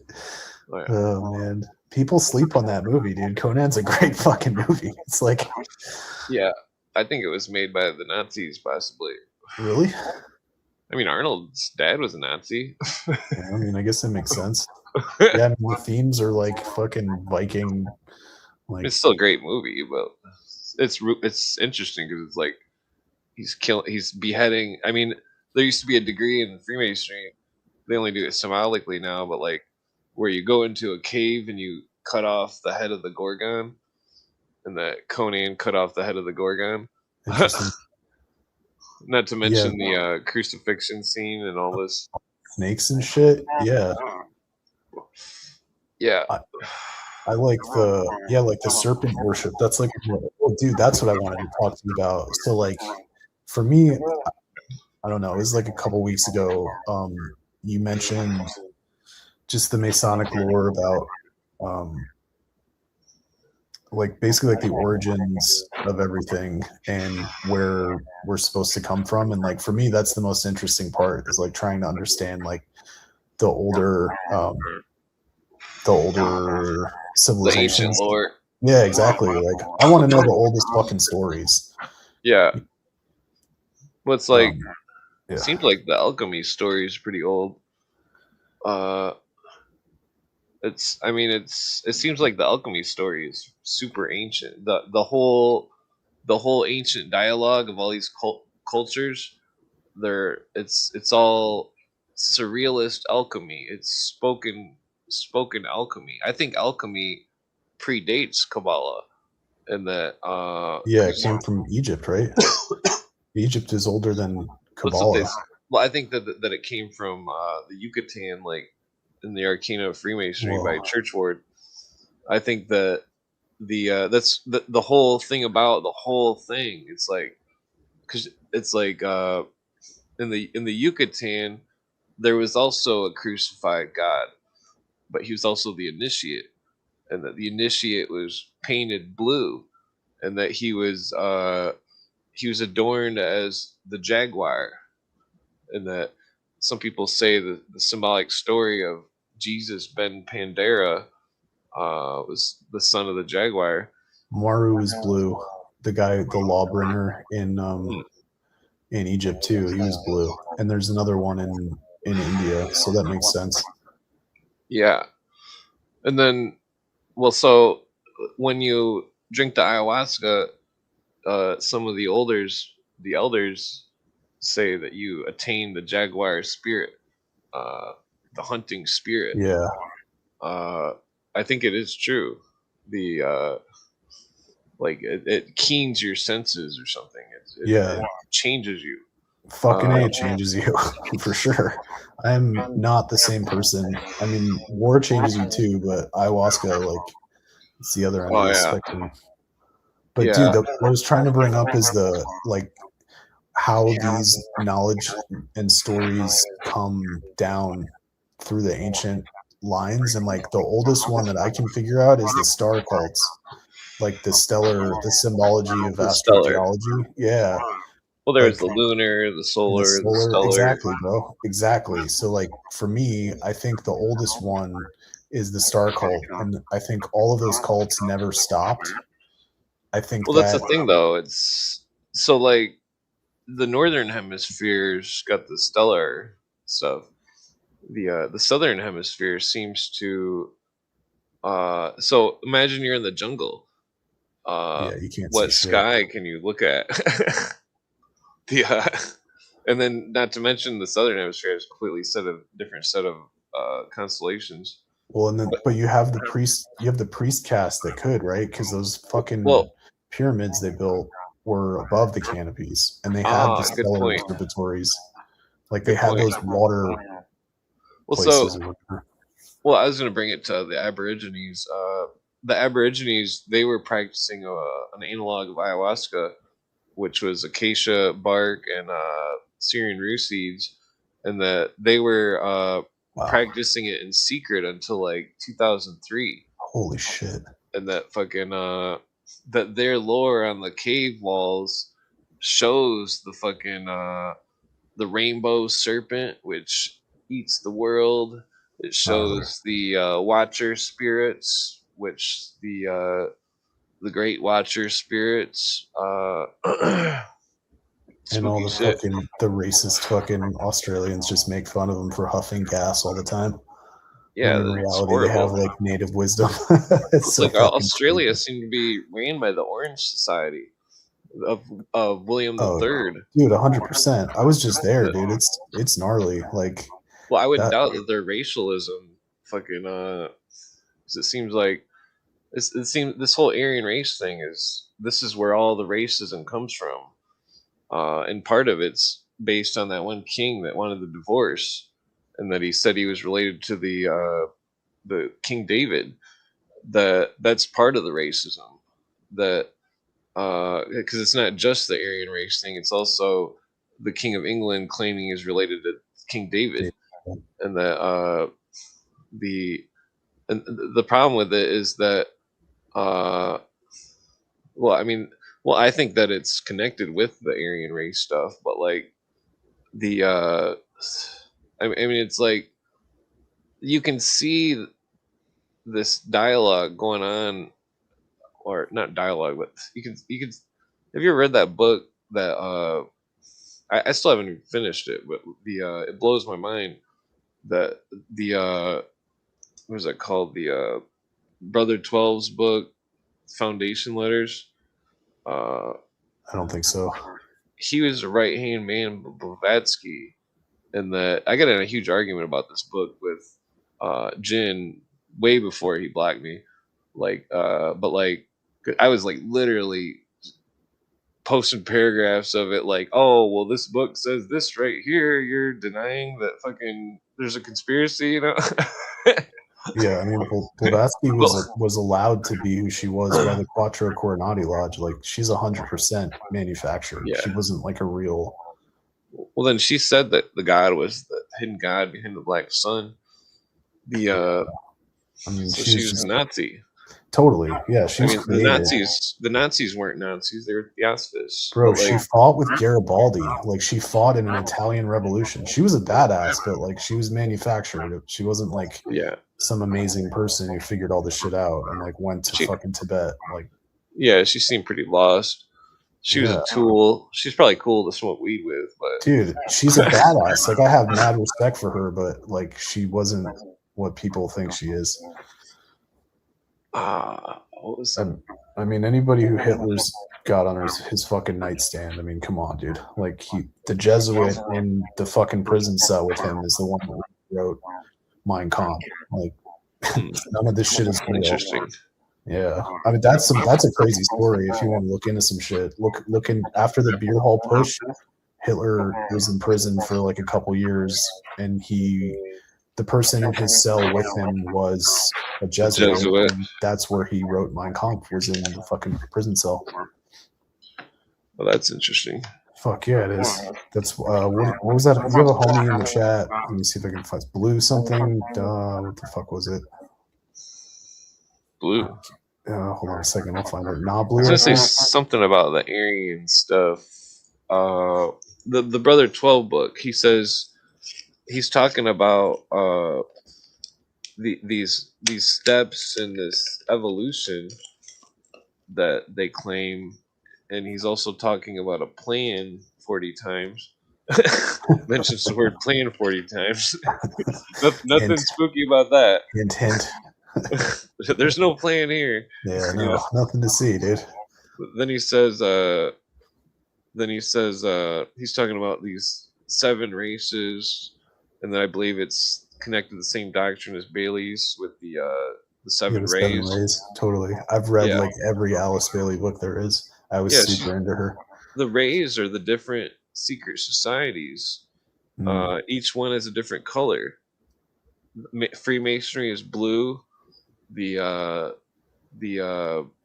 some of them are black, some of them are, like, damn it, I'm stoned. I can't remember all. There's a green one. I know what you're saying, though, the concept. I got you. Yeah. It's like even the religions themselves are colorized. Islam has a green flag for Venus. Totally. The revolutionary Illuminati countries all have red flags, which is a red flag. Yeah, interesting. Morocco's flag is red with a pentagram on it. Yeah, the Fabian Society emblem. Yeah, well, they have the oldest Bible too that still has the Book of Enoch in it. So it's just, it's like when you talk about the Illuminati, it's like how old is it really? I don't think it started with Weishaupt. I think they co-opted it. Maybe, I don't know. Well, I mean, what's his name? Jacob Boehm was his book said Theosophy right on it. He was definitely same with Martin. What's his name? Martin Luther. Martin Luther, yeah. Yeah, Martin Luther, and look at Martin Luther. He's fucking biggest racist on the planet. Yeah, he's pretty bad. He's an illuminist on Jews and their lies. Like, come on, dude. Well, then take into account the writings from I can't remember if it was Pike's book or another 33rd that wrote a diatribe on the 32 degrees, but he said the one motto was Alteo Tama Devum or something. All the systems are devoted. Well, I don't know if that's the right phrase, but it was one of them was such revenge will give, and the emblem was a sword cutting the stalk of a lily. The lily is a symbol of the fleur de lis, and that the such harvest revenge will give. And then the other one was I'm gonna have to look it up. I can't remember. Well, it's a very Masonic symbol for sure, trying to get rid of the nobility, like subverting the monarchist lines. Well, I think there was fleur de lis knights that go back to ancient Egypt that where's the pictures? Okay. Damn it. Pretty sure I had it under Lily. Yeah, get fucking Alex Jones blue avian face off that shit, dude. That's a disturbing image. Why is he wearing like a fucking tactical vest? He's like ready to invade the blue avian mothership. Let's see. There it is. Oh. You gotta click like 10 buttons just to fucking put it on the screen.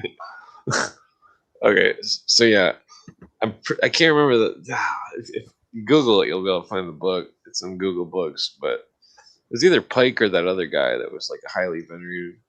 I'm pretty sure this is from Pike, though. Mathis? Was it not Gustavus. Sorry, go ahead. Well, notice right off the bat, he's talking about Cagliostro, and that Cagliostro was definitely Illuminati. Yeah. He was practicing sex cults. He was, Crowley believed that he's Cagliostro reincarnated.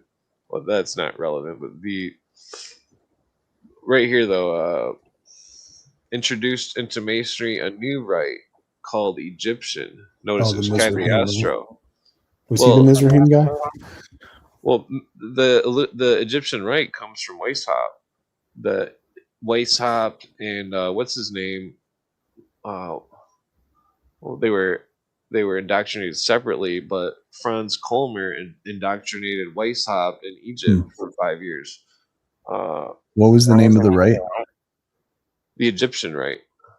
Okay, so it was literally called the Egyptian rite. Yeah, which is the Scottish rite. Okay. But so it says, and endeavored to resuscitate the mysterious worship of Isis. I've got several quotes stating that Illuminati is the concealed worship of Isis, etc. Yeah. But weren't they already doing that? Like, isn't that what Magna Mater is? Like, isn't that what the fucking church, the fucking Catholics were already doing? Worshipping Mary? Like, isn't that the secret of Catholicism? Well, it's like, so the symbolism is that the doctrine is the God, the Father, quote unquote. The goddess is the church or the temple, and that the initiates are the Son, quote unquote. Whoa, I've never heard that before. It's fucking sick. Yeah, but it goes the same in Masonry and religion. Totally, dude. That's what they can't see. Wow, you just blew my mind, Clint. Thank you, bro. Well, like Cooper elaborates further, but so on the seal of this Egyptian rite was the LPD, which Lilia pedibus destru, tread underfoot the lilies, of France. Shit. Wow. So it's like they're saying that they did the French Revolution for revenge. Yeah, from the Norman Conquest, 1066, right? Well, they're claiming Jacques de Molay, but I don't think that their claim, Pike's claim, and I don't think that they're Templars. They claim to be Templars, but I think they're just LARPing. Imposters. Yeah, exactly. Yeah, because the families of the Templars are, I mean, technically I'm related to the Templars, but like, so is one of my friends that died a long time ago. But so yeah, the Masonic medal of the 16th or 17th century has upon it the sword, cutting off the stalk of the lily. Talum dabit altio messum, such harvest revenge will give. So it's like, I believe that that this Egyptian order of the Illuminists may have been continuing the revenge in Germany during World War II and in other countries such as Russia and so on. But like because this is hard to explain, but to just lay it all out there, many Hebrew people in Europe had fleur-de-lis on their coat of arms. So you see that there's a vast conspiracy here. Oh shit! That hard one. to see the factions. Well, it's like I've explained this like a million times to people. They never get it. You're probably the first one to. Well, because this is what I'm interested in, bro. Like we're interested in the same shit. Like I'm trying to understand who's fighting who and for how long, and like who are the fucking Jacobins? Like, where the fuck did they come from? Oh wait, Yeah, like, who is this House of fucking Stewart. right? Totally. Who's this William the Bastard guy? Like, Well, I think Stewart was Illuminati. It's like Weishaupt went to all the kings and princes. I think that Weishaupt invented the fucking the doctrine of the British Israelists, I mean, I would totally agree with that. and that doctrine turned into what's that called? Christian something. What is that called? Christian nationalism. It's some kind of racist shit. I can't remember what it's called. Christian identity. That's what it's called. Yeah, totally. And that because it's like they're all Aryan race cults. So is the Mormons. So is there wasn't a black person in the Masons for quite some time. Yeah, we're Mormons. Yeah, and that Lucy's still awake. I love it. You guys are gnarly, bro. I don't know how you guys stay awake this long. It's fucking crazy. Oh yeah. Well, other people get all the views, but I get all the watch time. Yeah, you do, dude. Totally. You got a following, brother, because you're actually like saying real shit. Well, I posted on Twitter and asked people what their watch time was and stuff, like like the stats for the month or whatever. Nobody ever replies, but because it's like I don't have a lot of views, but there's like a ton of hours of people listening. So it's you're also the only one streaming for like fucking 15 hours at a time, dude. It's fucking gnarly. I mean, I need to get my life together. No, well, I mean, I think you're doing a service, bro. Like, I don't know. I haven't shared any of my studies since, except for like when I started podcasting in the days. I mean, I made a few videos here and there for my YouTube, but most of it's just Cooper's shit. But like the only people that really have ever heard the conspiracy before I came on the internet was my friends that I smoked weed with. Yeah. You probably blew their minds. It's like most of them can understand half of it, but it's very overwhelming for people, and it's also like tough to put it to words sometimes because I get too stoned. Fucking 6 blunts deep. Yeah, good luck, dude. Oh yeah, I'm probably like 10 joints into the day.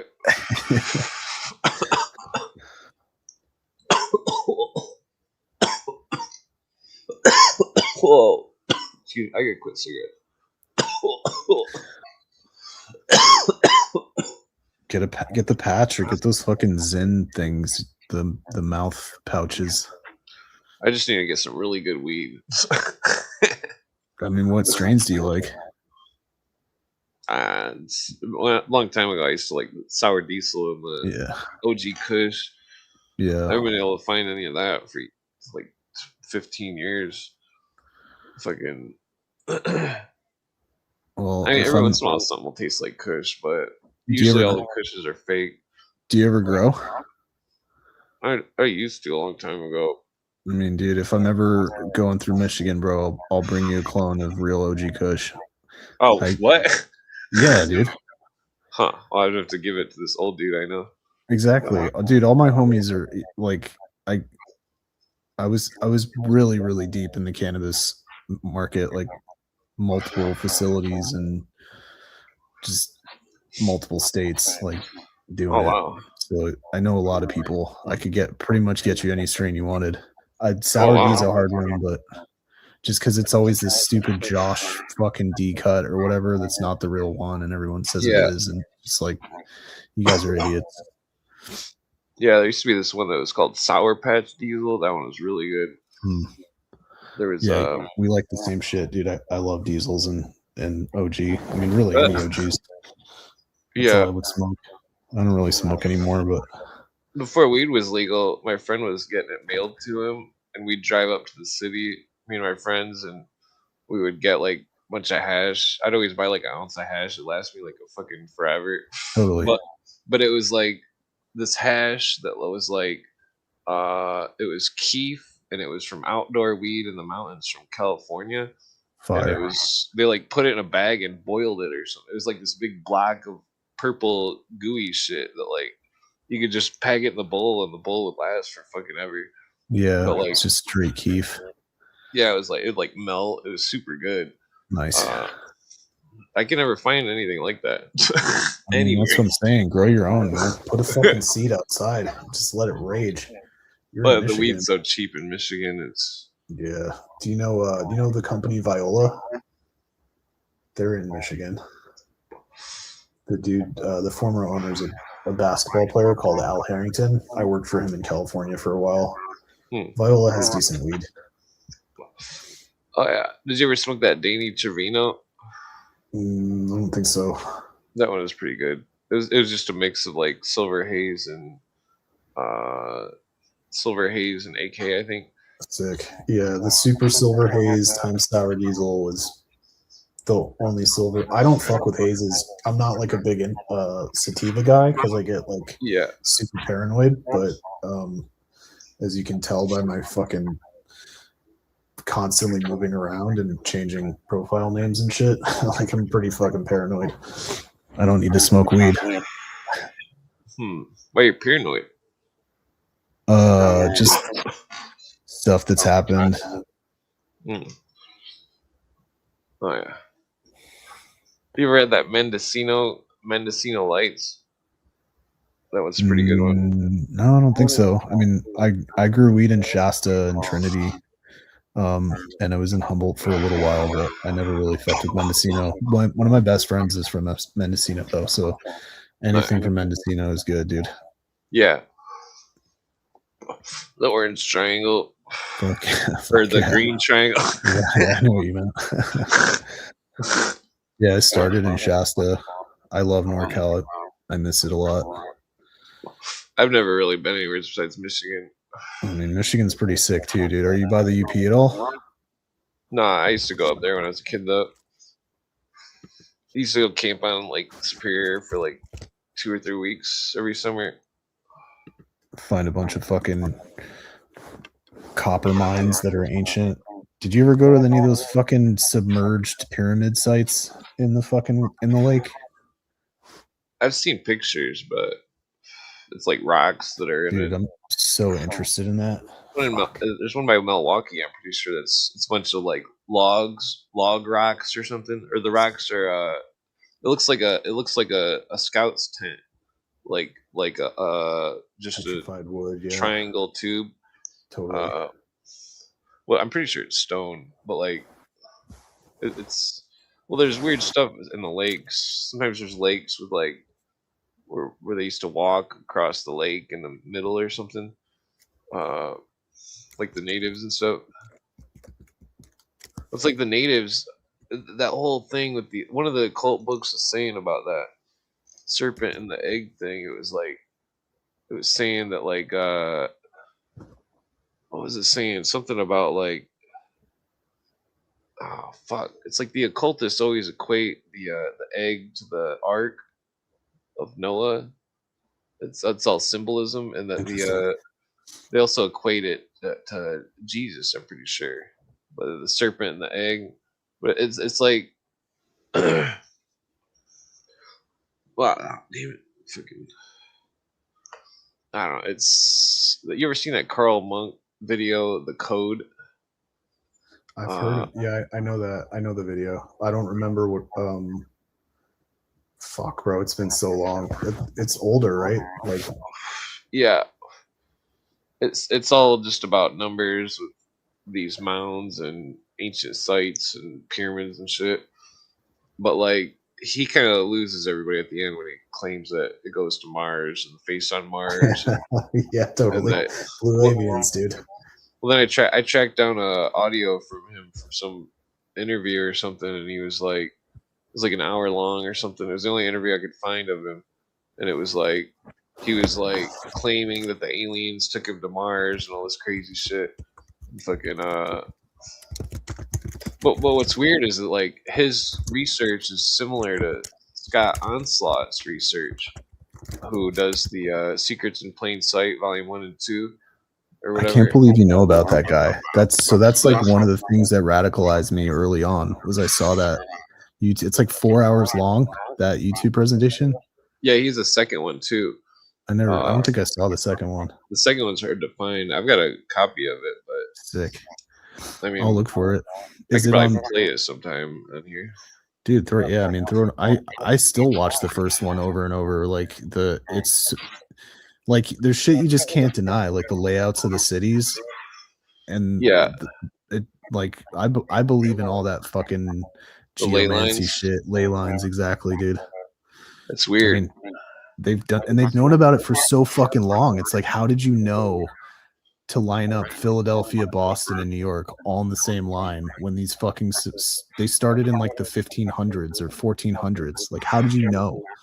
Yeah, there was some kind of weird land surveyor religion or something. I mean, Like that's a cult. Yeah. Well, I mean, I think that the it's like it's just weird. It's like they say in the books. I always assume it's symbolic of stories, but it could be both. But like that the landmarks, it's like when they make a building, they always have 3 landmarks to make the cornerstone. And the cornerstone, and it's funny because I used to be a contractor. What kind of contracting did you do? I used Just to remodel general. houses. Just Yeah, the just hellhole garbage that everybody God. didn't want to do. Yep, that's what I did too, man. I was flipping houses for a minute. I launder all my money from weed through houses and flip them. That's how I got the builder.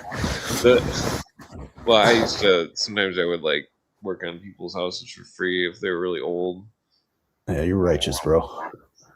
I mean, it was sad. Some people, you can't help but to not, don't care about people. You, because you got a good heart, but most people take advantage. They pay the taxes on the house and then they own it and they put the fucking old person on the street. That's what a certain tribe of people would do. Well, well, I mean, like, what were we talking about a minute ago? I don't know. Lucy's distracting me. Oh, the cornerstone. Yeah. 3 sides for surveying. Yeah, the cornerstone has 3 landmarks, and that any edifice can be rebuilt based off those 3 landmarks. Now think about that. And this is both symbolic and literal. Can you explain the symbolic side? Because I know the literal side. The symbolic side is you can take any astrotheological story, you can mark out 3 of the points, and you can figure out what stars they are, or whatever, and you can see what the metaphor is, and then you can compare the metaphor to another story, and then you can see more details of the metaphor that are not visible in the original story. That's what people don't understand. That's what Freemasonry is. Literally. That's what old Masonry is. Old real Masonry, not this whole man is God stuff. That's all just bogus. It's bogus, man. Yeah. Wow. Yeah, that's actually how they figured out how to make accurate navigational charts too. When they were trying to map the coastlines of England and fucking like stop crashing all their fucking ships, they used 3 points. I forget the dude's name that figured it out, but that's how triangulation. Exactly. Yeah. Pythagoras' theorem. Totally. And based off the angles and shit, they figured out the distances. Yeah. And that's how they mapped the fucking coastlines. Yeah. I mean, if I had enough time, I could map every star in the sky by hand. And then I could use geometry, and I could absolutely prove 100% that this world is round. Dude, I bothered, bro. So I chased this chick to Australia, and she was like adamant. she's like, you can't prove to me that it's not flat. And I was like trying to explain to her, like, okay, well, I'm in the northern hemisphere. I forget where I was living. I think I was in California somewhere. I was like, I'm going to put a stick in the ground at 12 p.m. precisely, and I will measure the fucking angle. And when I get there, we'll do the same thing. And of course, I fucking forgot. And then I found out she was actually crazy, and I had to leave. So I never got to prove it to her, and she's still under the impression that it could be flat. And that's fucking insane, dude. Well, somebody doesn't know math, I could prove it. Bro, she's a fucking attorney. Like, she's a fucking environmental attorney. She made it through, like, she's British. She's not even Australian. Like, she's that's like really scary. In the system. That's what I'm saying. It's like, these are the fucking people that are like an attorney. Bro, like, hyper intelligent. Like, she thinks the world's flat. I mean, no she's like, no, whatever, dude. You could be a fuck that. Like, full offense. Like, what? How can you, like, stop believing the fucking, like, you know what it is, dude? It's like people get so shell shocked and like traumatized from being lied to, and then when they find out they've been lied to, like, they can't trust anything anymore. And like that's where she was at. She was like, I don't know, dude. If I can't figure it out myself, I don't believe it. I'm like, okay. Yeah. Well, I mean, you could look at the shadow of the Earth on a lunar eclipse. You could see that the toilet flushes a different way, and South Pole. Yeah, I mean, that's another one, right? Or just like, hey, your fucking constellations are different, numbnuts. Like, how can you not fucking tell the difference? Yeah, that stick thing is like they measured in Egypt and then went 200 miles north, and then found that it's like at the equator the stick is there's no shadow at noon, and then it's like they use the monolith as a tool to because you don't even need to well, I mean, you could mathematically prove the world is round multiple ways, but like, so the secret of the cornerstone, the chief corner, or the keystone, 23.5 degrees, which is that's when the obelisk or monolith is they measure it at the summer solstice and then the winter solstice, and then they find the median, and the median is 23.5 degrees, and so that shows the tilt of the Earth, and that it's like the wobble. Yeah, like, so if you were to build an arch and you had the angles, that angle, it would have the most stability because of the Earth's angle. That's so crazy. I never heard it explained like that. Yeah, I always thought it was just structurally it made the arch the strongest. Yeah, remind me to tell this because of the Danny. Earth. He was searching for Danny was searching for the operative masonry, and this is operative, even though it's because it has to do with all the stuff that these masons, the real masons, it's like they know stuff that was lost. Fuck yeah, they do, dude. I got a homie in Maine, he runs a granite quarry, and he like, I don't know, dude. Like he grew up in Maine, and obviously like Maine's like super poor, but that fool got like a fucking crane from 1900, like 1905. That's his equipment. You know who Ed Lead Scaldon is? Have you ever heard that guy's name? I don't know. Ed Lead Scaldon built this place called Coral Castle in South Florida. Oh yeah, I know who that is. So like, my homie in Maine basically did the same shit, like, but with granite. Like, not like Coral Castle got built because it's really soft stone. Like, it's like limestone calcified coral deposits over millennia. Like, rock in Maine is like granite, bro. It's like really, really hard. And this fool's like figuring out how to move like giant pieces of fucking granite with like equipment that's over 100 years old. Oh yeah. Like, well, if I ever get like Whistling Diesel status, dude, build a pyramid. Yeah, that's what I'm saying. We'll build a pyramid. Yeah, dude, Clint, I will totally help you, bro. However I can. Like, I can cook. Like, I can grow food. I don't know. I've done building and shit, like remodels, painting. I'm painting my homie's house right now, dude. Like, look it up. I will totally help. I mean, 'cause nobody's really built a pyramid in so long. That's what I wanted to do before I like passed away from old age or something. You know, Didn't some fool in Russia build one? there's one in Scotland too, but it's not very big. Not the same. It's like why It's can't not they the same. build a replica of the Egyptian pyramid? What angle is that? It's like 51. 51. What the fuck? 52, I think. Well, I don't Like, know. I can't even use fucking Chrome It'd be cool anymore. to, It keeps like, crashing. dig up the whole thing, Egypt. There's a whole bunch of shit I'd like to dig up. Fucking dig up Jerusalem, dig up Egypt, dig up Scotland, dig up France. There's gold in them there hills. You think there's gold in Scotland? Well, maybe not Scotland, but there's definitely gold in France. I think there's definitely gold in Israel as well.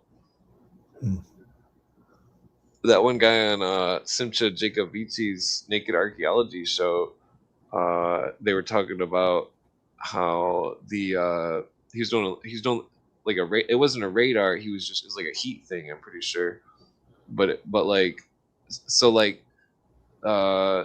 well, to pre-explain say you have a coin or something or a watch and you lose it in the desert. Yeah. And like then you dowsing kind of thing. Well, no. You wait till the sun goes down, like right at sunset, and then fucking because the sand will cool off quicker than metal. Oh, and then you wow. use a heat camera. No and shit. Blur, yeah. But so this dude was using a heat camera on this fucking floor in Jerusalem at that Roman temple. No shit. And dude. the wall was like that way, and they were standing somewhere pointing it down, and like it had pillars that were under the dirt. An older temple that was before the Roman temple. Yeah, they always build on top of the fucking old shit. Like Mexico it was an ancient Hebrew temple. Totally. And then he said, the archaeologist said, the Dome of the Rock is the temple of Zeus for the Romans. Yeah, I mean, and for sure. The Islams are worshiping Zeus. Yeah. Yeah. Well, it's crazy. Al-Aqsa Mosque. Yeah, I mean, dude? I mean, the fucking Vatican is built on the fucking the Sibyllian fucking cult of Apollo. Like, it's just, then take United Nations Invocation Day. It's the holiday of Zeus. That was recent lightning too. god. I remember seeing you bring that up. I sent it to my brother. I was laughing. He's like super into the new age idiocy. I was like, "It's your day, bro. Come on. We're all gonna ascend." It's all Zeus cults, and then Zeus. Once you see it's all Zeus cults and shit, and you start watching these Arnold Schwarzenegger movies. Back to the Future. Makes sense, huh? Yeah, it's like Zeus did this trick or whatever where he made two people. And then like Back to the Future, there's two people. In the Arnold movies, it's like two people. There's two Arnolds, you know. Arnold. Like think of the 6 Day movie, and then think of the Total Recall. Watch those two movies back to back. I actually really like both of those movies. So. Well, you remember the scene? He goes into the clone place. It's just like when he goes into the memory place. Exactly. Holy shit. It's all the same. It's even in the other movie, End of Days with Arnold. He walks into the priest's room, and above the door, there's a symbol of an H, a curved H with a line through it, a symbol of Zeus. And that fucking the priest. What did the priest have done to him? What was the characteristic of the priest in End of Days Radio? Out. Or I didn't mean to say radio. I meant the movie. No, I know what you mean. But yeah, he cut his tongue out. What is the first degree of Freemasonry? Yeah, science. Then go to the 6 Day movie. What was the symbol on Arnold's helicopter? What was the symbol of the corporation that he was working for? Holy shit, it was dude. the same symbol. The fucking dude, you gotta make a video, dude. You gotta make even shorts. Like, just It'll take you fucking an hour for like a 2-minute video. It'll blow people's minds. Just that right there. Like, just cut all that shit together. Well, I don't think it's meant for everybody. It's really not. But it still fucking blew my mind. It's so cool. I'm like, I want to share this with everybody. It's crazy. It's like, I think they're socially engineering the movies. Yeah. And proof of that is fucking The Wizard of Oz. They were theosophists, all of them. Yeah. It's all gang signs. That's how I view it. Like, they're like they mock all of us, and they're like laughing to their friends about how they can like reveal all these secrets and nobody gets it. It's like a flex. Well, like a humiliation ritual. Well, it seems as though it's I mean, Mithraism was seven classes. Yep. And then the 7 classes of Brother 12's foundation letters. 7 classes. 7 planets, 7 days. 7 rays. Yep, 7 rays. It's all a bunch of fucking classism. It's all a bunch of shit that I hate. Because I'm lower class. I'll never be anything but lower class, no matter how much money I got. Never. I don't see you that way at all. Like, I think you have the true wealth. Like, the people that are the richest are actually the poorest, because they just enjoy their lives, and they float through life without ever fucking learning anything, and then they die. And you can't take all those fucking buildings and watches or sneakers or whatever the fuck you're into. Like, you can't take that with you, but the knowledge and the experiences, like, dude, you got real wealth, bro. Well, like, that's children and knowledge are wealth. Well, that's what I was saying about. It's like, what is more valuable, time, or to exist in some kind of ultra comfortable way or something? Like, by working and having. Well, my point though is like, it's like, what is more important, time, or all of the rest of the world? Like, it's like. It's like, I don't know, like, I've never really done anything. Like, I apprenticed under a writer. I was invited to have a scholarship with Scottish Rite in the House of the Temple. Yeah. I didn't go, but like, I could have been a submarine technician for the Navy and made 108,000. What? You're too tall. You'd be so pissed. Hot bunking in a fucking 5'5" bed. You'd be so mad. Fuck that, dude. Yeah, I took all the tests, and they're like, and then I was fully like signed up or something, and they're like, we want to give you 17 vaccines. And I'm like, yeah, in a day. I'm like, I gotta go. I'm done. Like. Yeah, I mean, it's all fuck. If it was actually in service of something like good and honorable, like, I would tell people to join, but the military is it's evil, bro. Well, I should have joined intelligence, but I couldn't have not smoked weed. If I don't smoke weed, I can't sleep. Oh, you got a good comment. Customary beliefs are often wrong. They can be created by powers who want to control with motivations you may not understand. No belief will be as true as your own. That's a really good comment, Whiteor. Oh, and Ellie's in the chat. Oh, I always thought that said welder. I might be fucking blind. No, you're right. All right. Sorry, dude. I fucked up your name. Oh, yeah. Well, so... yeah, like, I dropped out before I went to the Navy. I dropped out of Freemasonry. I mean, I didn't really join, so I didn't join the Navy either. It's just funny because I dropped out of both before I even joined. But I was like, this is too much stress. I don't think I can handle this. Bro, you dodged 2 bullets on that one for sure.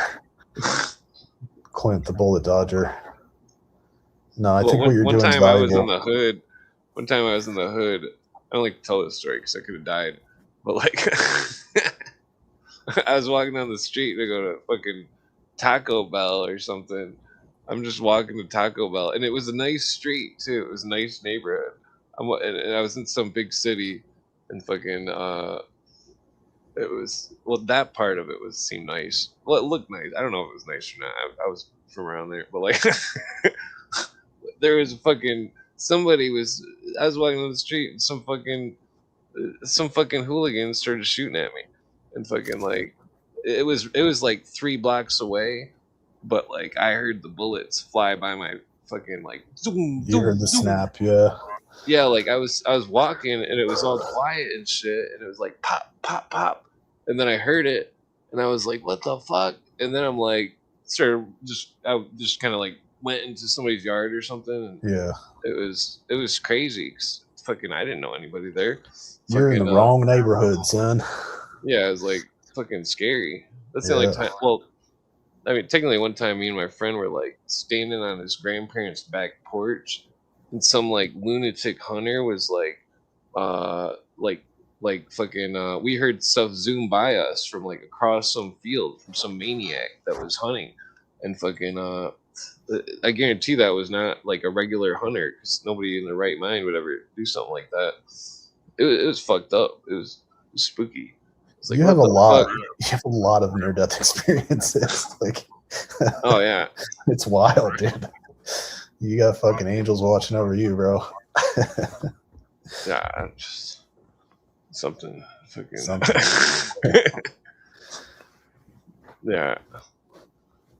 Ellie, come on. We used to have a lot German of friend. PTSD from the hood and from my dad punching me and stuff, like fucking like not just regular punches either, like full on face punches, but like fucking like when I drank that ayahuasca, it was like it relieved it or something. It was like I no longer, like would, like I don't know. It's just like fucking Well, you broke the cycle, like that's like generational trauma. Like he probably got abused too. Yeah, I told him that. I threw it in his face. I was like, because he would say, "My dad did this to me." And it's like, I'm sure he did. Like, what are you, crazy? It like, doesn't make it fucking right, dude. You shouldn't do it to your fucking son. Like, it's cool because it makes you like vicious. If you're in like if you're in the hood, you need to be vicious. So like, I get. I'm from the country. Like, I had to go there because I violated my probation. They threw me in some like halfway house place. Oh shit! And it was like I only had a misdemeanor for a prank phone call that I did when I was 15, and like, phone call. That's what got you locked up. Yeah, it was a prank 911 phone call. Oh, 911. Trying to get my stepdad in trouble. It was retarded, but it was like, and I did it when I was a minor, and that fucking fuck the courts, dude. It's all bullshit. And then because I violated probation, I had to sit in jail for 4 months, and then I had that's bullshit. Go to a halfway house in the hood, and fucking like everybody in there was fucking. They were all felons, and it was like, what the fuck? It was scary because it was like you went to gladiator school. Well, I was the only white person besides a bunch of crackheads, and fucking and plus I was only 17, and like it was like. It was some kind of like corporate thing or something. Oh, it was yeah, fucked up. They make money. Yeah, from like it, totally. But like that's the whole complex, right? The prison industrial complex. Yeah, like I interviewed these people who were in there because they were my friends and stuff. They told me all their stories. All of their stories are horrible stories, and like all of my black friends, they all had horrible upbringings. None of them could swim. None of them could bear. Some of them couldn't even read. Yeah, and it was it was heartbreaking. It was dude, it's intentional. Like that's the division, right? It was fucked up. Make sure we don't unite. Well, then when I finished the thing or whatever and got off probation, or I think I was still on probation, I went and visited my friend in the hood because he just left the place because they wouldn't let him out. And fucking, he had warrants or something, and like we were hanging out smoking weed. It was like, and like I'd never hung out in the hood before. And besides, I went to Chicago before in the hood, but the hood in Chicago is a lot different than the hood in Michigan. like way different. But like, I mean, at least back then, I haven't been in the hood in like a I million mean, years. my brother lives in Chicago, bro, but nowhere near the hood, and I don't want to go there or even look in that Which direction. side? He lives on he lives northeast side, I guess, of the Oh, lake. yeah, that's pretty nice. Yeah, he's in a decent area. It's near Evanston, but Stream, it's not Carroll Evanston. Stream. It's near Evanston. Oh yeah. I forget the name of the Rogers Park. I think he's in Rogers Park. I don't know. I'm not a city guy, dude. Yeah. I like country, like you. Yeah. Well, it's also weird because my friend was from the city when I was young, before I had went to the hood, and like he was from Chicago, from K Town, and like he lived on the streets of Chicago from like 95 to like 98 when I Oh met shit! him. When it was Yeah, like so real bad. yeah, he was straight up from the streets and like literally lived on the streets of Chicago for 3 years. Like fucking he knew all the hand signs, he knew all the graffiti marks, he knew all the tags. It was crazy. He would draw the tags and stuff. He'd get all drunk and start talking like Chicago. He'd be like, "Shut the fuck up! This ain't Chicago, motherfucker." He'd be like, "Oh." We'd be walking by the fucking we'd be walking by the like country hick people or whatever, you know. I mean, technically I was a hick, but like, and a big park. They'd always park at some parking lot, like a whole bunch of big trucks, you know, like the small towns back Yeah. in the '90s. They would park in a parking lot, all these big trucks, Yeah, and then go we're hang out. walking by them, and my friend from Chicago is like, he's like, "Oh, you better be careful around these people," you know, and I'm like, what? These people flipping them off, you know? And they start yelling, "Fuck you!" Just trying to start shit. Yeah, and they didn't do nothing. He's like, "What the fuck? You're crazy!" It's like, dude, this is not the city. Like, Yeah, no one's gonna shoot you here, dude. like I used to bale hay. They're not gonna Yeah, fuck me. yeah, exactly. Like those are all my neighbors, dude. They know I'm fucking around. Like, Yeah, like one of the dudes was this dude that he was in one of my classes, and he's like he came to school, these bruises on his face. He had like two black eyes, and I'm like, "Oh, what happened to you?" And he's like, "Oh, I was weightlifting and dropped weights on my face." oof. And then I found out later that my skater friend fucking hit him in the face. That's probably less painful than getting hit by a fucking weight. Yeah, that same dude, he broke this dude's ankles once. This fucking dude that was a douchebag. This dude was always like beating chicks and stuff. He Yeah. broke the dude's ankles right in front of the high school. He got off easy. Good for He him. put him in a double ankle lock and was like, click. Nice. And it was like, Done. Yeah. Good luck fucking dancing, dick. oh yeah, that dude was still a douchebag. I don't know. Well, it's fucking late, bro. I'm gonna take off, but it was good talking to you, man. I'll cool, see you hanging out. around. Yeah, bro. I'll see you around. Oh yeah. Later. Peace out. Later, bro. Ooh, this air conditioner is fucking like cold. I leave it on though, because fucking the house AC doesn't work, so I gotta endure the air conditioning. The window AC. Damn, I need a cigarette. Fucking, that was a pretty good conversation. Oh yeah. Is the Schiller Spirit? Are you coming on to discuss the cigarette before I pass out? I'm not gonna be on too much longer. What time is it? Nah. Oh Jesus, I've been on here forever. Fucking yeah. I'm gonna grab a cigarette. Let me quit smoking cigarettes.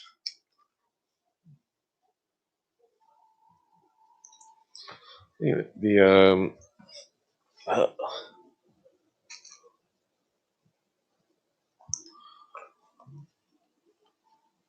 Ah, damn it. How do I smoke so many cigarettes? I don't remember smoking that many cigarettes.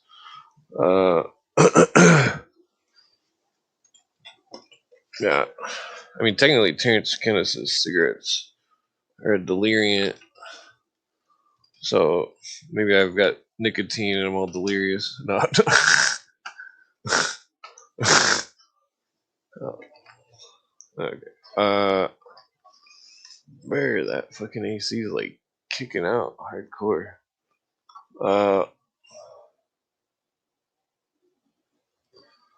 Yeah, oops. Okay, so let's see here. Wait, I gotta re-roll this. I don't want no fucking chlorine paper. So the Lily thing is, damn, I shouldn't have taken that off the screen. Well, I guess I would have had to anyways. Let's see,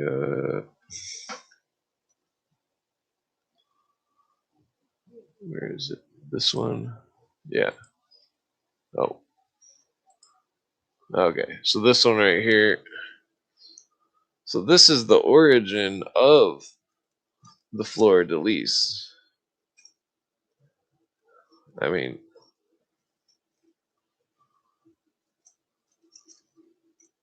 let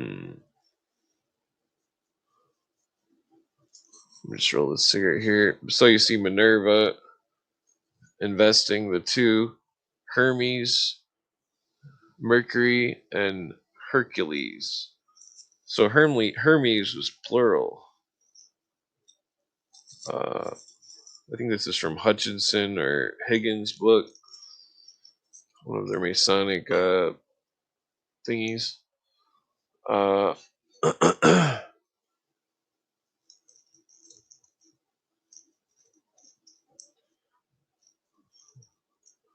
There was two Hermes, but I mean it's interesting because the the fleur de lis. I'm gonna have to let me just roll this cigarette here. Last cigarette that I'm passing out.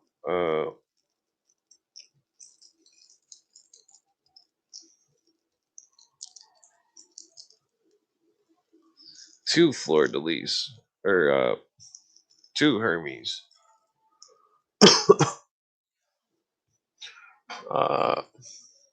Mercury and Hercules. So Mercury was Thoth, Hercules was Serapis. Notice it says the 3x3 from the Greek vase. 3,000 years old. Where the fuck is my water?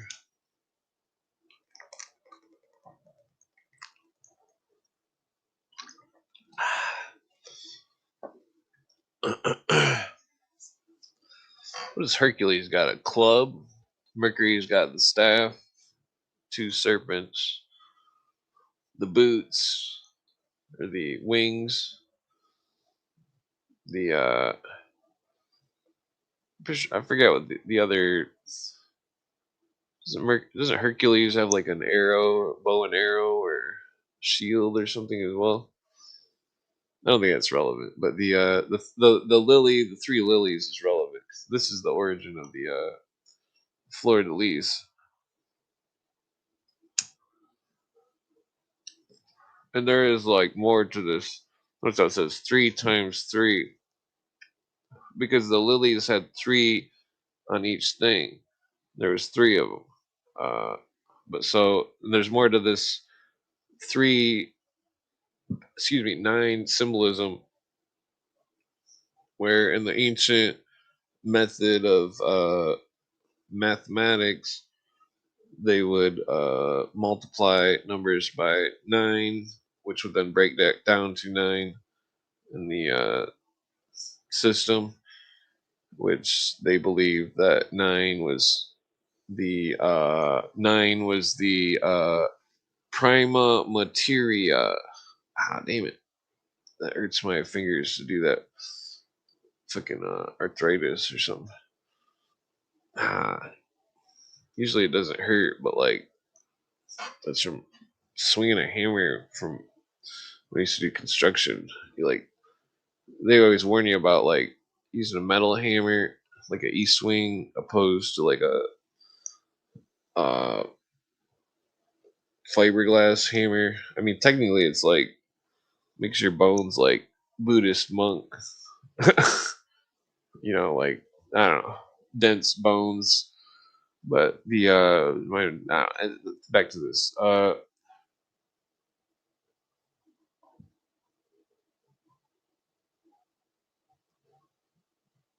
Damn it, the cigarette's like doesn't want to light.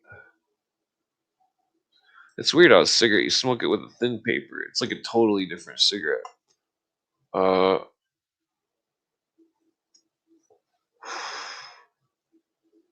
ew. Okay, I think maybe I should make this the last cigarette I smoke. Okay, so blah blah blah. The oldest archaeological remains, both the Babylonians and Egyptians, show the chief actors in their mysteries were personifications of the 7 planets visible to the naked eye, which are symbolized by the menorah or 7-branch candlestick, and the 12 animal figures that represented the zodiac, corresponding months of the year.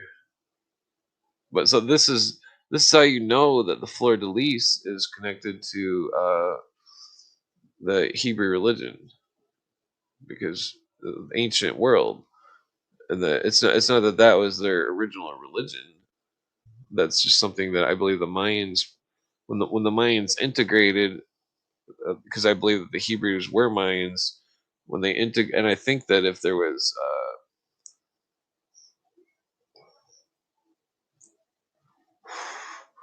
well, I think that they brought the Mayan, see the new religion that was brought when the Mayans came, which is explained in Arcane of Freemasonry by Churchward, was different. It wasn't part of the Egyptian cosmology. And that it was it was like it seemed like they were mixing New Testament and Old Testament characters together in the Mayan thing, and that if there was a Temple of Solomon, it is in the Yucatan Peninsula, or at least was before that meteor hit. I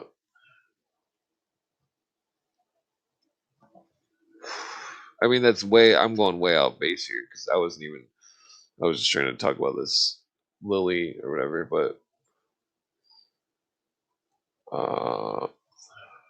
so this is talking Jove is Jupiter. That's not really relevant, but where's that other one? I think it was under 9 or something. The 9. Let me see if I can find that. No, that's not it. Oh shit. Okay.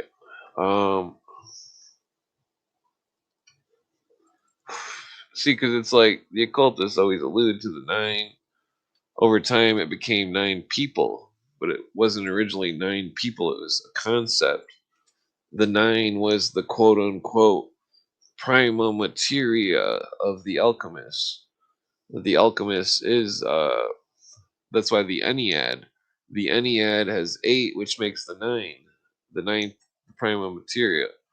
They're practicing alchemy, but it was an ancient form, which I believe that they got from the Mayans. That because there's a number of different ethnicities of pharaohs, and that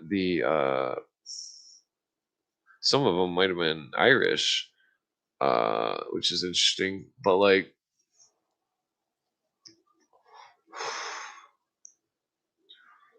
But this is relevant to the widow's son lore, son.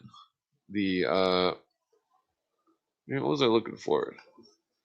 It was under like 3 times 3. Nope.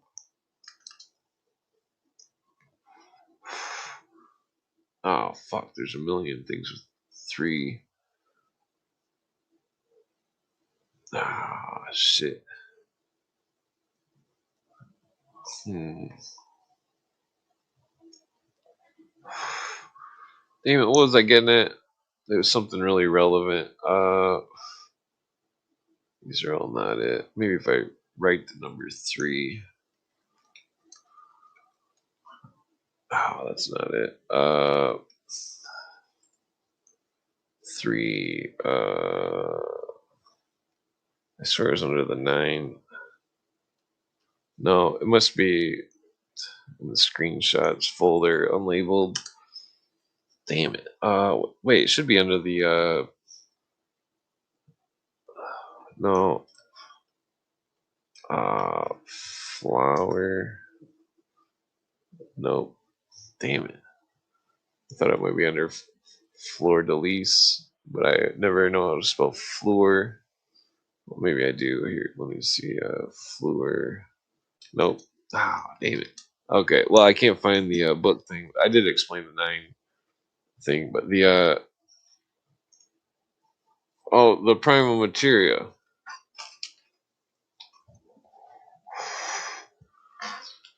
Where do I set this keyboard? I cleaned up the desk area, so I feel like I shouldn't set anything on the floor. But yeah. Anyways, the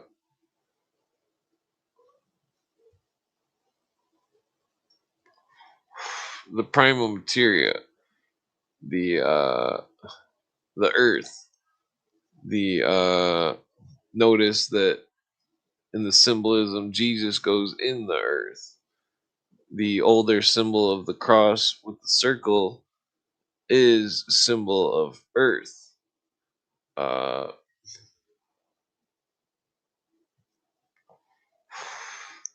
Just keep in mind that the symbolism is all just the voyage of the journey of the soul, according to the ancient lore. But to the more ancient lore, I don't think it was about that.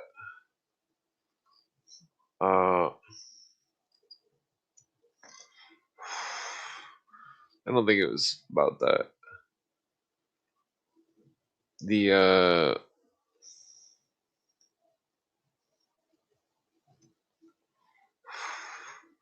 it's very interesting where the ancient lore talks about going over the river Styx, the river symbol of the afterlife. And when I used to do the psychedelics a long time ago, uh, one of the times I heard water, it was flowing flowing underneath, and that we all seen a crocodile. It's very strange. It's very, very strange. but funny. I don't know. One of my friends never spoke to me again because he claimed that I knew black magic or something, but I didn't want to even trip. He gave me the trip. I didn't want to trip and fucking. Well, I mean, I still ate it, but I guess I wanted to. But the it was, I don't know. But either way, it's like this ancient lore. It connects to the shamanism in very strange ways. It's even lit. It connects to it, which I don't have a religion or anything. I believe in a God and stuff that made the universe. And the well, so back to the story though. The widow's son, which widow is a term for lack of adjectives for a fatherless son who was born without a father. The symbolism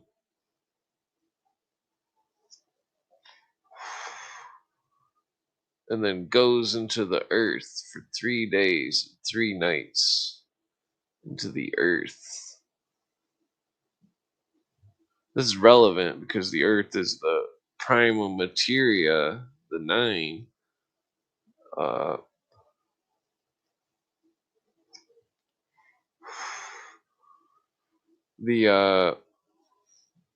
so in the story, the 2 mothers of the widow's son are matter and water. Yeah. Wait, no. Matter. Yeah, is it matter and water? Matter and spirit. Sorry. So matter and spirit, and that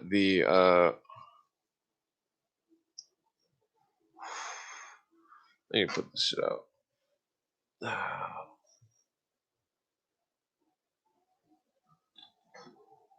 There was one more joint. I don't like that purple one. So matter and water, spirit. I mean, matter and spirit.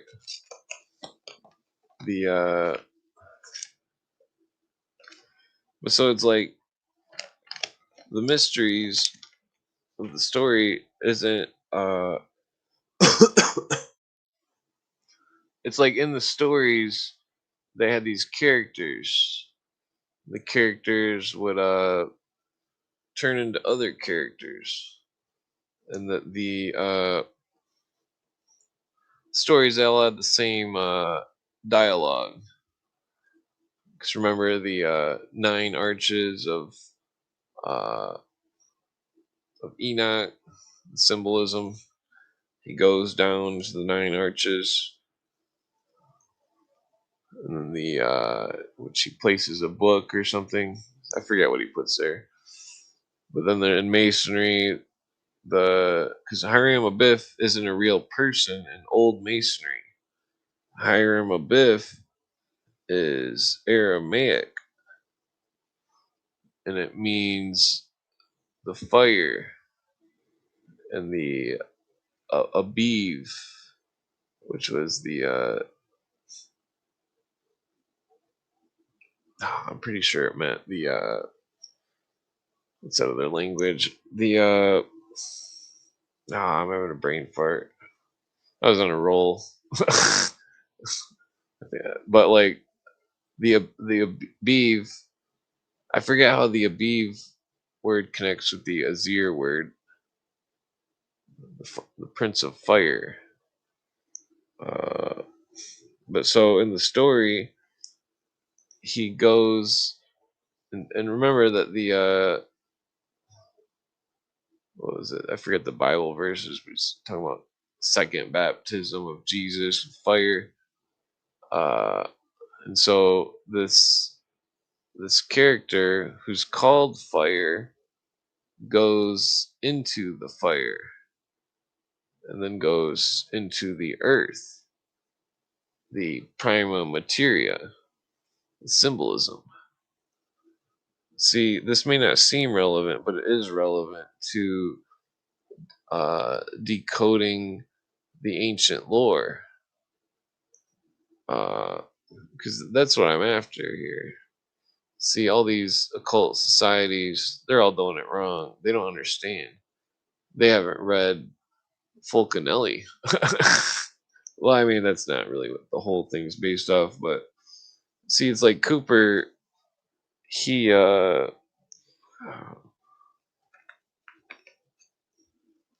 talks about this surrealism and the different ways it's used, and that he thought that that was an important part of understanding, because he says that to understand them, you must know what they think. But see, I've found that they don't actually have the real ancient lore. some of the stuff that I've explained is, I mean, some of the people have figured out parts of it, but they never really pieced it together. And that the modern occult is using a system which is an art of deception, and that it shuns the ancient lore that I speak of, because its ancient lore is a cooked book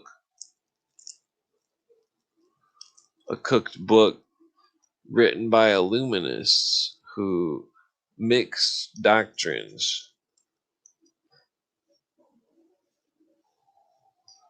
and who made the doctrines use secular humanism as a tool to indoctrinate into a mindset which would be malleable.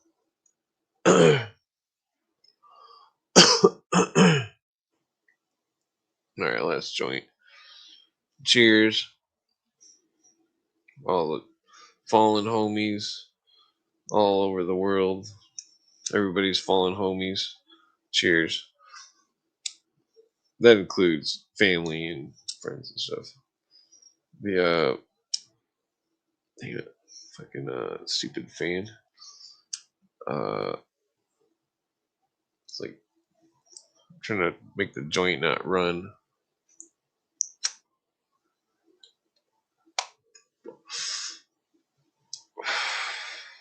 Damn it, I still didn't find that fucking book page. But so it seems as though the Illuminists have a MO of trying to destroy or change ancient culture or wisdom. That's what I've found. I've discussed this with Robert Hieronymus, and that he understood. Well, I've discussed the two Illuminatis thing. The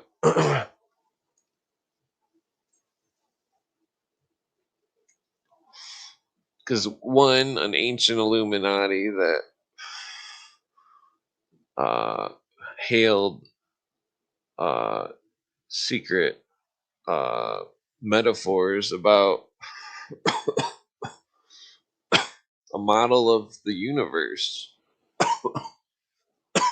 a deep understanding of human nature. Damn, that's strong. Oh, excuse me. Ancient knowledge of the earth and understandings of the material plane, the spiritual realm.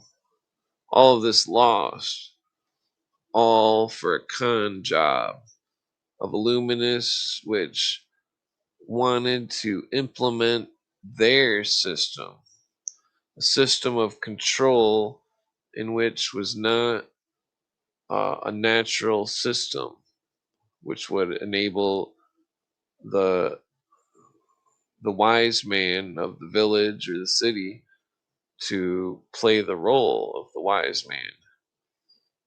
And so they've created their own council of fake wise men that sit at the highest colleges all over the world, and that their wise men need papers to show that they have wisdom, but they can't exercise their wisdom. That some of the stuff I discuss, that I've discussed it with Masons and stuff, where it's like they can catch some of it, but they can't catch all of it. They don't understand, like, and that it's all in the books. The receipts, I can bring all the receipts for all the stuff of the information which can back up anything that I say, because I try to be accurate, really try, and fucking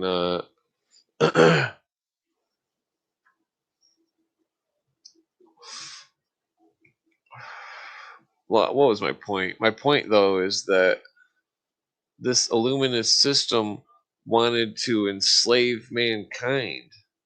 They wanted to implement mankind as to being nothing more as a fucking to being nothing more than a savage, some kind of idiot.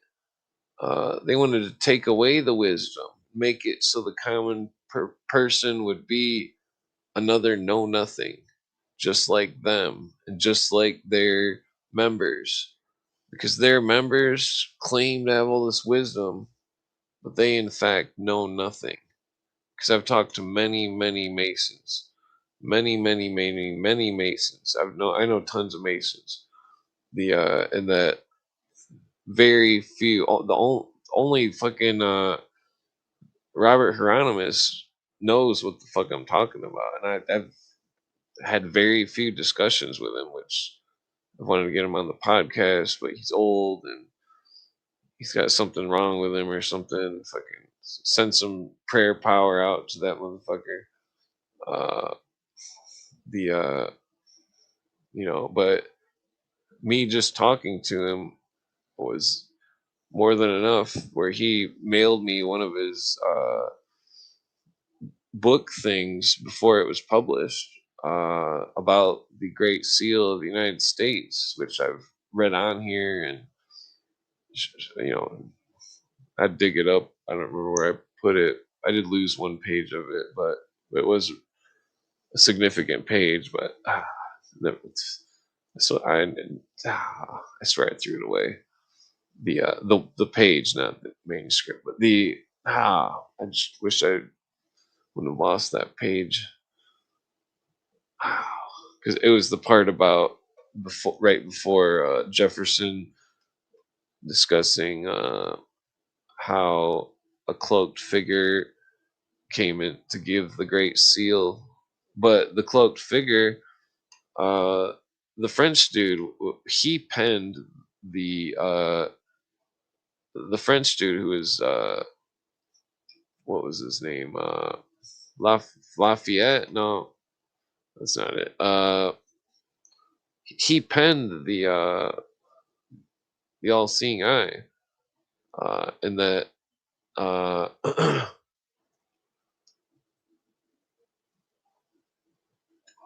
mean, who knows? Maybe he was a luminist, but to them it was the eye of providence. To them it was the eye of God, and that it was a symbol of how, because to them, God making the universe was of no concern. To them, to the founding fathers, most of them Masons, the old Masons, it was all symbolism. It was all surrealism. It was all an ancient story which never leaves the old lodge, which is far gone now, because all the old Masons are gone. Even the old Masons aren't old enough.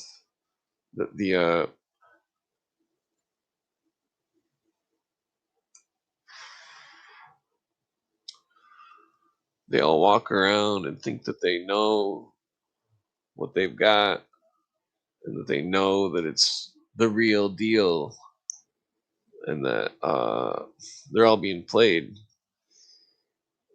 all of them. The stuff I talk about, these ancient cultures and stuff, this symbolism, the fleur de lis, the origins of it. For example, many of them don't know about that. The Mayan stuff, they all think it's hubbub. They don't understand, because they haven't read into they haven't read into it enough. Now I can see in the Masonic doctrine where It's one thing and then it's another. And to some Masons, it's one thing, and to other Masons, it's another thing. And I can see it in all their writings. Some of them are Illuminati apologists. Some of them leave Masonry and write books condemning Masonry.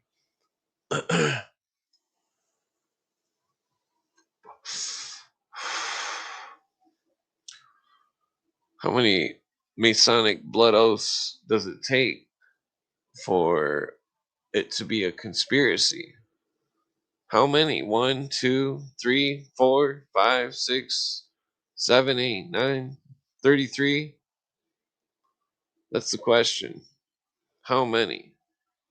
How many blood oaths does it take for the people that don't understand the world of conspiracy? And I'm talking about these Masonic blood oaths that the Masons take. Because they think it's all a joke. They think it's all nothing.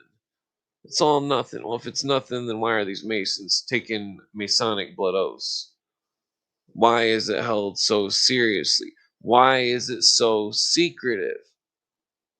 This is a very important point because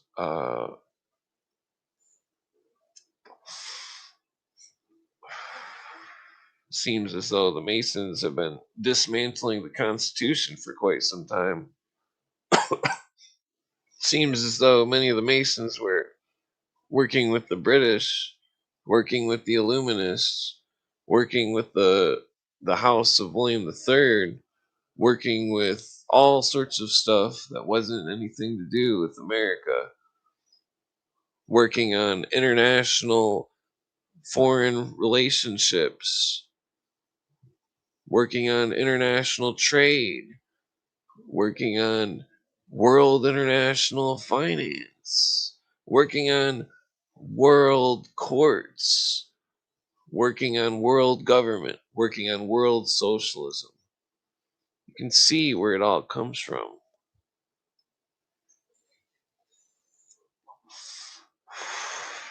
From these theosophists,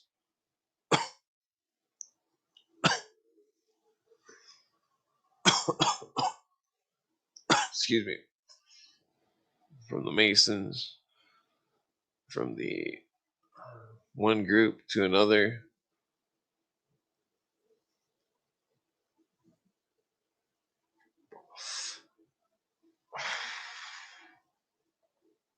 Their occult Maitreya is the whole body of initiates who invoke their consciousness. This is what it is. It's not one person. They give an esoteric or exoteric food for the masses to swallow up. They're using some kind of India mind control, something from India. We don't know if the lore of the Thuggee is real.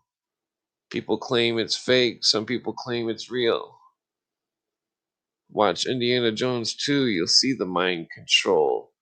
You'll see Indiana Jones forced to consume Datura plant, which is a deliriant, which made Indiana Jones not know who he was. Where the fuck does my camera always freeze?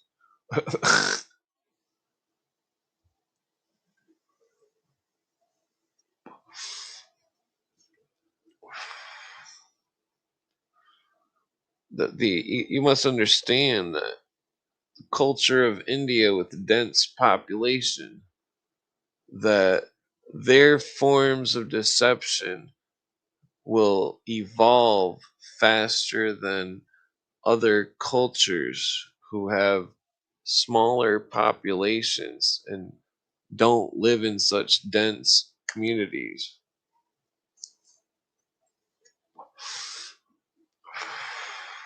And that their deceptions and mind control was not implemented. It didn't need to be implemented with any sort of plant or anything.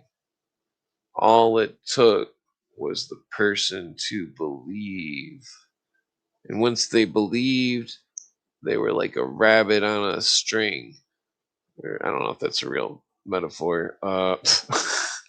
They, they, you know what the fuck I mean. A carrot on a stick. Yeah, that's it.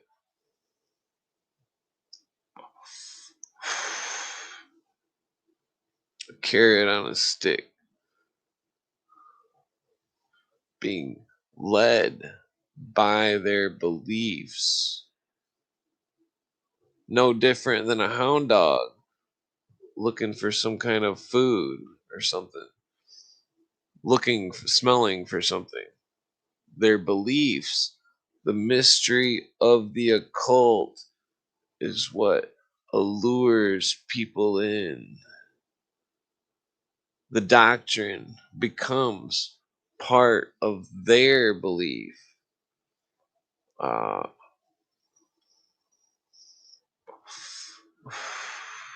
This is all the beginning steps of their mind control. Used by occults, used by religions, used by politicians, guiding their beliefs, guiding their moral values, guiding their human nature with a balance, an equilibrium, the good and the evil, the thought, the thinking, and the emotions. It's just like the I Ching, but it's not time. It's not elements of time that they're using. They're using elements of emotions. When one emotion happens, another emotion is most likely to happen. See, in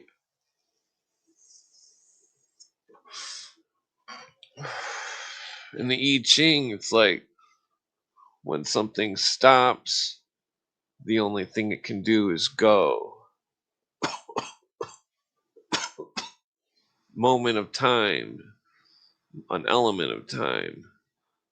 The King Wen put the elements of time in a sequence, 64, and that each element corresponded to another element. They're not necessarily in a circle.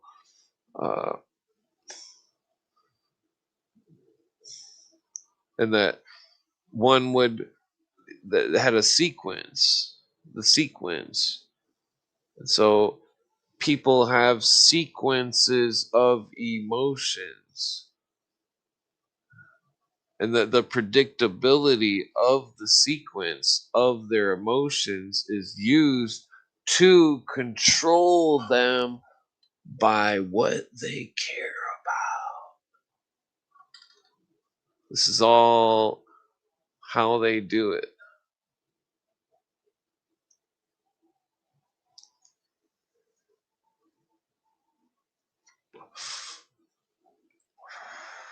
I mean, this is what everybody can't see.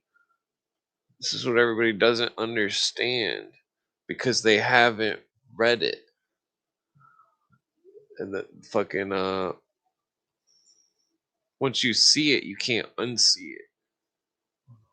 You can this is a thing that they're doing.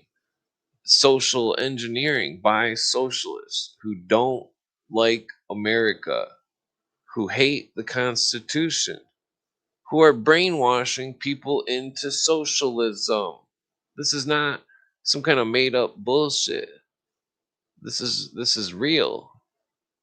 Look at the majority of people who all of a sudden are all raging communists and socialists the last 20 years. Look at it. It's fucking bullshit. Back in the 90s, we never gave a fuck about any of that shit.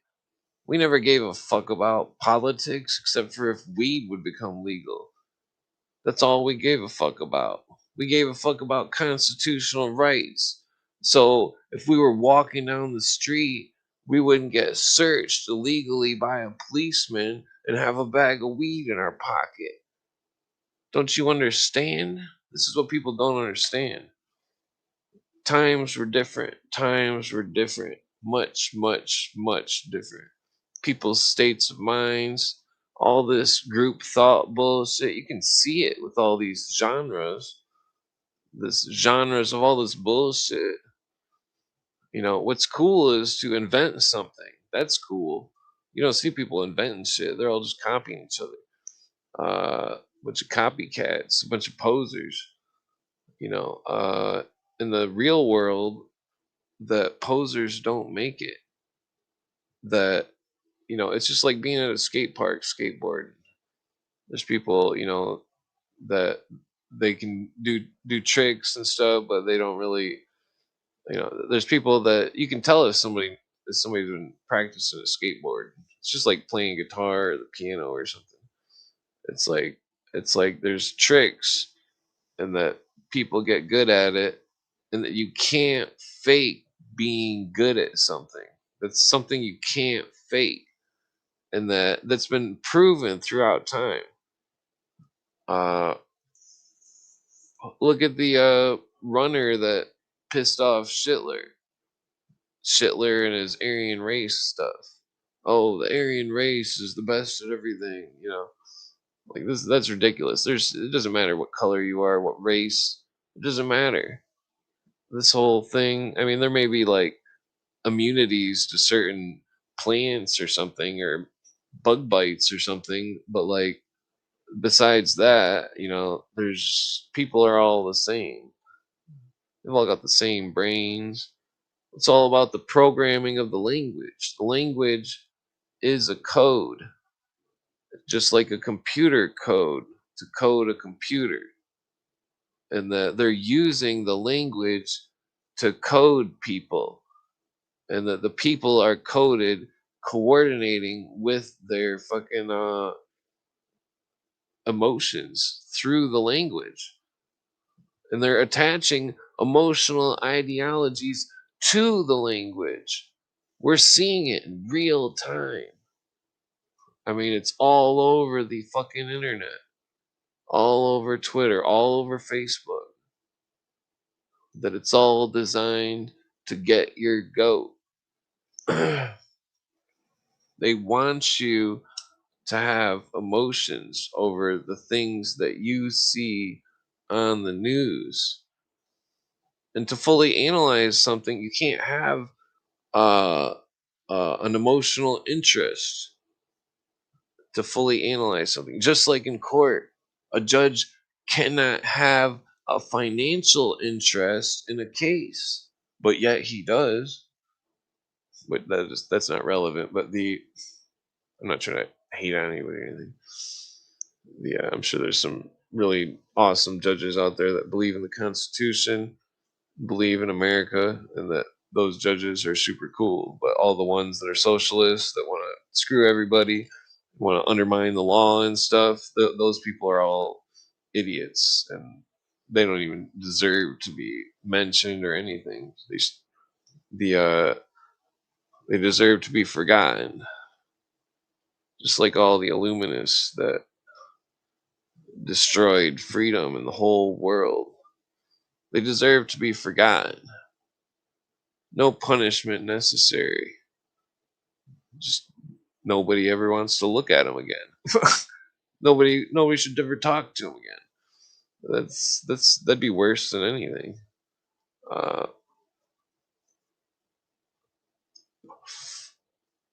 It'd be like a Twilight Zone episode. Damn, I didn't think this joint would last so long. What's going on, Pheno Dino? What's going on, sorry, I missed a bunch of symbolism. Oh, that's interesting. Very perceptive. Link the document. Which document? To ask his thoughts. Symbolism. What symbolism do you want to know? Paradise on Earth sounds like fucking. Sounds like Plato's fucking Republic.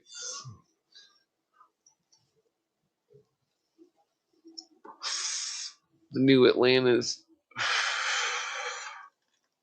Jacques Vallée. Venus Project. Which document? Let's see.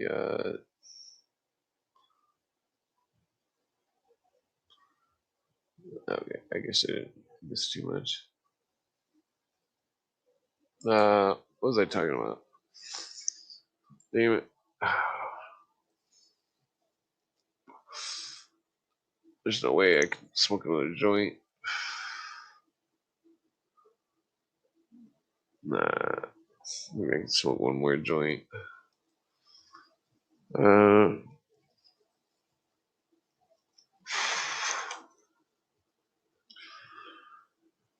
What was I talking about? The coding of the mind and emotions through language. The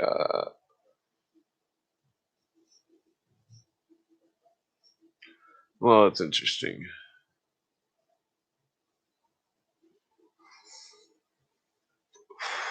I mean, what's really crazy is how that British television show Utopia seemed to be written by the Theosophists. Very spooky show. I seen it before. I seen it when it came out, like back in 2013, and I remember watching it. And like, I watched it with my girlfriend, and that I was pointing out all the shit on the show, like fucking symbolism and stuff, and I'm like, this is crazy. There's no way they would have some kind of pandemic, like fucking like in that TV show, because it was all about a virus and stuff, all about a vaccine. That TV show Utopia, the British version, came out in 2013, I think. I was like, there's no way this could be some kind of predictive programming. Then I remember that Strain TV show came out. You know, normally I don't like to discuss anything like this because it's all speculation. But like, the Strain TV show came out, and then it was all about quarantines, and then a strain of something. Which in the television show is all about vampires, which everybody turned into socialists. So I guess vampires, yeah. So I guess Harry isn't a vampire. The remind me to bring that up to JJ. So yeah, the vampires strain came through.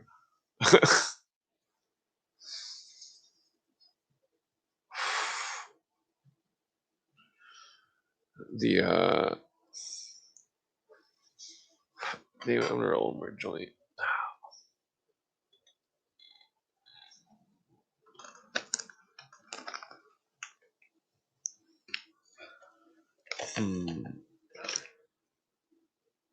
Okay.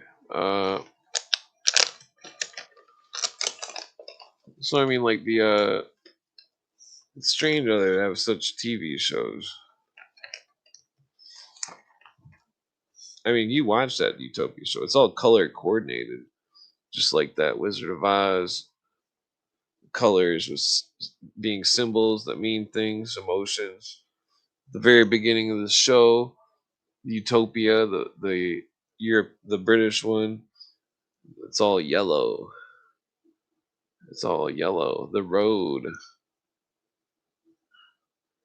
it's funny how like the they made some stupid Disney television show about the Witch's Road or some shit, some kind of stupid shit. It was really lame. But the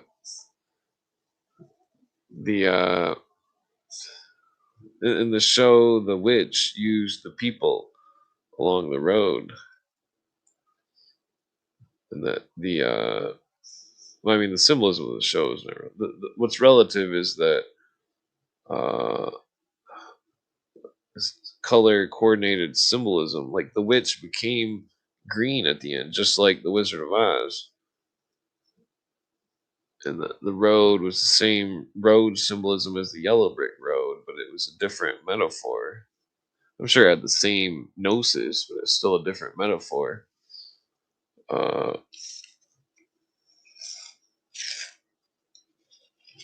mean, it really was the same gnosis, because at the end, the dude like apprenticed under the witch or something, and was in the was in the what do they call that in the India thing? Was in Nirvana, because Samsara to Nirvana, it's like that's what the gnosis was, the Wizard of Oz. Samsara to Nirvana. Dorothy was in Nirvana in the black and white land of Kansas, and then she hit a tornado, and she went to the road to Samsara, the yellow brick road. It's all symbolism.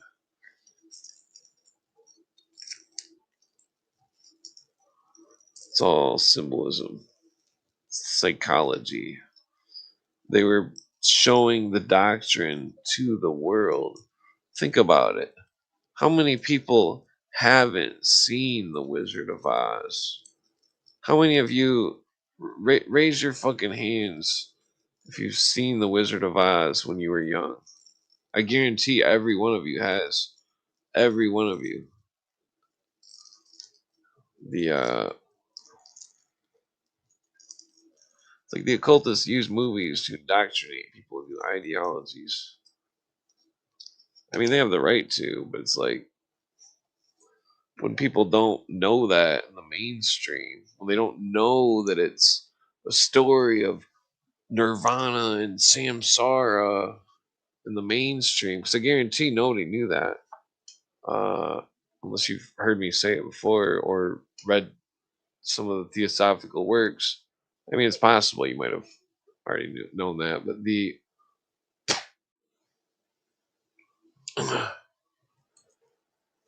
this road to Samsara, this, because they show the same symbology in the fucking True Lies movie, or Last Action Hero movie with Arnold Schwarzenegger. It's very strange they would have the same type of theosophy in these broad spectrum of movies. Because I mean, the amount of movies that have theosophy in them and that people can't see it is astounding. I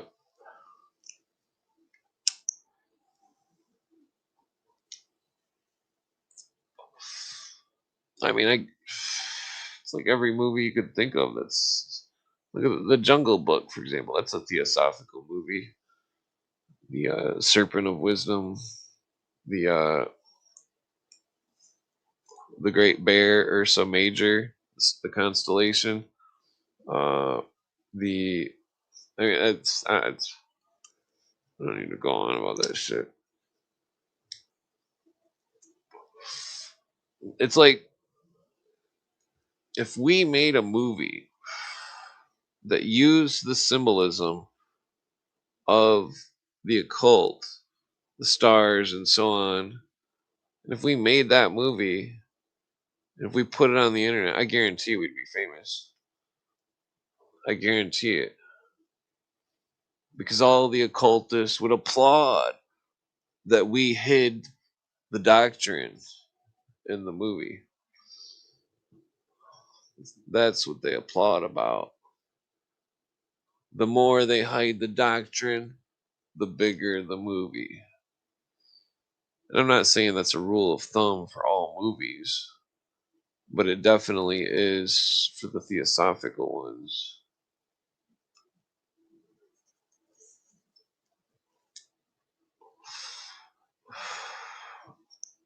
In The Last Action Hero, Arnold himself goes from Nirvana to Samsara in a car that's gold. like the yellow brick road. Ooh. And then he even says, he says he clicks his badge and he says, "I'm the Tin Man." Or he says he's the Tin Man. I can't remember how he says exactly. The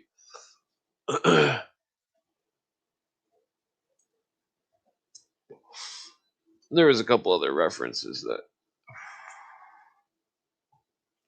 but so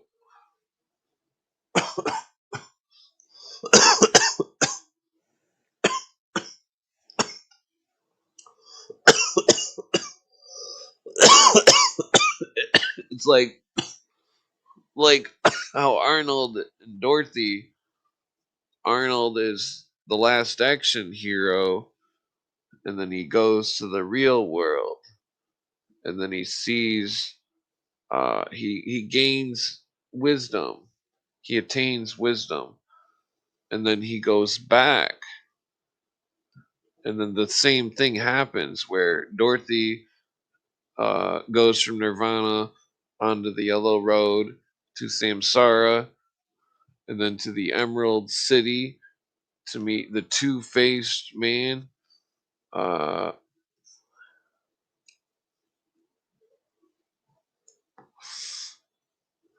the occultists think they're so smart. They think we can't decipher their fucking gobbledygook. That's what Cooper terms it.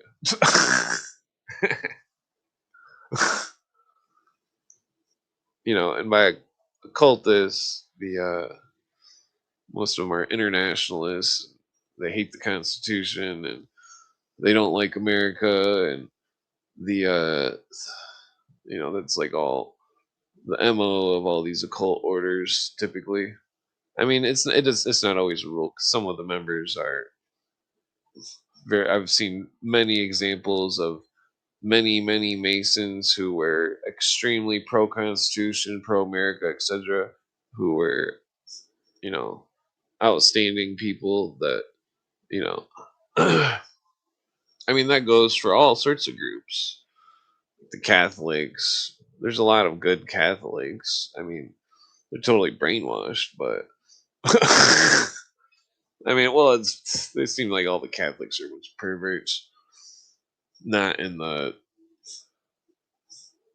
well, I don't know.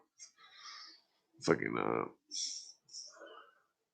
no offense to any Catholics. Fucking, not calling you a pervert. Well, I'm sure you know that. It's like same with the Mormons, same with the, you know, same with the Illuminists themselves. There was some good Illuminists. They weren't all bad. The outer core Illuminists, the they would have never known the real doctrine, and that the Illuminati operated different than other occult societies. Their core doctrine.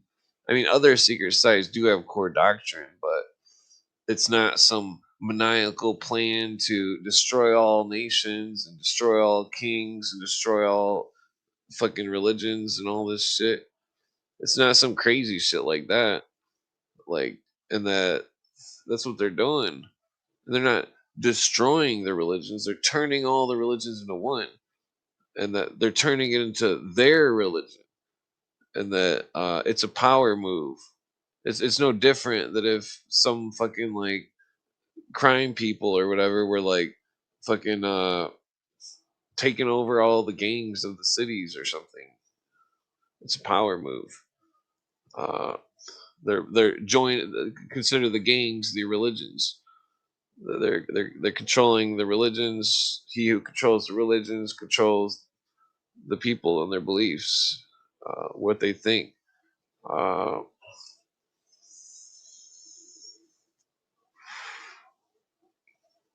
you know, because I'm not against religion or anything. I can see usury, uh, and it's crazy. It's like why, you know,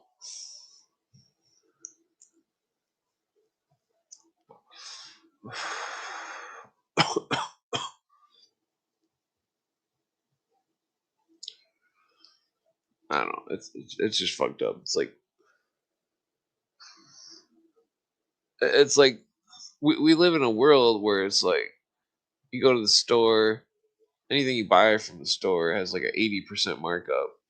Uh, that and it's just crazy because it's like there's CEOs that are sitting on, 'cause this was uh the technocratic illuminist plan to have all these fucking CEOs and shit. This is what they wanted. They wanted everybody to be dwindled down to serfs. That they wanted to make sure that nobody that was doing some kind of guild of trade, such like doesn't really matter what it is, carpentry or something. That wasn't under their control. That wasn't paying some kind of fee or something to exist, or this whole system. The Illuminists were all about the graduated income tax and taxes.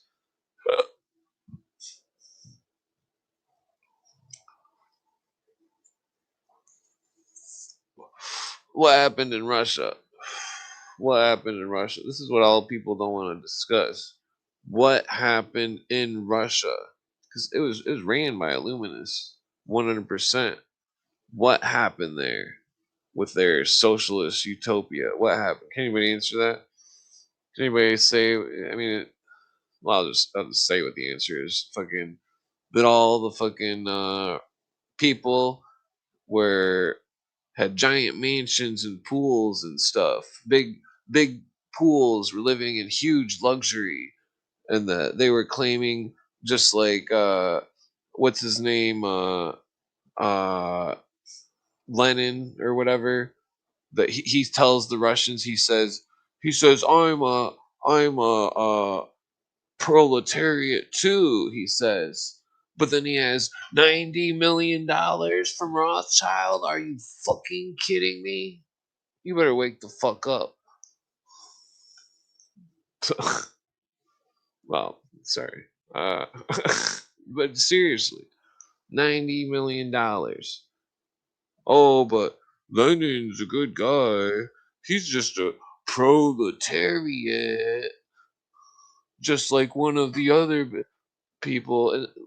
What, what was it? No, I'm thinking of no, I'm not thinking of the guy that borrowed money. I'm thinking of the guy that had money.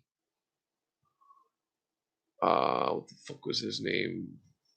Big mustache man. What the fuck was his name? Stalin.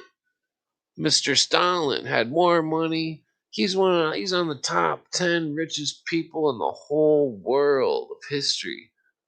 Fucking Stalin. Mr. Big Mustache Man. Fucking you know,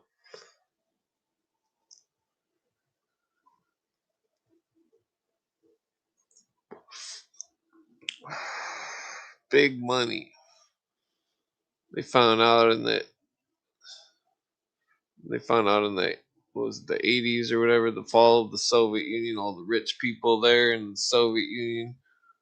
Oh, it's just all socialism. We're all just equal. There's no classes here. There's no classes.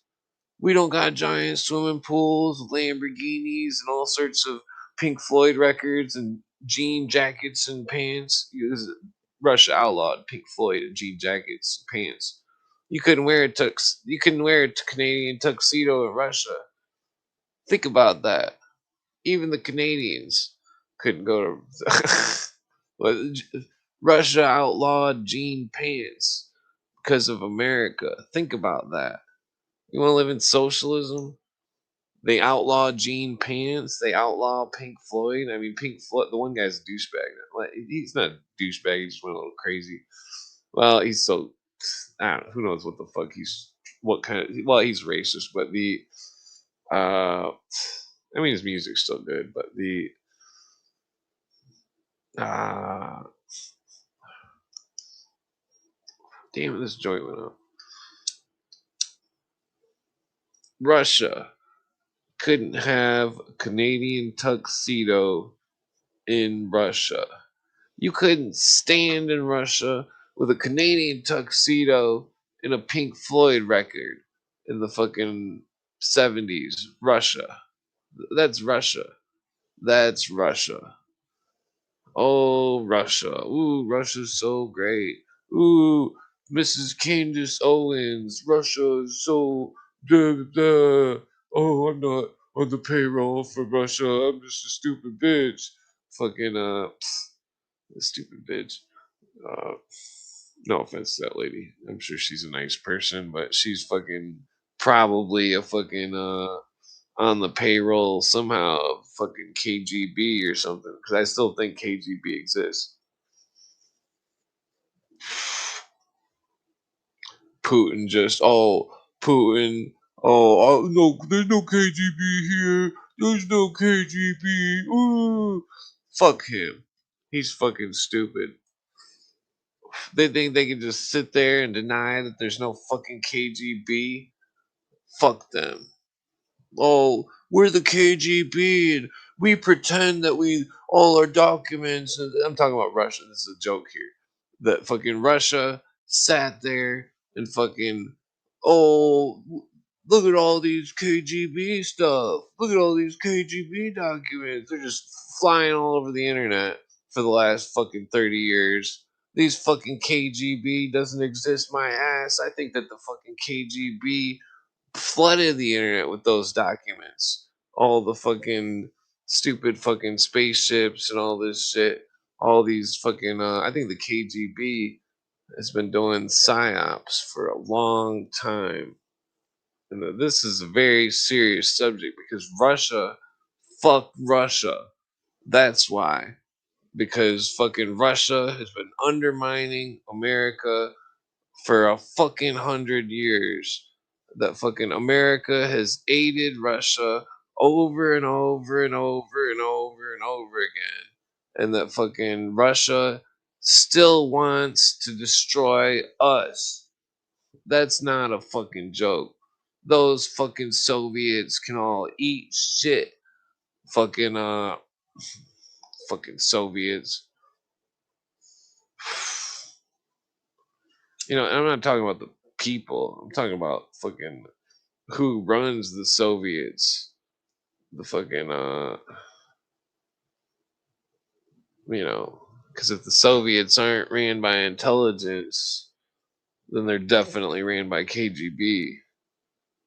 And I think that the Grand Orient Freemasonry has a lot to do with it. Because if in America all of our people are all Masons and fucking Mormons and the intelligence, what do you think's going on in Russia?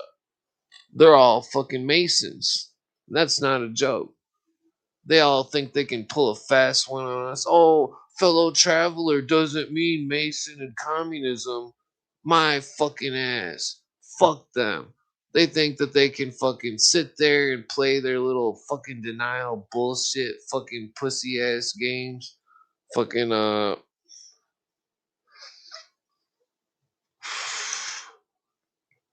all these Soviets and their fucking brainwashed everybody into a fucking communist, brainwashed everybody into fucking socialism.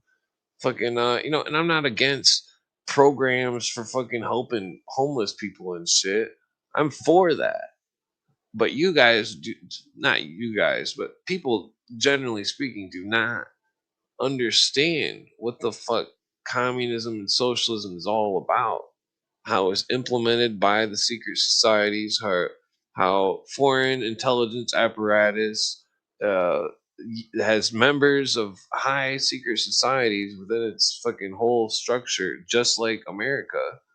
And I'm not saying that America is bad or anything, that because that's a long story. But well, I the people that are in the intelligence stuff, they're not bad or anything. They're just people doing their jobs and stuff. But like, it's still like fucking. My point though is that the Illuminati was highly connected to the French Grand Orient and the Russian Grand Orient, and that fucking that that's why their system seems to be something from India. They all claim it's from India over and over, and then read Churchward's Arcane of Freemasonry. He claims the opposite. He says some of it might, but it seemed like it all came from fucking the Yucatan Peninsula. And so there's a huge disagreement between where, see, I've seen the doctrine that fucking in the writings of the Masons that Churchward speaks of, that he must have read, that he and that there was two Masonic doctrines, two separate ones, one leading back to an archaeological blueprint of going back to the Mayans, and the other claiming it all goes back to Babylon, which is something that I do not believe. See, the Illuminists, I don't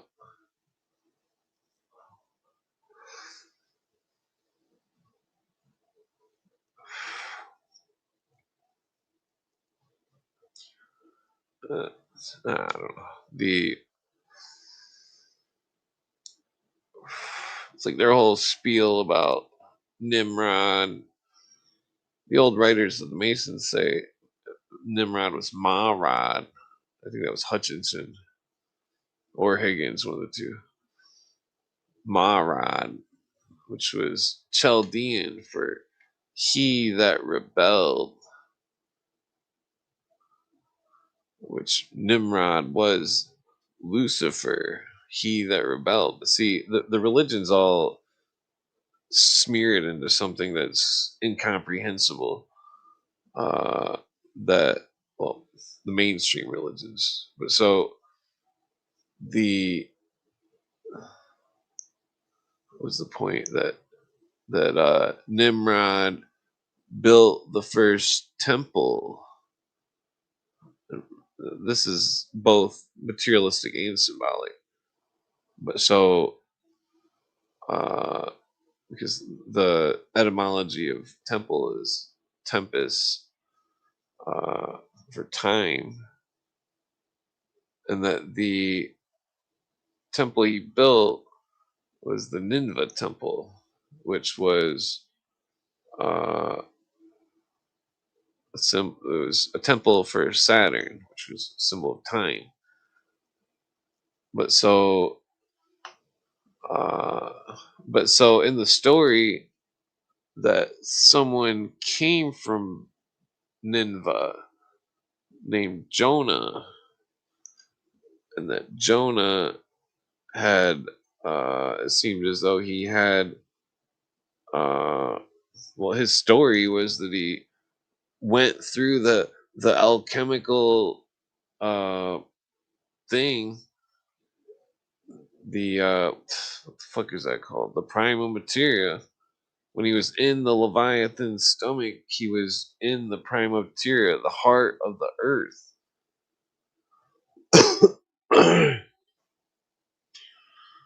That it's very interesting,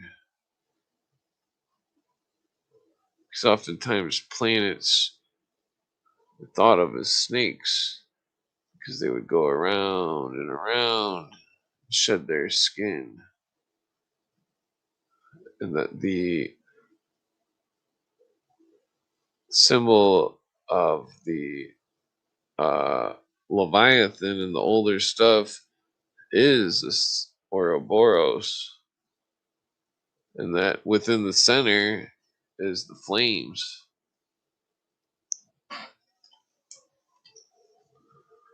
Where is it at? Here it is. Wait, was it the flames? Yeah, it looks like flames. It's like hot water. Okay, where's this last shit I'm talking about that I'm passing out? Oh, wrong button. Damn, I gotta quit doing such long fucking podcasts. I gotta edit everything I got. Look right there. Okay, so the Ouroboros, the Leviathan, that Jonah goes in the Leviathan. Where's that mouse? Into the center. I mean, what does that look like to you? That looks like fire. I mean, so he goes into the Leviathan.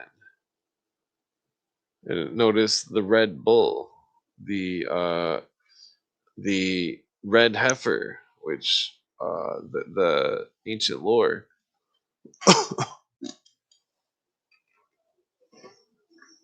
Well, the inside of the Leviathan is the prima materia. Prima materia. You gotta do the heme thing when you say it. Prima materia. The nine. The alchemical symbol. And so Jonah was there in the story. He was in the Leviathan, the a precursor of the Ouroboros, where the Ouroboros came from. But so notice also there's a griffin, a lion, and a bird. A griffin. So the bird would be in alchemy would be Scorpio. The lion would be Leo. So Leo to Scorpio. That's the sign of a griffin. That's what a griffin is. It's a symbol in astronomy. Leo to Scorpio. Pretty sure that's how it goes. Hold on.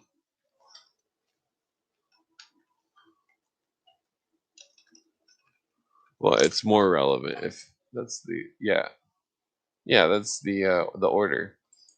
Leo to Scorpio.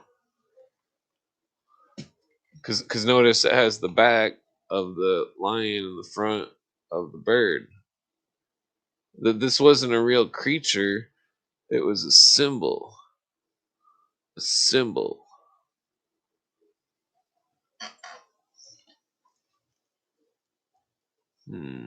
Why is this joint out? I guess I'm just gonna smoke this.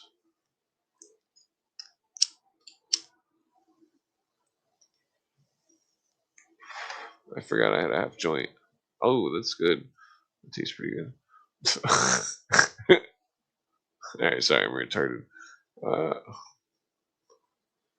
So, yeah, these are all symbols. You know, the time when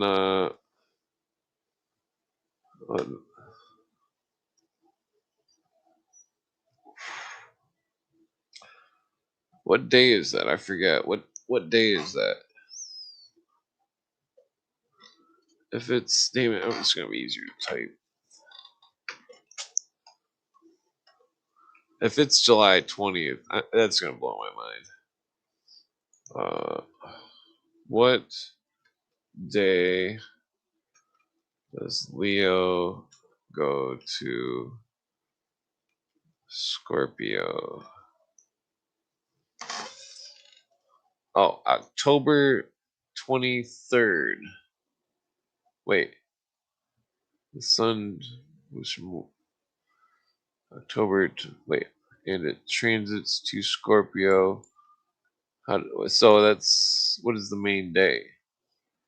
Wait, okay, so maybe there's a, hold on, sorry, I'm slow. Doesn't it say the main day? Like, wouldn't it be a median of those two dates? Hold on here. Let me go back, I guess. Ah, shit. Sorry. Okay. Finally entering Scorpio October 23rd. Wait, and enters. Okay, so it goes from. So this must be a symbol of the time period between. I don't know. Time period between Virgo and or Leo and Scorpio. Damn, I'm getting way off base here. The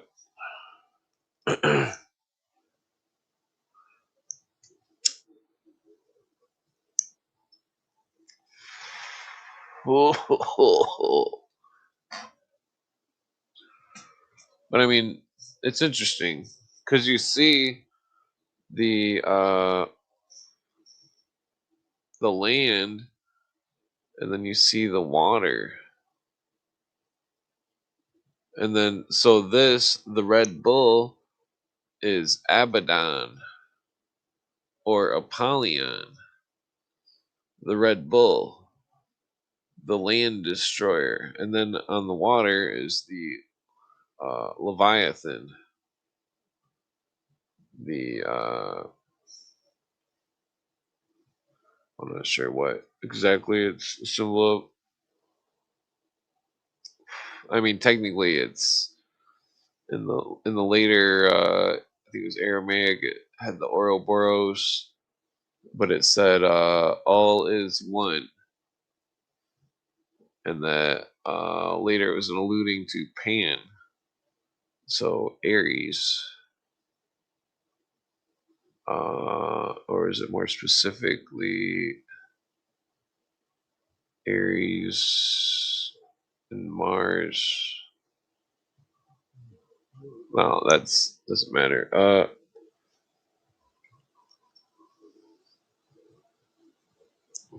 But so it's like this griffin.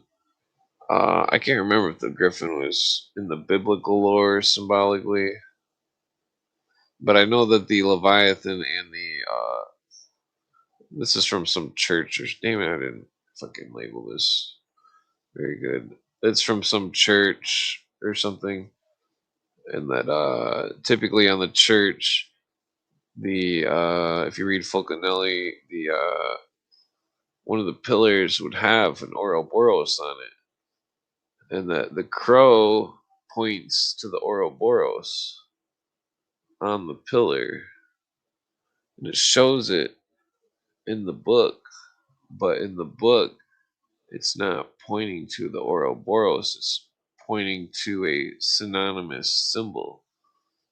Damn it, let me see if I can find a picture for that.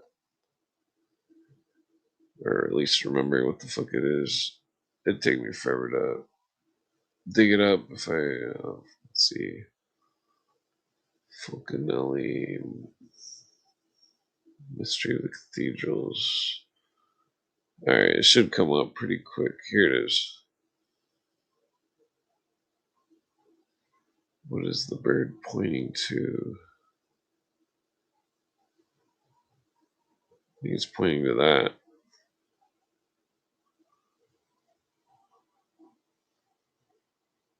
Okay, so I think I'm pretty sure it's pointing to that.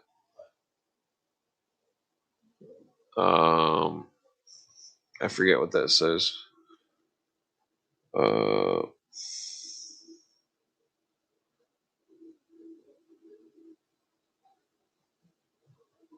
Let's see. Hold on, let me just grok this real quick. Sorry, it's taking too long. Alright, so okay. Uno momento, por favor. It's like the worst Spanish ever. Let's see here.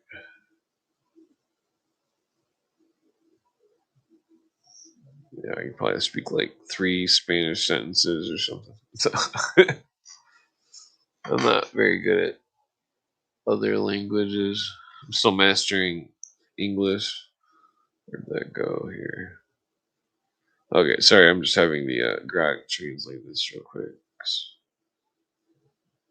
Translate from Latin.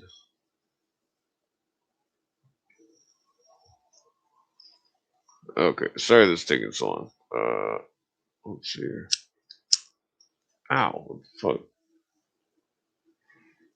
Okay, it says, so the crow, which would be pointing to the Ouroboros, which would be on a pillar, is pointing to the book, and it says, uh,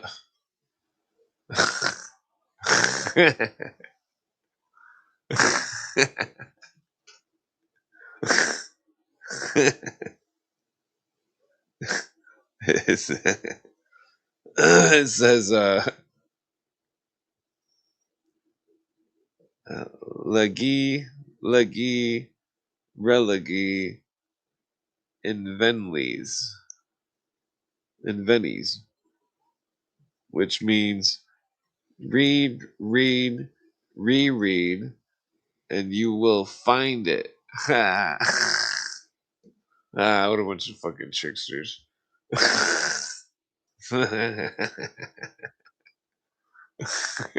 It's all just a giant practical joke. The Fulcanelli and the Mystery of Alchemy. Okay. Oh wait, there's more. Queries liber, which means are you seeking? Or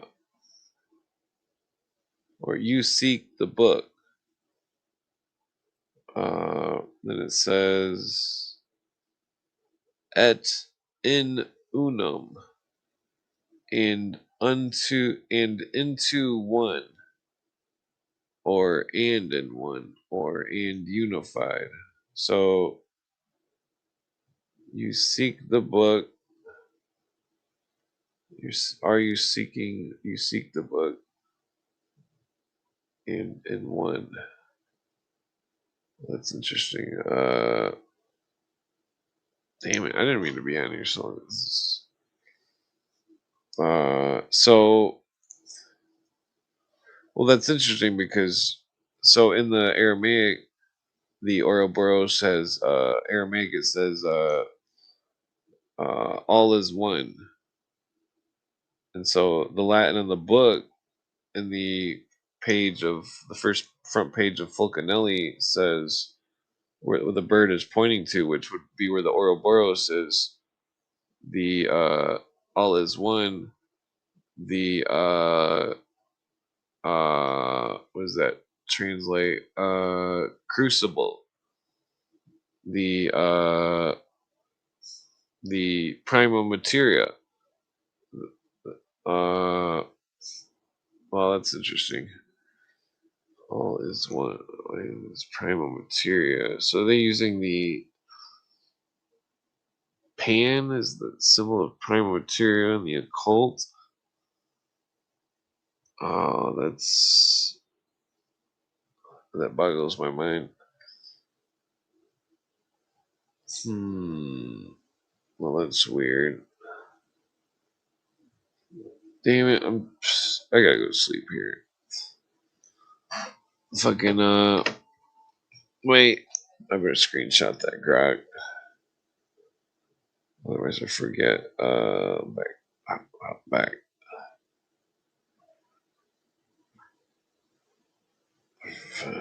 Screenshot. Okay, sorry. I just gotta make sure I screenshot that, otherwise I'll forget.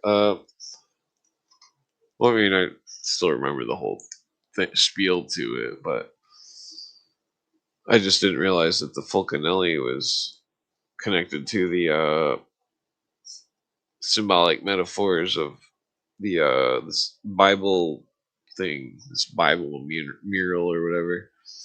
I mean, I knew they were connected because it's both alchemy, but the symbolism. And that's all alchemy is: symbolism, surrealism, uh, uh, understanding the two symbols that are connected. That one symbol equates to another, or one phrase, or it's like it's all a woven thing that's interlaced in hidden words, hidden ideas. The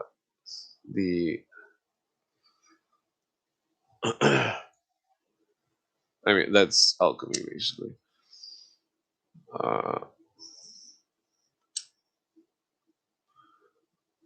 well, I guess I better just put a beat on and pass out here. All right, I need to quit doing such long podcasts. I don't even drink coffee or anything. Uh, let's see here. Where is the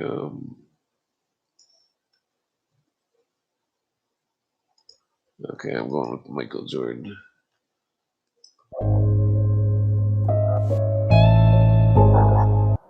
Wait, hold up. Why is the horned griffin in the water? Well, that's interesting.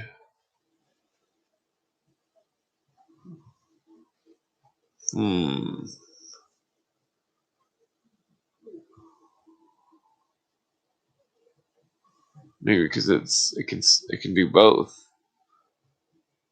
Uh, yeah, I mean it's kind of starting to fly. It looks like so it's going from the land to the water, but to the air. Ah, it's important because it can go on the land and the air. Whoa, that's what uh that's the I mean that's interesting. Land and air. Hmm. I'm pretty stoned. It's still relevant though. Land and air.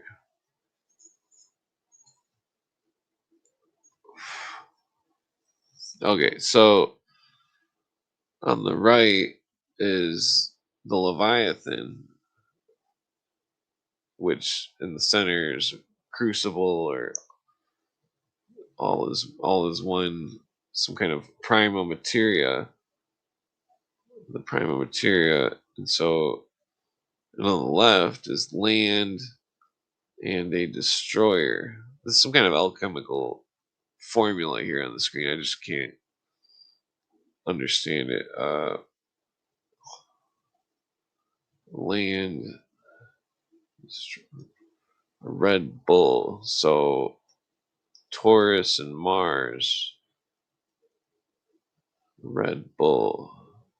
I mean, I'm assuming Taurus and Mars. Uh, hmm. Yeah, because like Capricorn had to be in the house of Saturn. So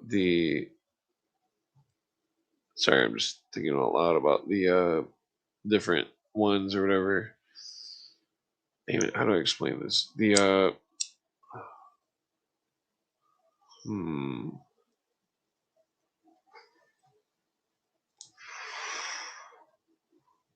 House of Saturn. Uh, what's the other ones? Well, typically Aries is House of Mars. Taurus in the House of Mars. Who would be in the who would be in the House of Mars? Water. Damn it, I don't know if I could. I think here, if it's Leo and Scorpio, Taurus in the house of Mars, Leo and Scorpio would be the Griffin. The bird part would be Scorpio. The Leo would be Leo. The bull's Taurus. The Red Bull would be Taurus in the house of Mars. So if is Tauros in the house of Mars during, what was that calendar date? Uh, Damn it. Let's see here.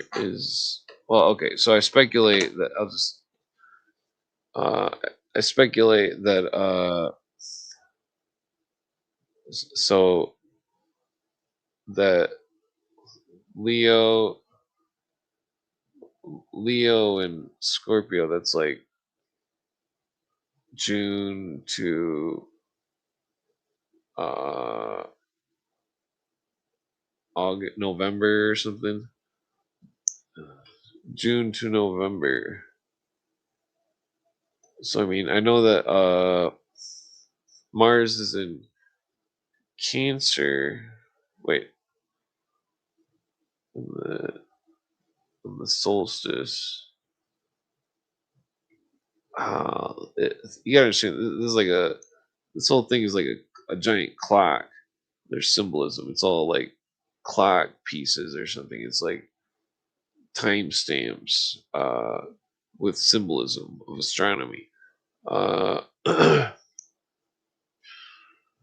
mean, technically, the Leviathan could also be the Hydra.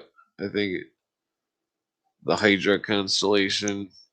I don't know how that would be relevant to a crucible symbol, or be. I mean, technically, I'm pretty sure the crucible symbol is the center of the Earth.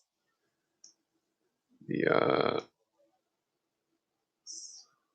this it's like Jonah goes into the center of the Earth and through the Leviathan. See, everybody thinks that he's.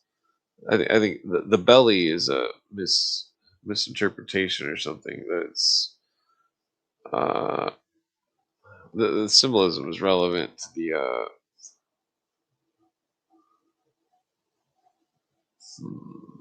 I'm trying to think of how the astrotheology of Jonah, the symbolism of him jumping into, because it's all symbolism. The people weren't real or anything.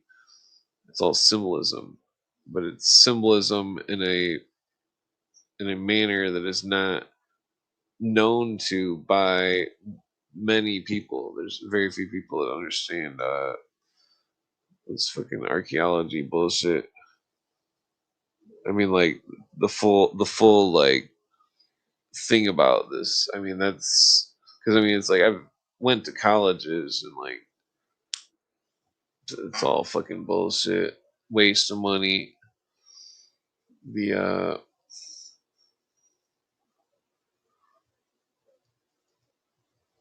yeah, the damn it, how did I smoke all that weed? I don't fucking feel tired. Like what the fuck? Fucking I got ripped off. Nah, motherfucker.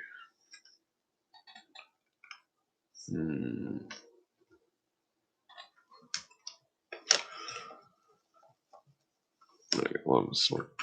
Well, yeah. Okay, I'm gonna smoke one more joint. Because I'm gonna think and roll here. I mean, I hate to smoke one more joint, but this is this mural or whatever. This has been bothering me for quite some time because it's like it's an alchemical riddle clearly, and that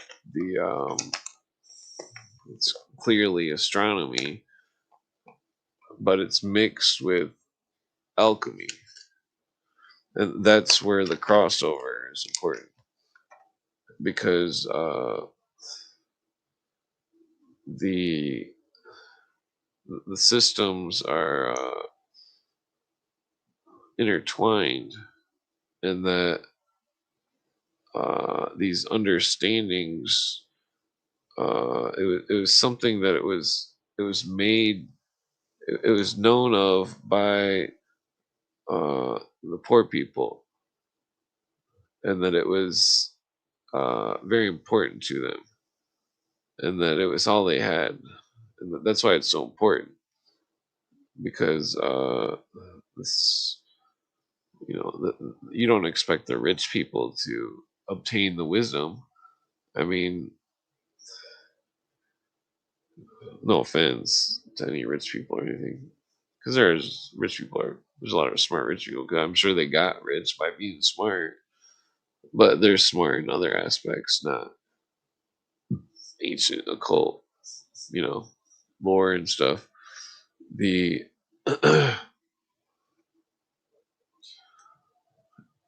but so yeah, so the earth, the heart of the earth, the crucible. What is this? So I wonder if it's like a symbol of I don't know. I mean, I wonder if in the period of Leo and Scorpio, in between that period, which wouldn't that be Virgo? Didn't it say Virgo? I think I said Virgo. Virgo, so Virgo would be the rebirth of the initiate from the prima materia. I mean,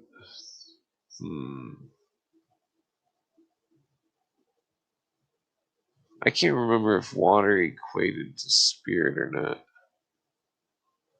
because that would be relevant, because it's showing land and water, which would also be prima materia, or no, damn it, all the stupid fucking bugs, they're stupid. That Fulcanelli's one son of a bitch.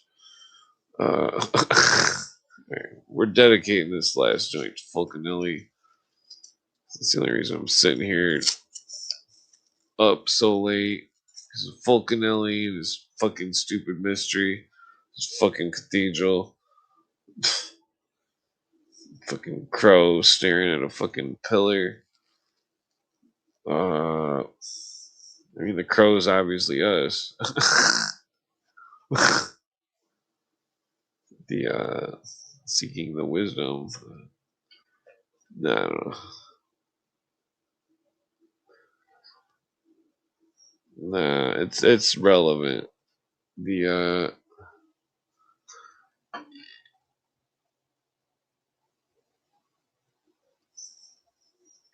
what is all that? Sorry, I didn't see all this. Okay, sorry, rolling the joint. Alright, last joint, then I'm passing out.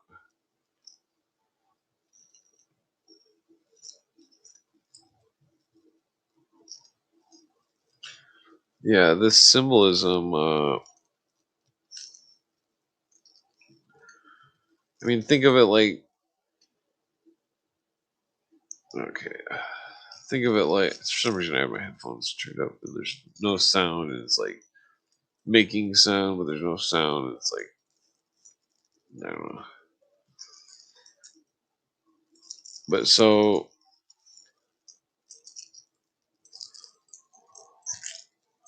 I need to get like a microphone. Like, the thing that I have a microphone that I can hold on to. Talk like hold on to it like a TV show host or something. But yeah,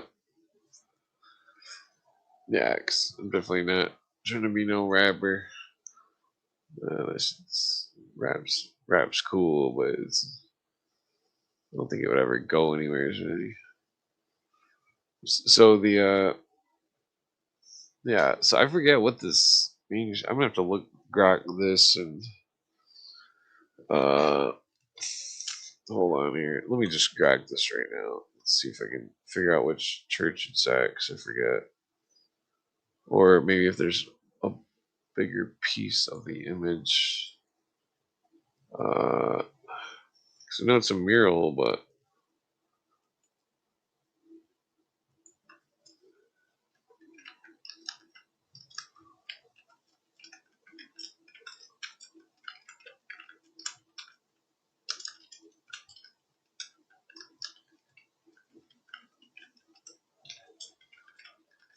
okay.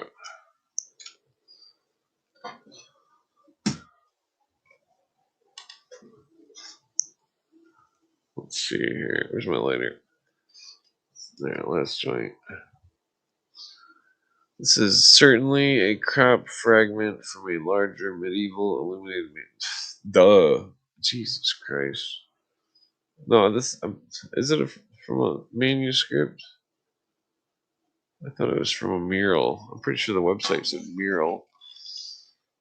Let's see. Stylized bull ox from quadruped section. Blah, blah. Okay, this is fucking retarded.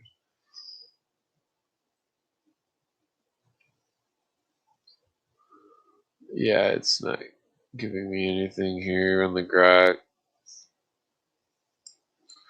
Jesus Christ, I can't even. I asked like 5 questions. Just like, where is this from? What church is it from? Which blah blah. Didn't answer any of them. Alright, grok is fucking useless. No offense to that Elon Musk character. Who's probably some kind of intelligence agent or something. Who knows?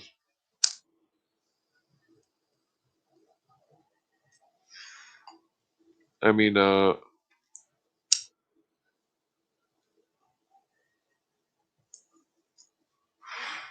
he seems like he's kind of funny but weird.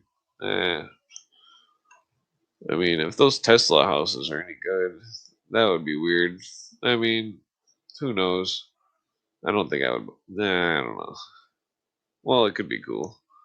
Nah, I don't know. I'd rather just build my own. I don't have any money, anyways. I don't know what the fuck I'm talking about. If I had money, it would all go to like,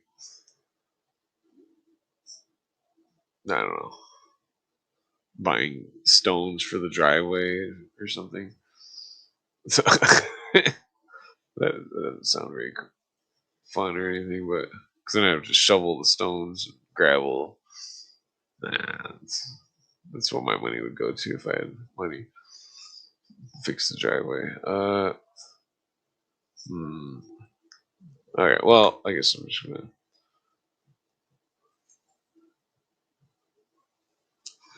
Well, I guess let me try to finish this Falconelli rant since I got the picture on the screen here.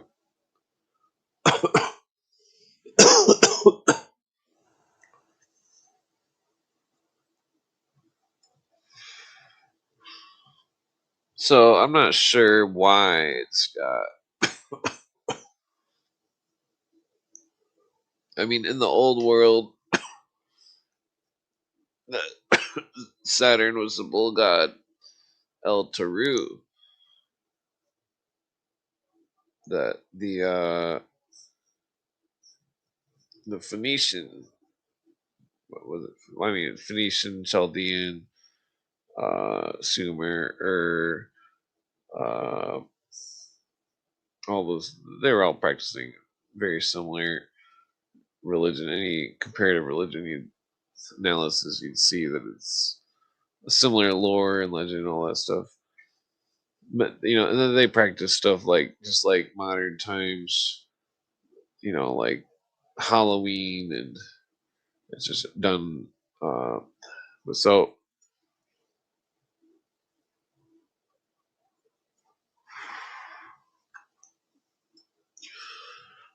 it's interesting. Even Nimrod had a tree It seemed like the Greeks might have had a better metaphor for the tree actually was, the star on the tree. Technically, the star on the tree is what pierced the Cyclops' eye, according to Alvin Boyd Kuhn in the Lost Light book. So that's interesting because Odysseus is who lit the tree, and then the tree pierced the eye of the Cyclops giant, which was the god of the underworld in the story, which Alvin Boyd Kuhn says. So he's relevant because he's a high illuminist, theosophist, doctorate in theosophy, etc. The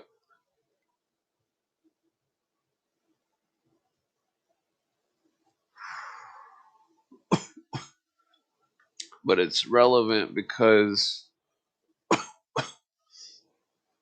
so oftentimes I wonder if the cities weren't cities, if they never were, and that there may be cities built such as Nineveh, but I believe that the story was older than the city, and the story was a symbol, and that the symbol of Nineveh is Saturn. Saturn, the symbol of time, judgment, that Jonah in the city of Nineveh finds the Leviathan in a river that's only 7 feet deep. Bullshit. 20. No, I think it's like 7 feet deep. There's a river there, but it's very shallow. There's no way that there's no fucking ocean front and fucking Nineveh. There's no fucking whale there.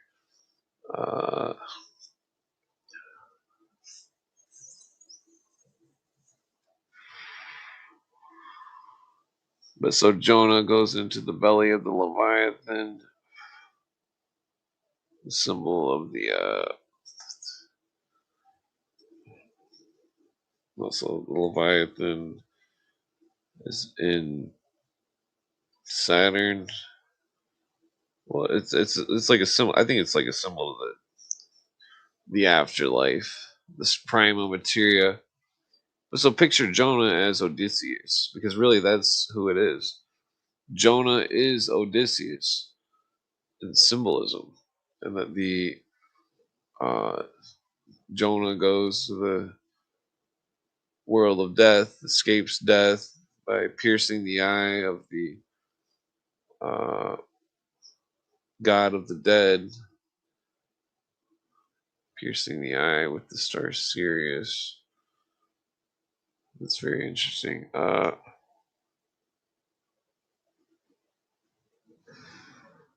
Blazing star. I'm trying to figure out this riddle for quite some time. So I guess it's okay to sit here and smoke more joint.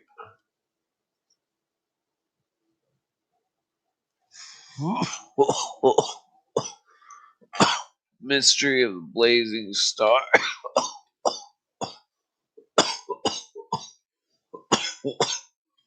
Oh shit.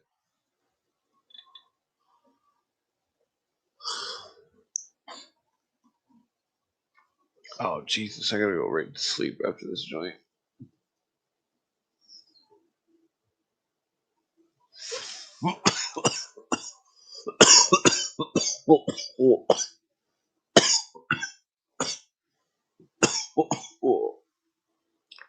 So this blazing star was a symbol of Odysseus to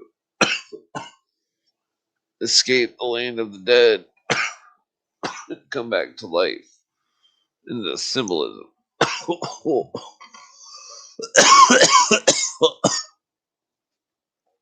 Sorry. So it's relevant because Enoch and the arches, Jesus and the belly of the earth.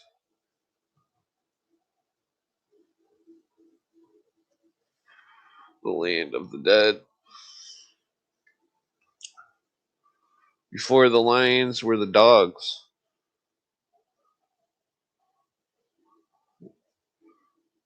Dog was the lion. The tribe of Judah was the tribe of Anubis, the key holder of the dead. An Egyptian was called Seb. He was a dog or a donkey.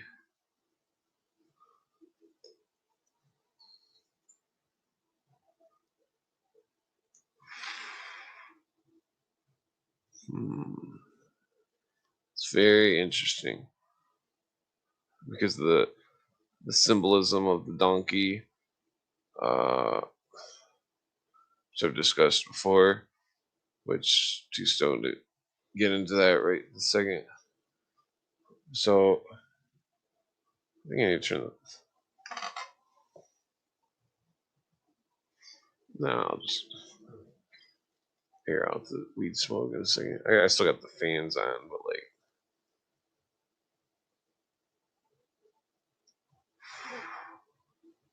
the what was I gonna say?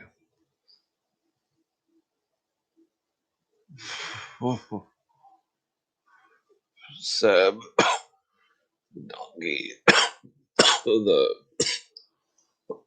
Anubis. What was I getting at?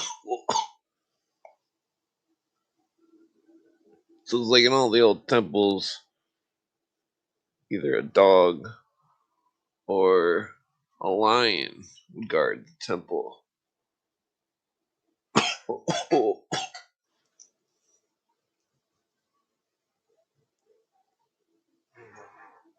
Sometimes the goddess would be seen standing in the lion. The goddess itself was the symbol of the temple, or more specifically, of the throne. Because in the Egyptian, Isis always has a throne on her head, which is the throne of Osiris. The symbol of the god.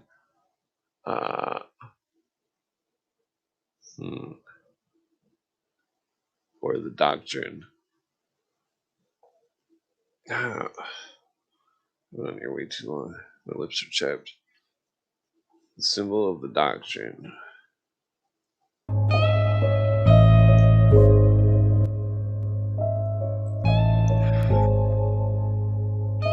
What's I getting at?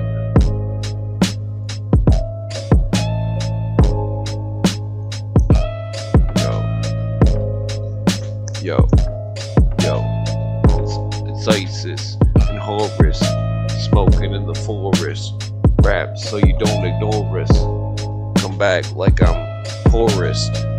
Yo, like volcano stone. You know that my brain is stone. Come back like my name is known. Y'all motherfuckers thrown in the flame and Rome. Yo, rap about prima materia. Smoke weed, feeling delirious. Chillin', why I'm just furious. No.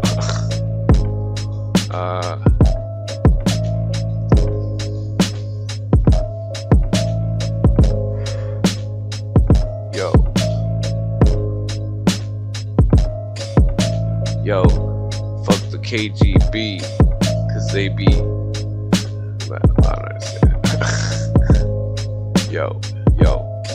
Yo, I rap about alchemy. I'm rapping like my mouth is phlegmy. Come back with some weed that was stemmy. Motherfuckers paid for a penny. Chillin' like many. Y'all motherfuckers heavy. Coming back, rap like I'm ready. Motherfucking rock steady. bebop. I make bitches knees knock, talk shit, and street talk. Y'all motherfuckers be, I don't know.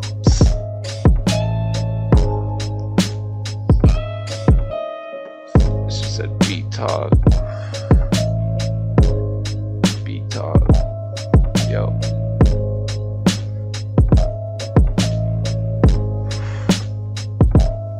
Yo.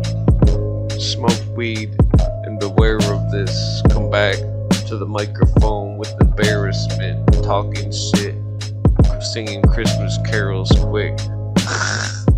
And I herald it, come back like my beer was barreled and shit. Talk shit like I'm a pharaoh and shit. Y'all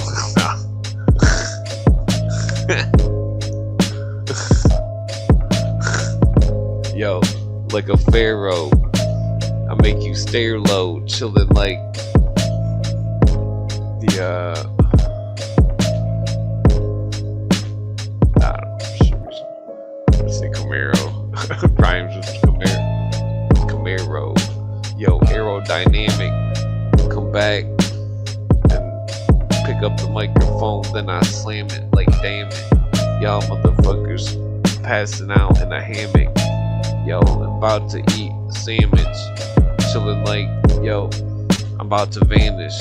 Yo, I'm like Chupacabra speaking Spanish.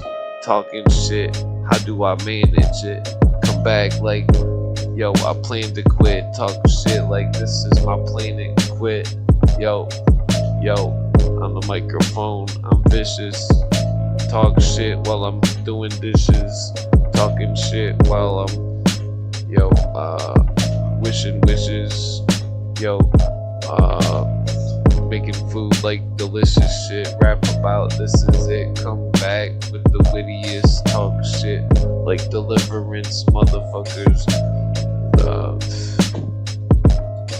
Deliverance. What the fuck rhymes with this? Doesn't make any sense. Deliverance. Rap about deliverance. Get rid of it. Come back with the quickest bet. Then I hit select. Then I hit the start button. You better not start nothing. Y'all no. They rhyme, but it's gonna do.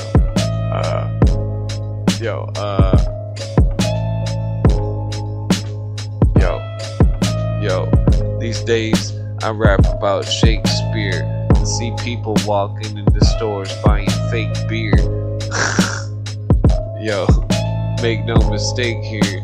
I rap about stupid shit. Come back like a beat, like I'm looping it. Talking shit, why? Cause I'm like Cupid shit. Flying, smoking weed while my brain is frying, chilling like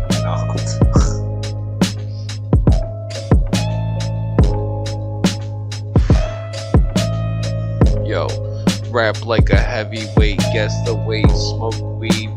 And I levitate, talk shit while I meditate. Smoke weed like I'm chillin' and I don't know.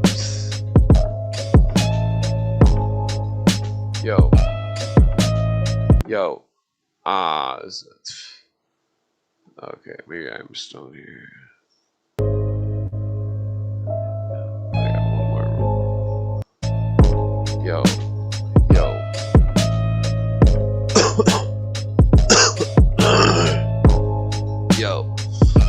Yo, I'm burning, leave you in a cloud of smoke, leave you like you proud of hope, talking shit like wowzers. Yo, motherfucker, talk shit like I'm famous. Yo, I'm about to eat a cookie called Amos, famous Amos. Like, whoa, how can you blame us? I'm talking shit like it's shameless, talking shit like it's engaging. Motherfuckers trying to be making wages, talking shit, turning pages like sages from ancient times. When I make my rhymes, chillin' like these haters chime back, come back like my rhymes back. Talk shit, motherfucker. Besides that, yo, I sit in essence, talking shit, I question, come back like I speculate. Motherfuckers brain retarded like they educated. Back to zero, the hero. Yo, following the imperial, smoke weed and I'm about to eat some cereal. Yo. Nah. Actually, I'm not gonna eat cereal. Damn it, I gotta go to sleep. That was a good rap. Nah. So I guess I still got like fat roads.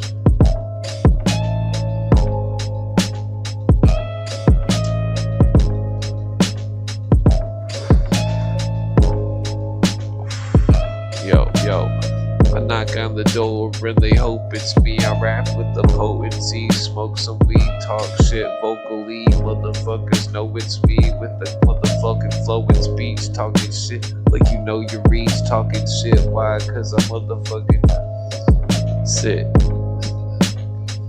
Yo, I sit and reiterate at a different rate.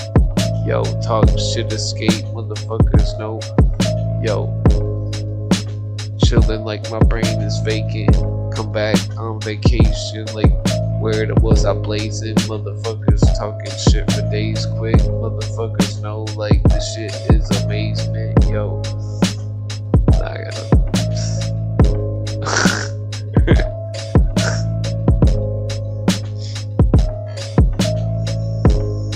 that.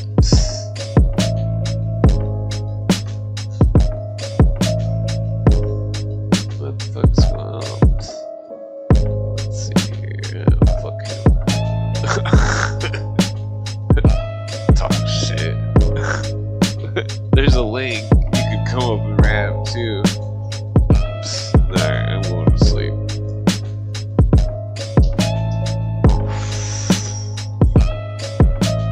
That was all shit that I made up. That was not written or anything. It doesn't mean anything. It's all just rhyme. It's freestyle. Fucking improv freestyle. That's kind of made up or written shit. I'm pretty sure. Alright, I'm going to sleep. Alright, peace out.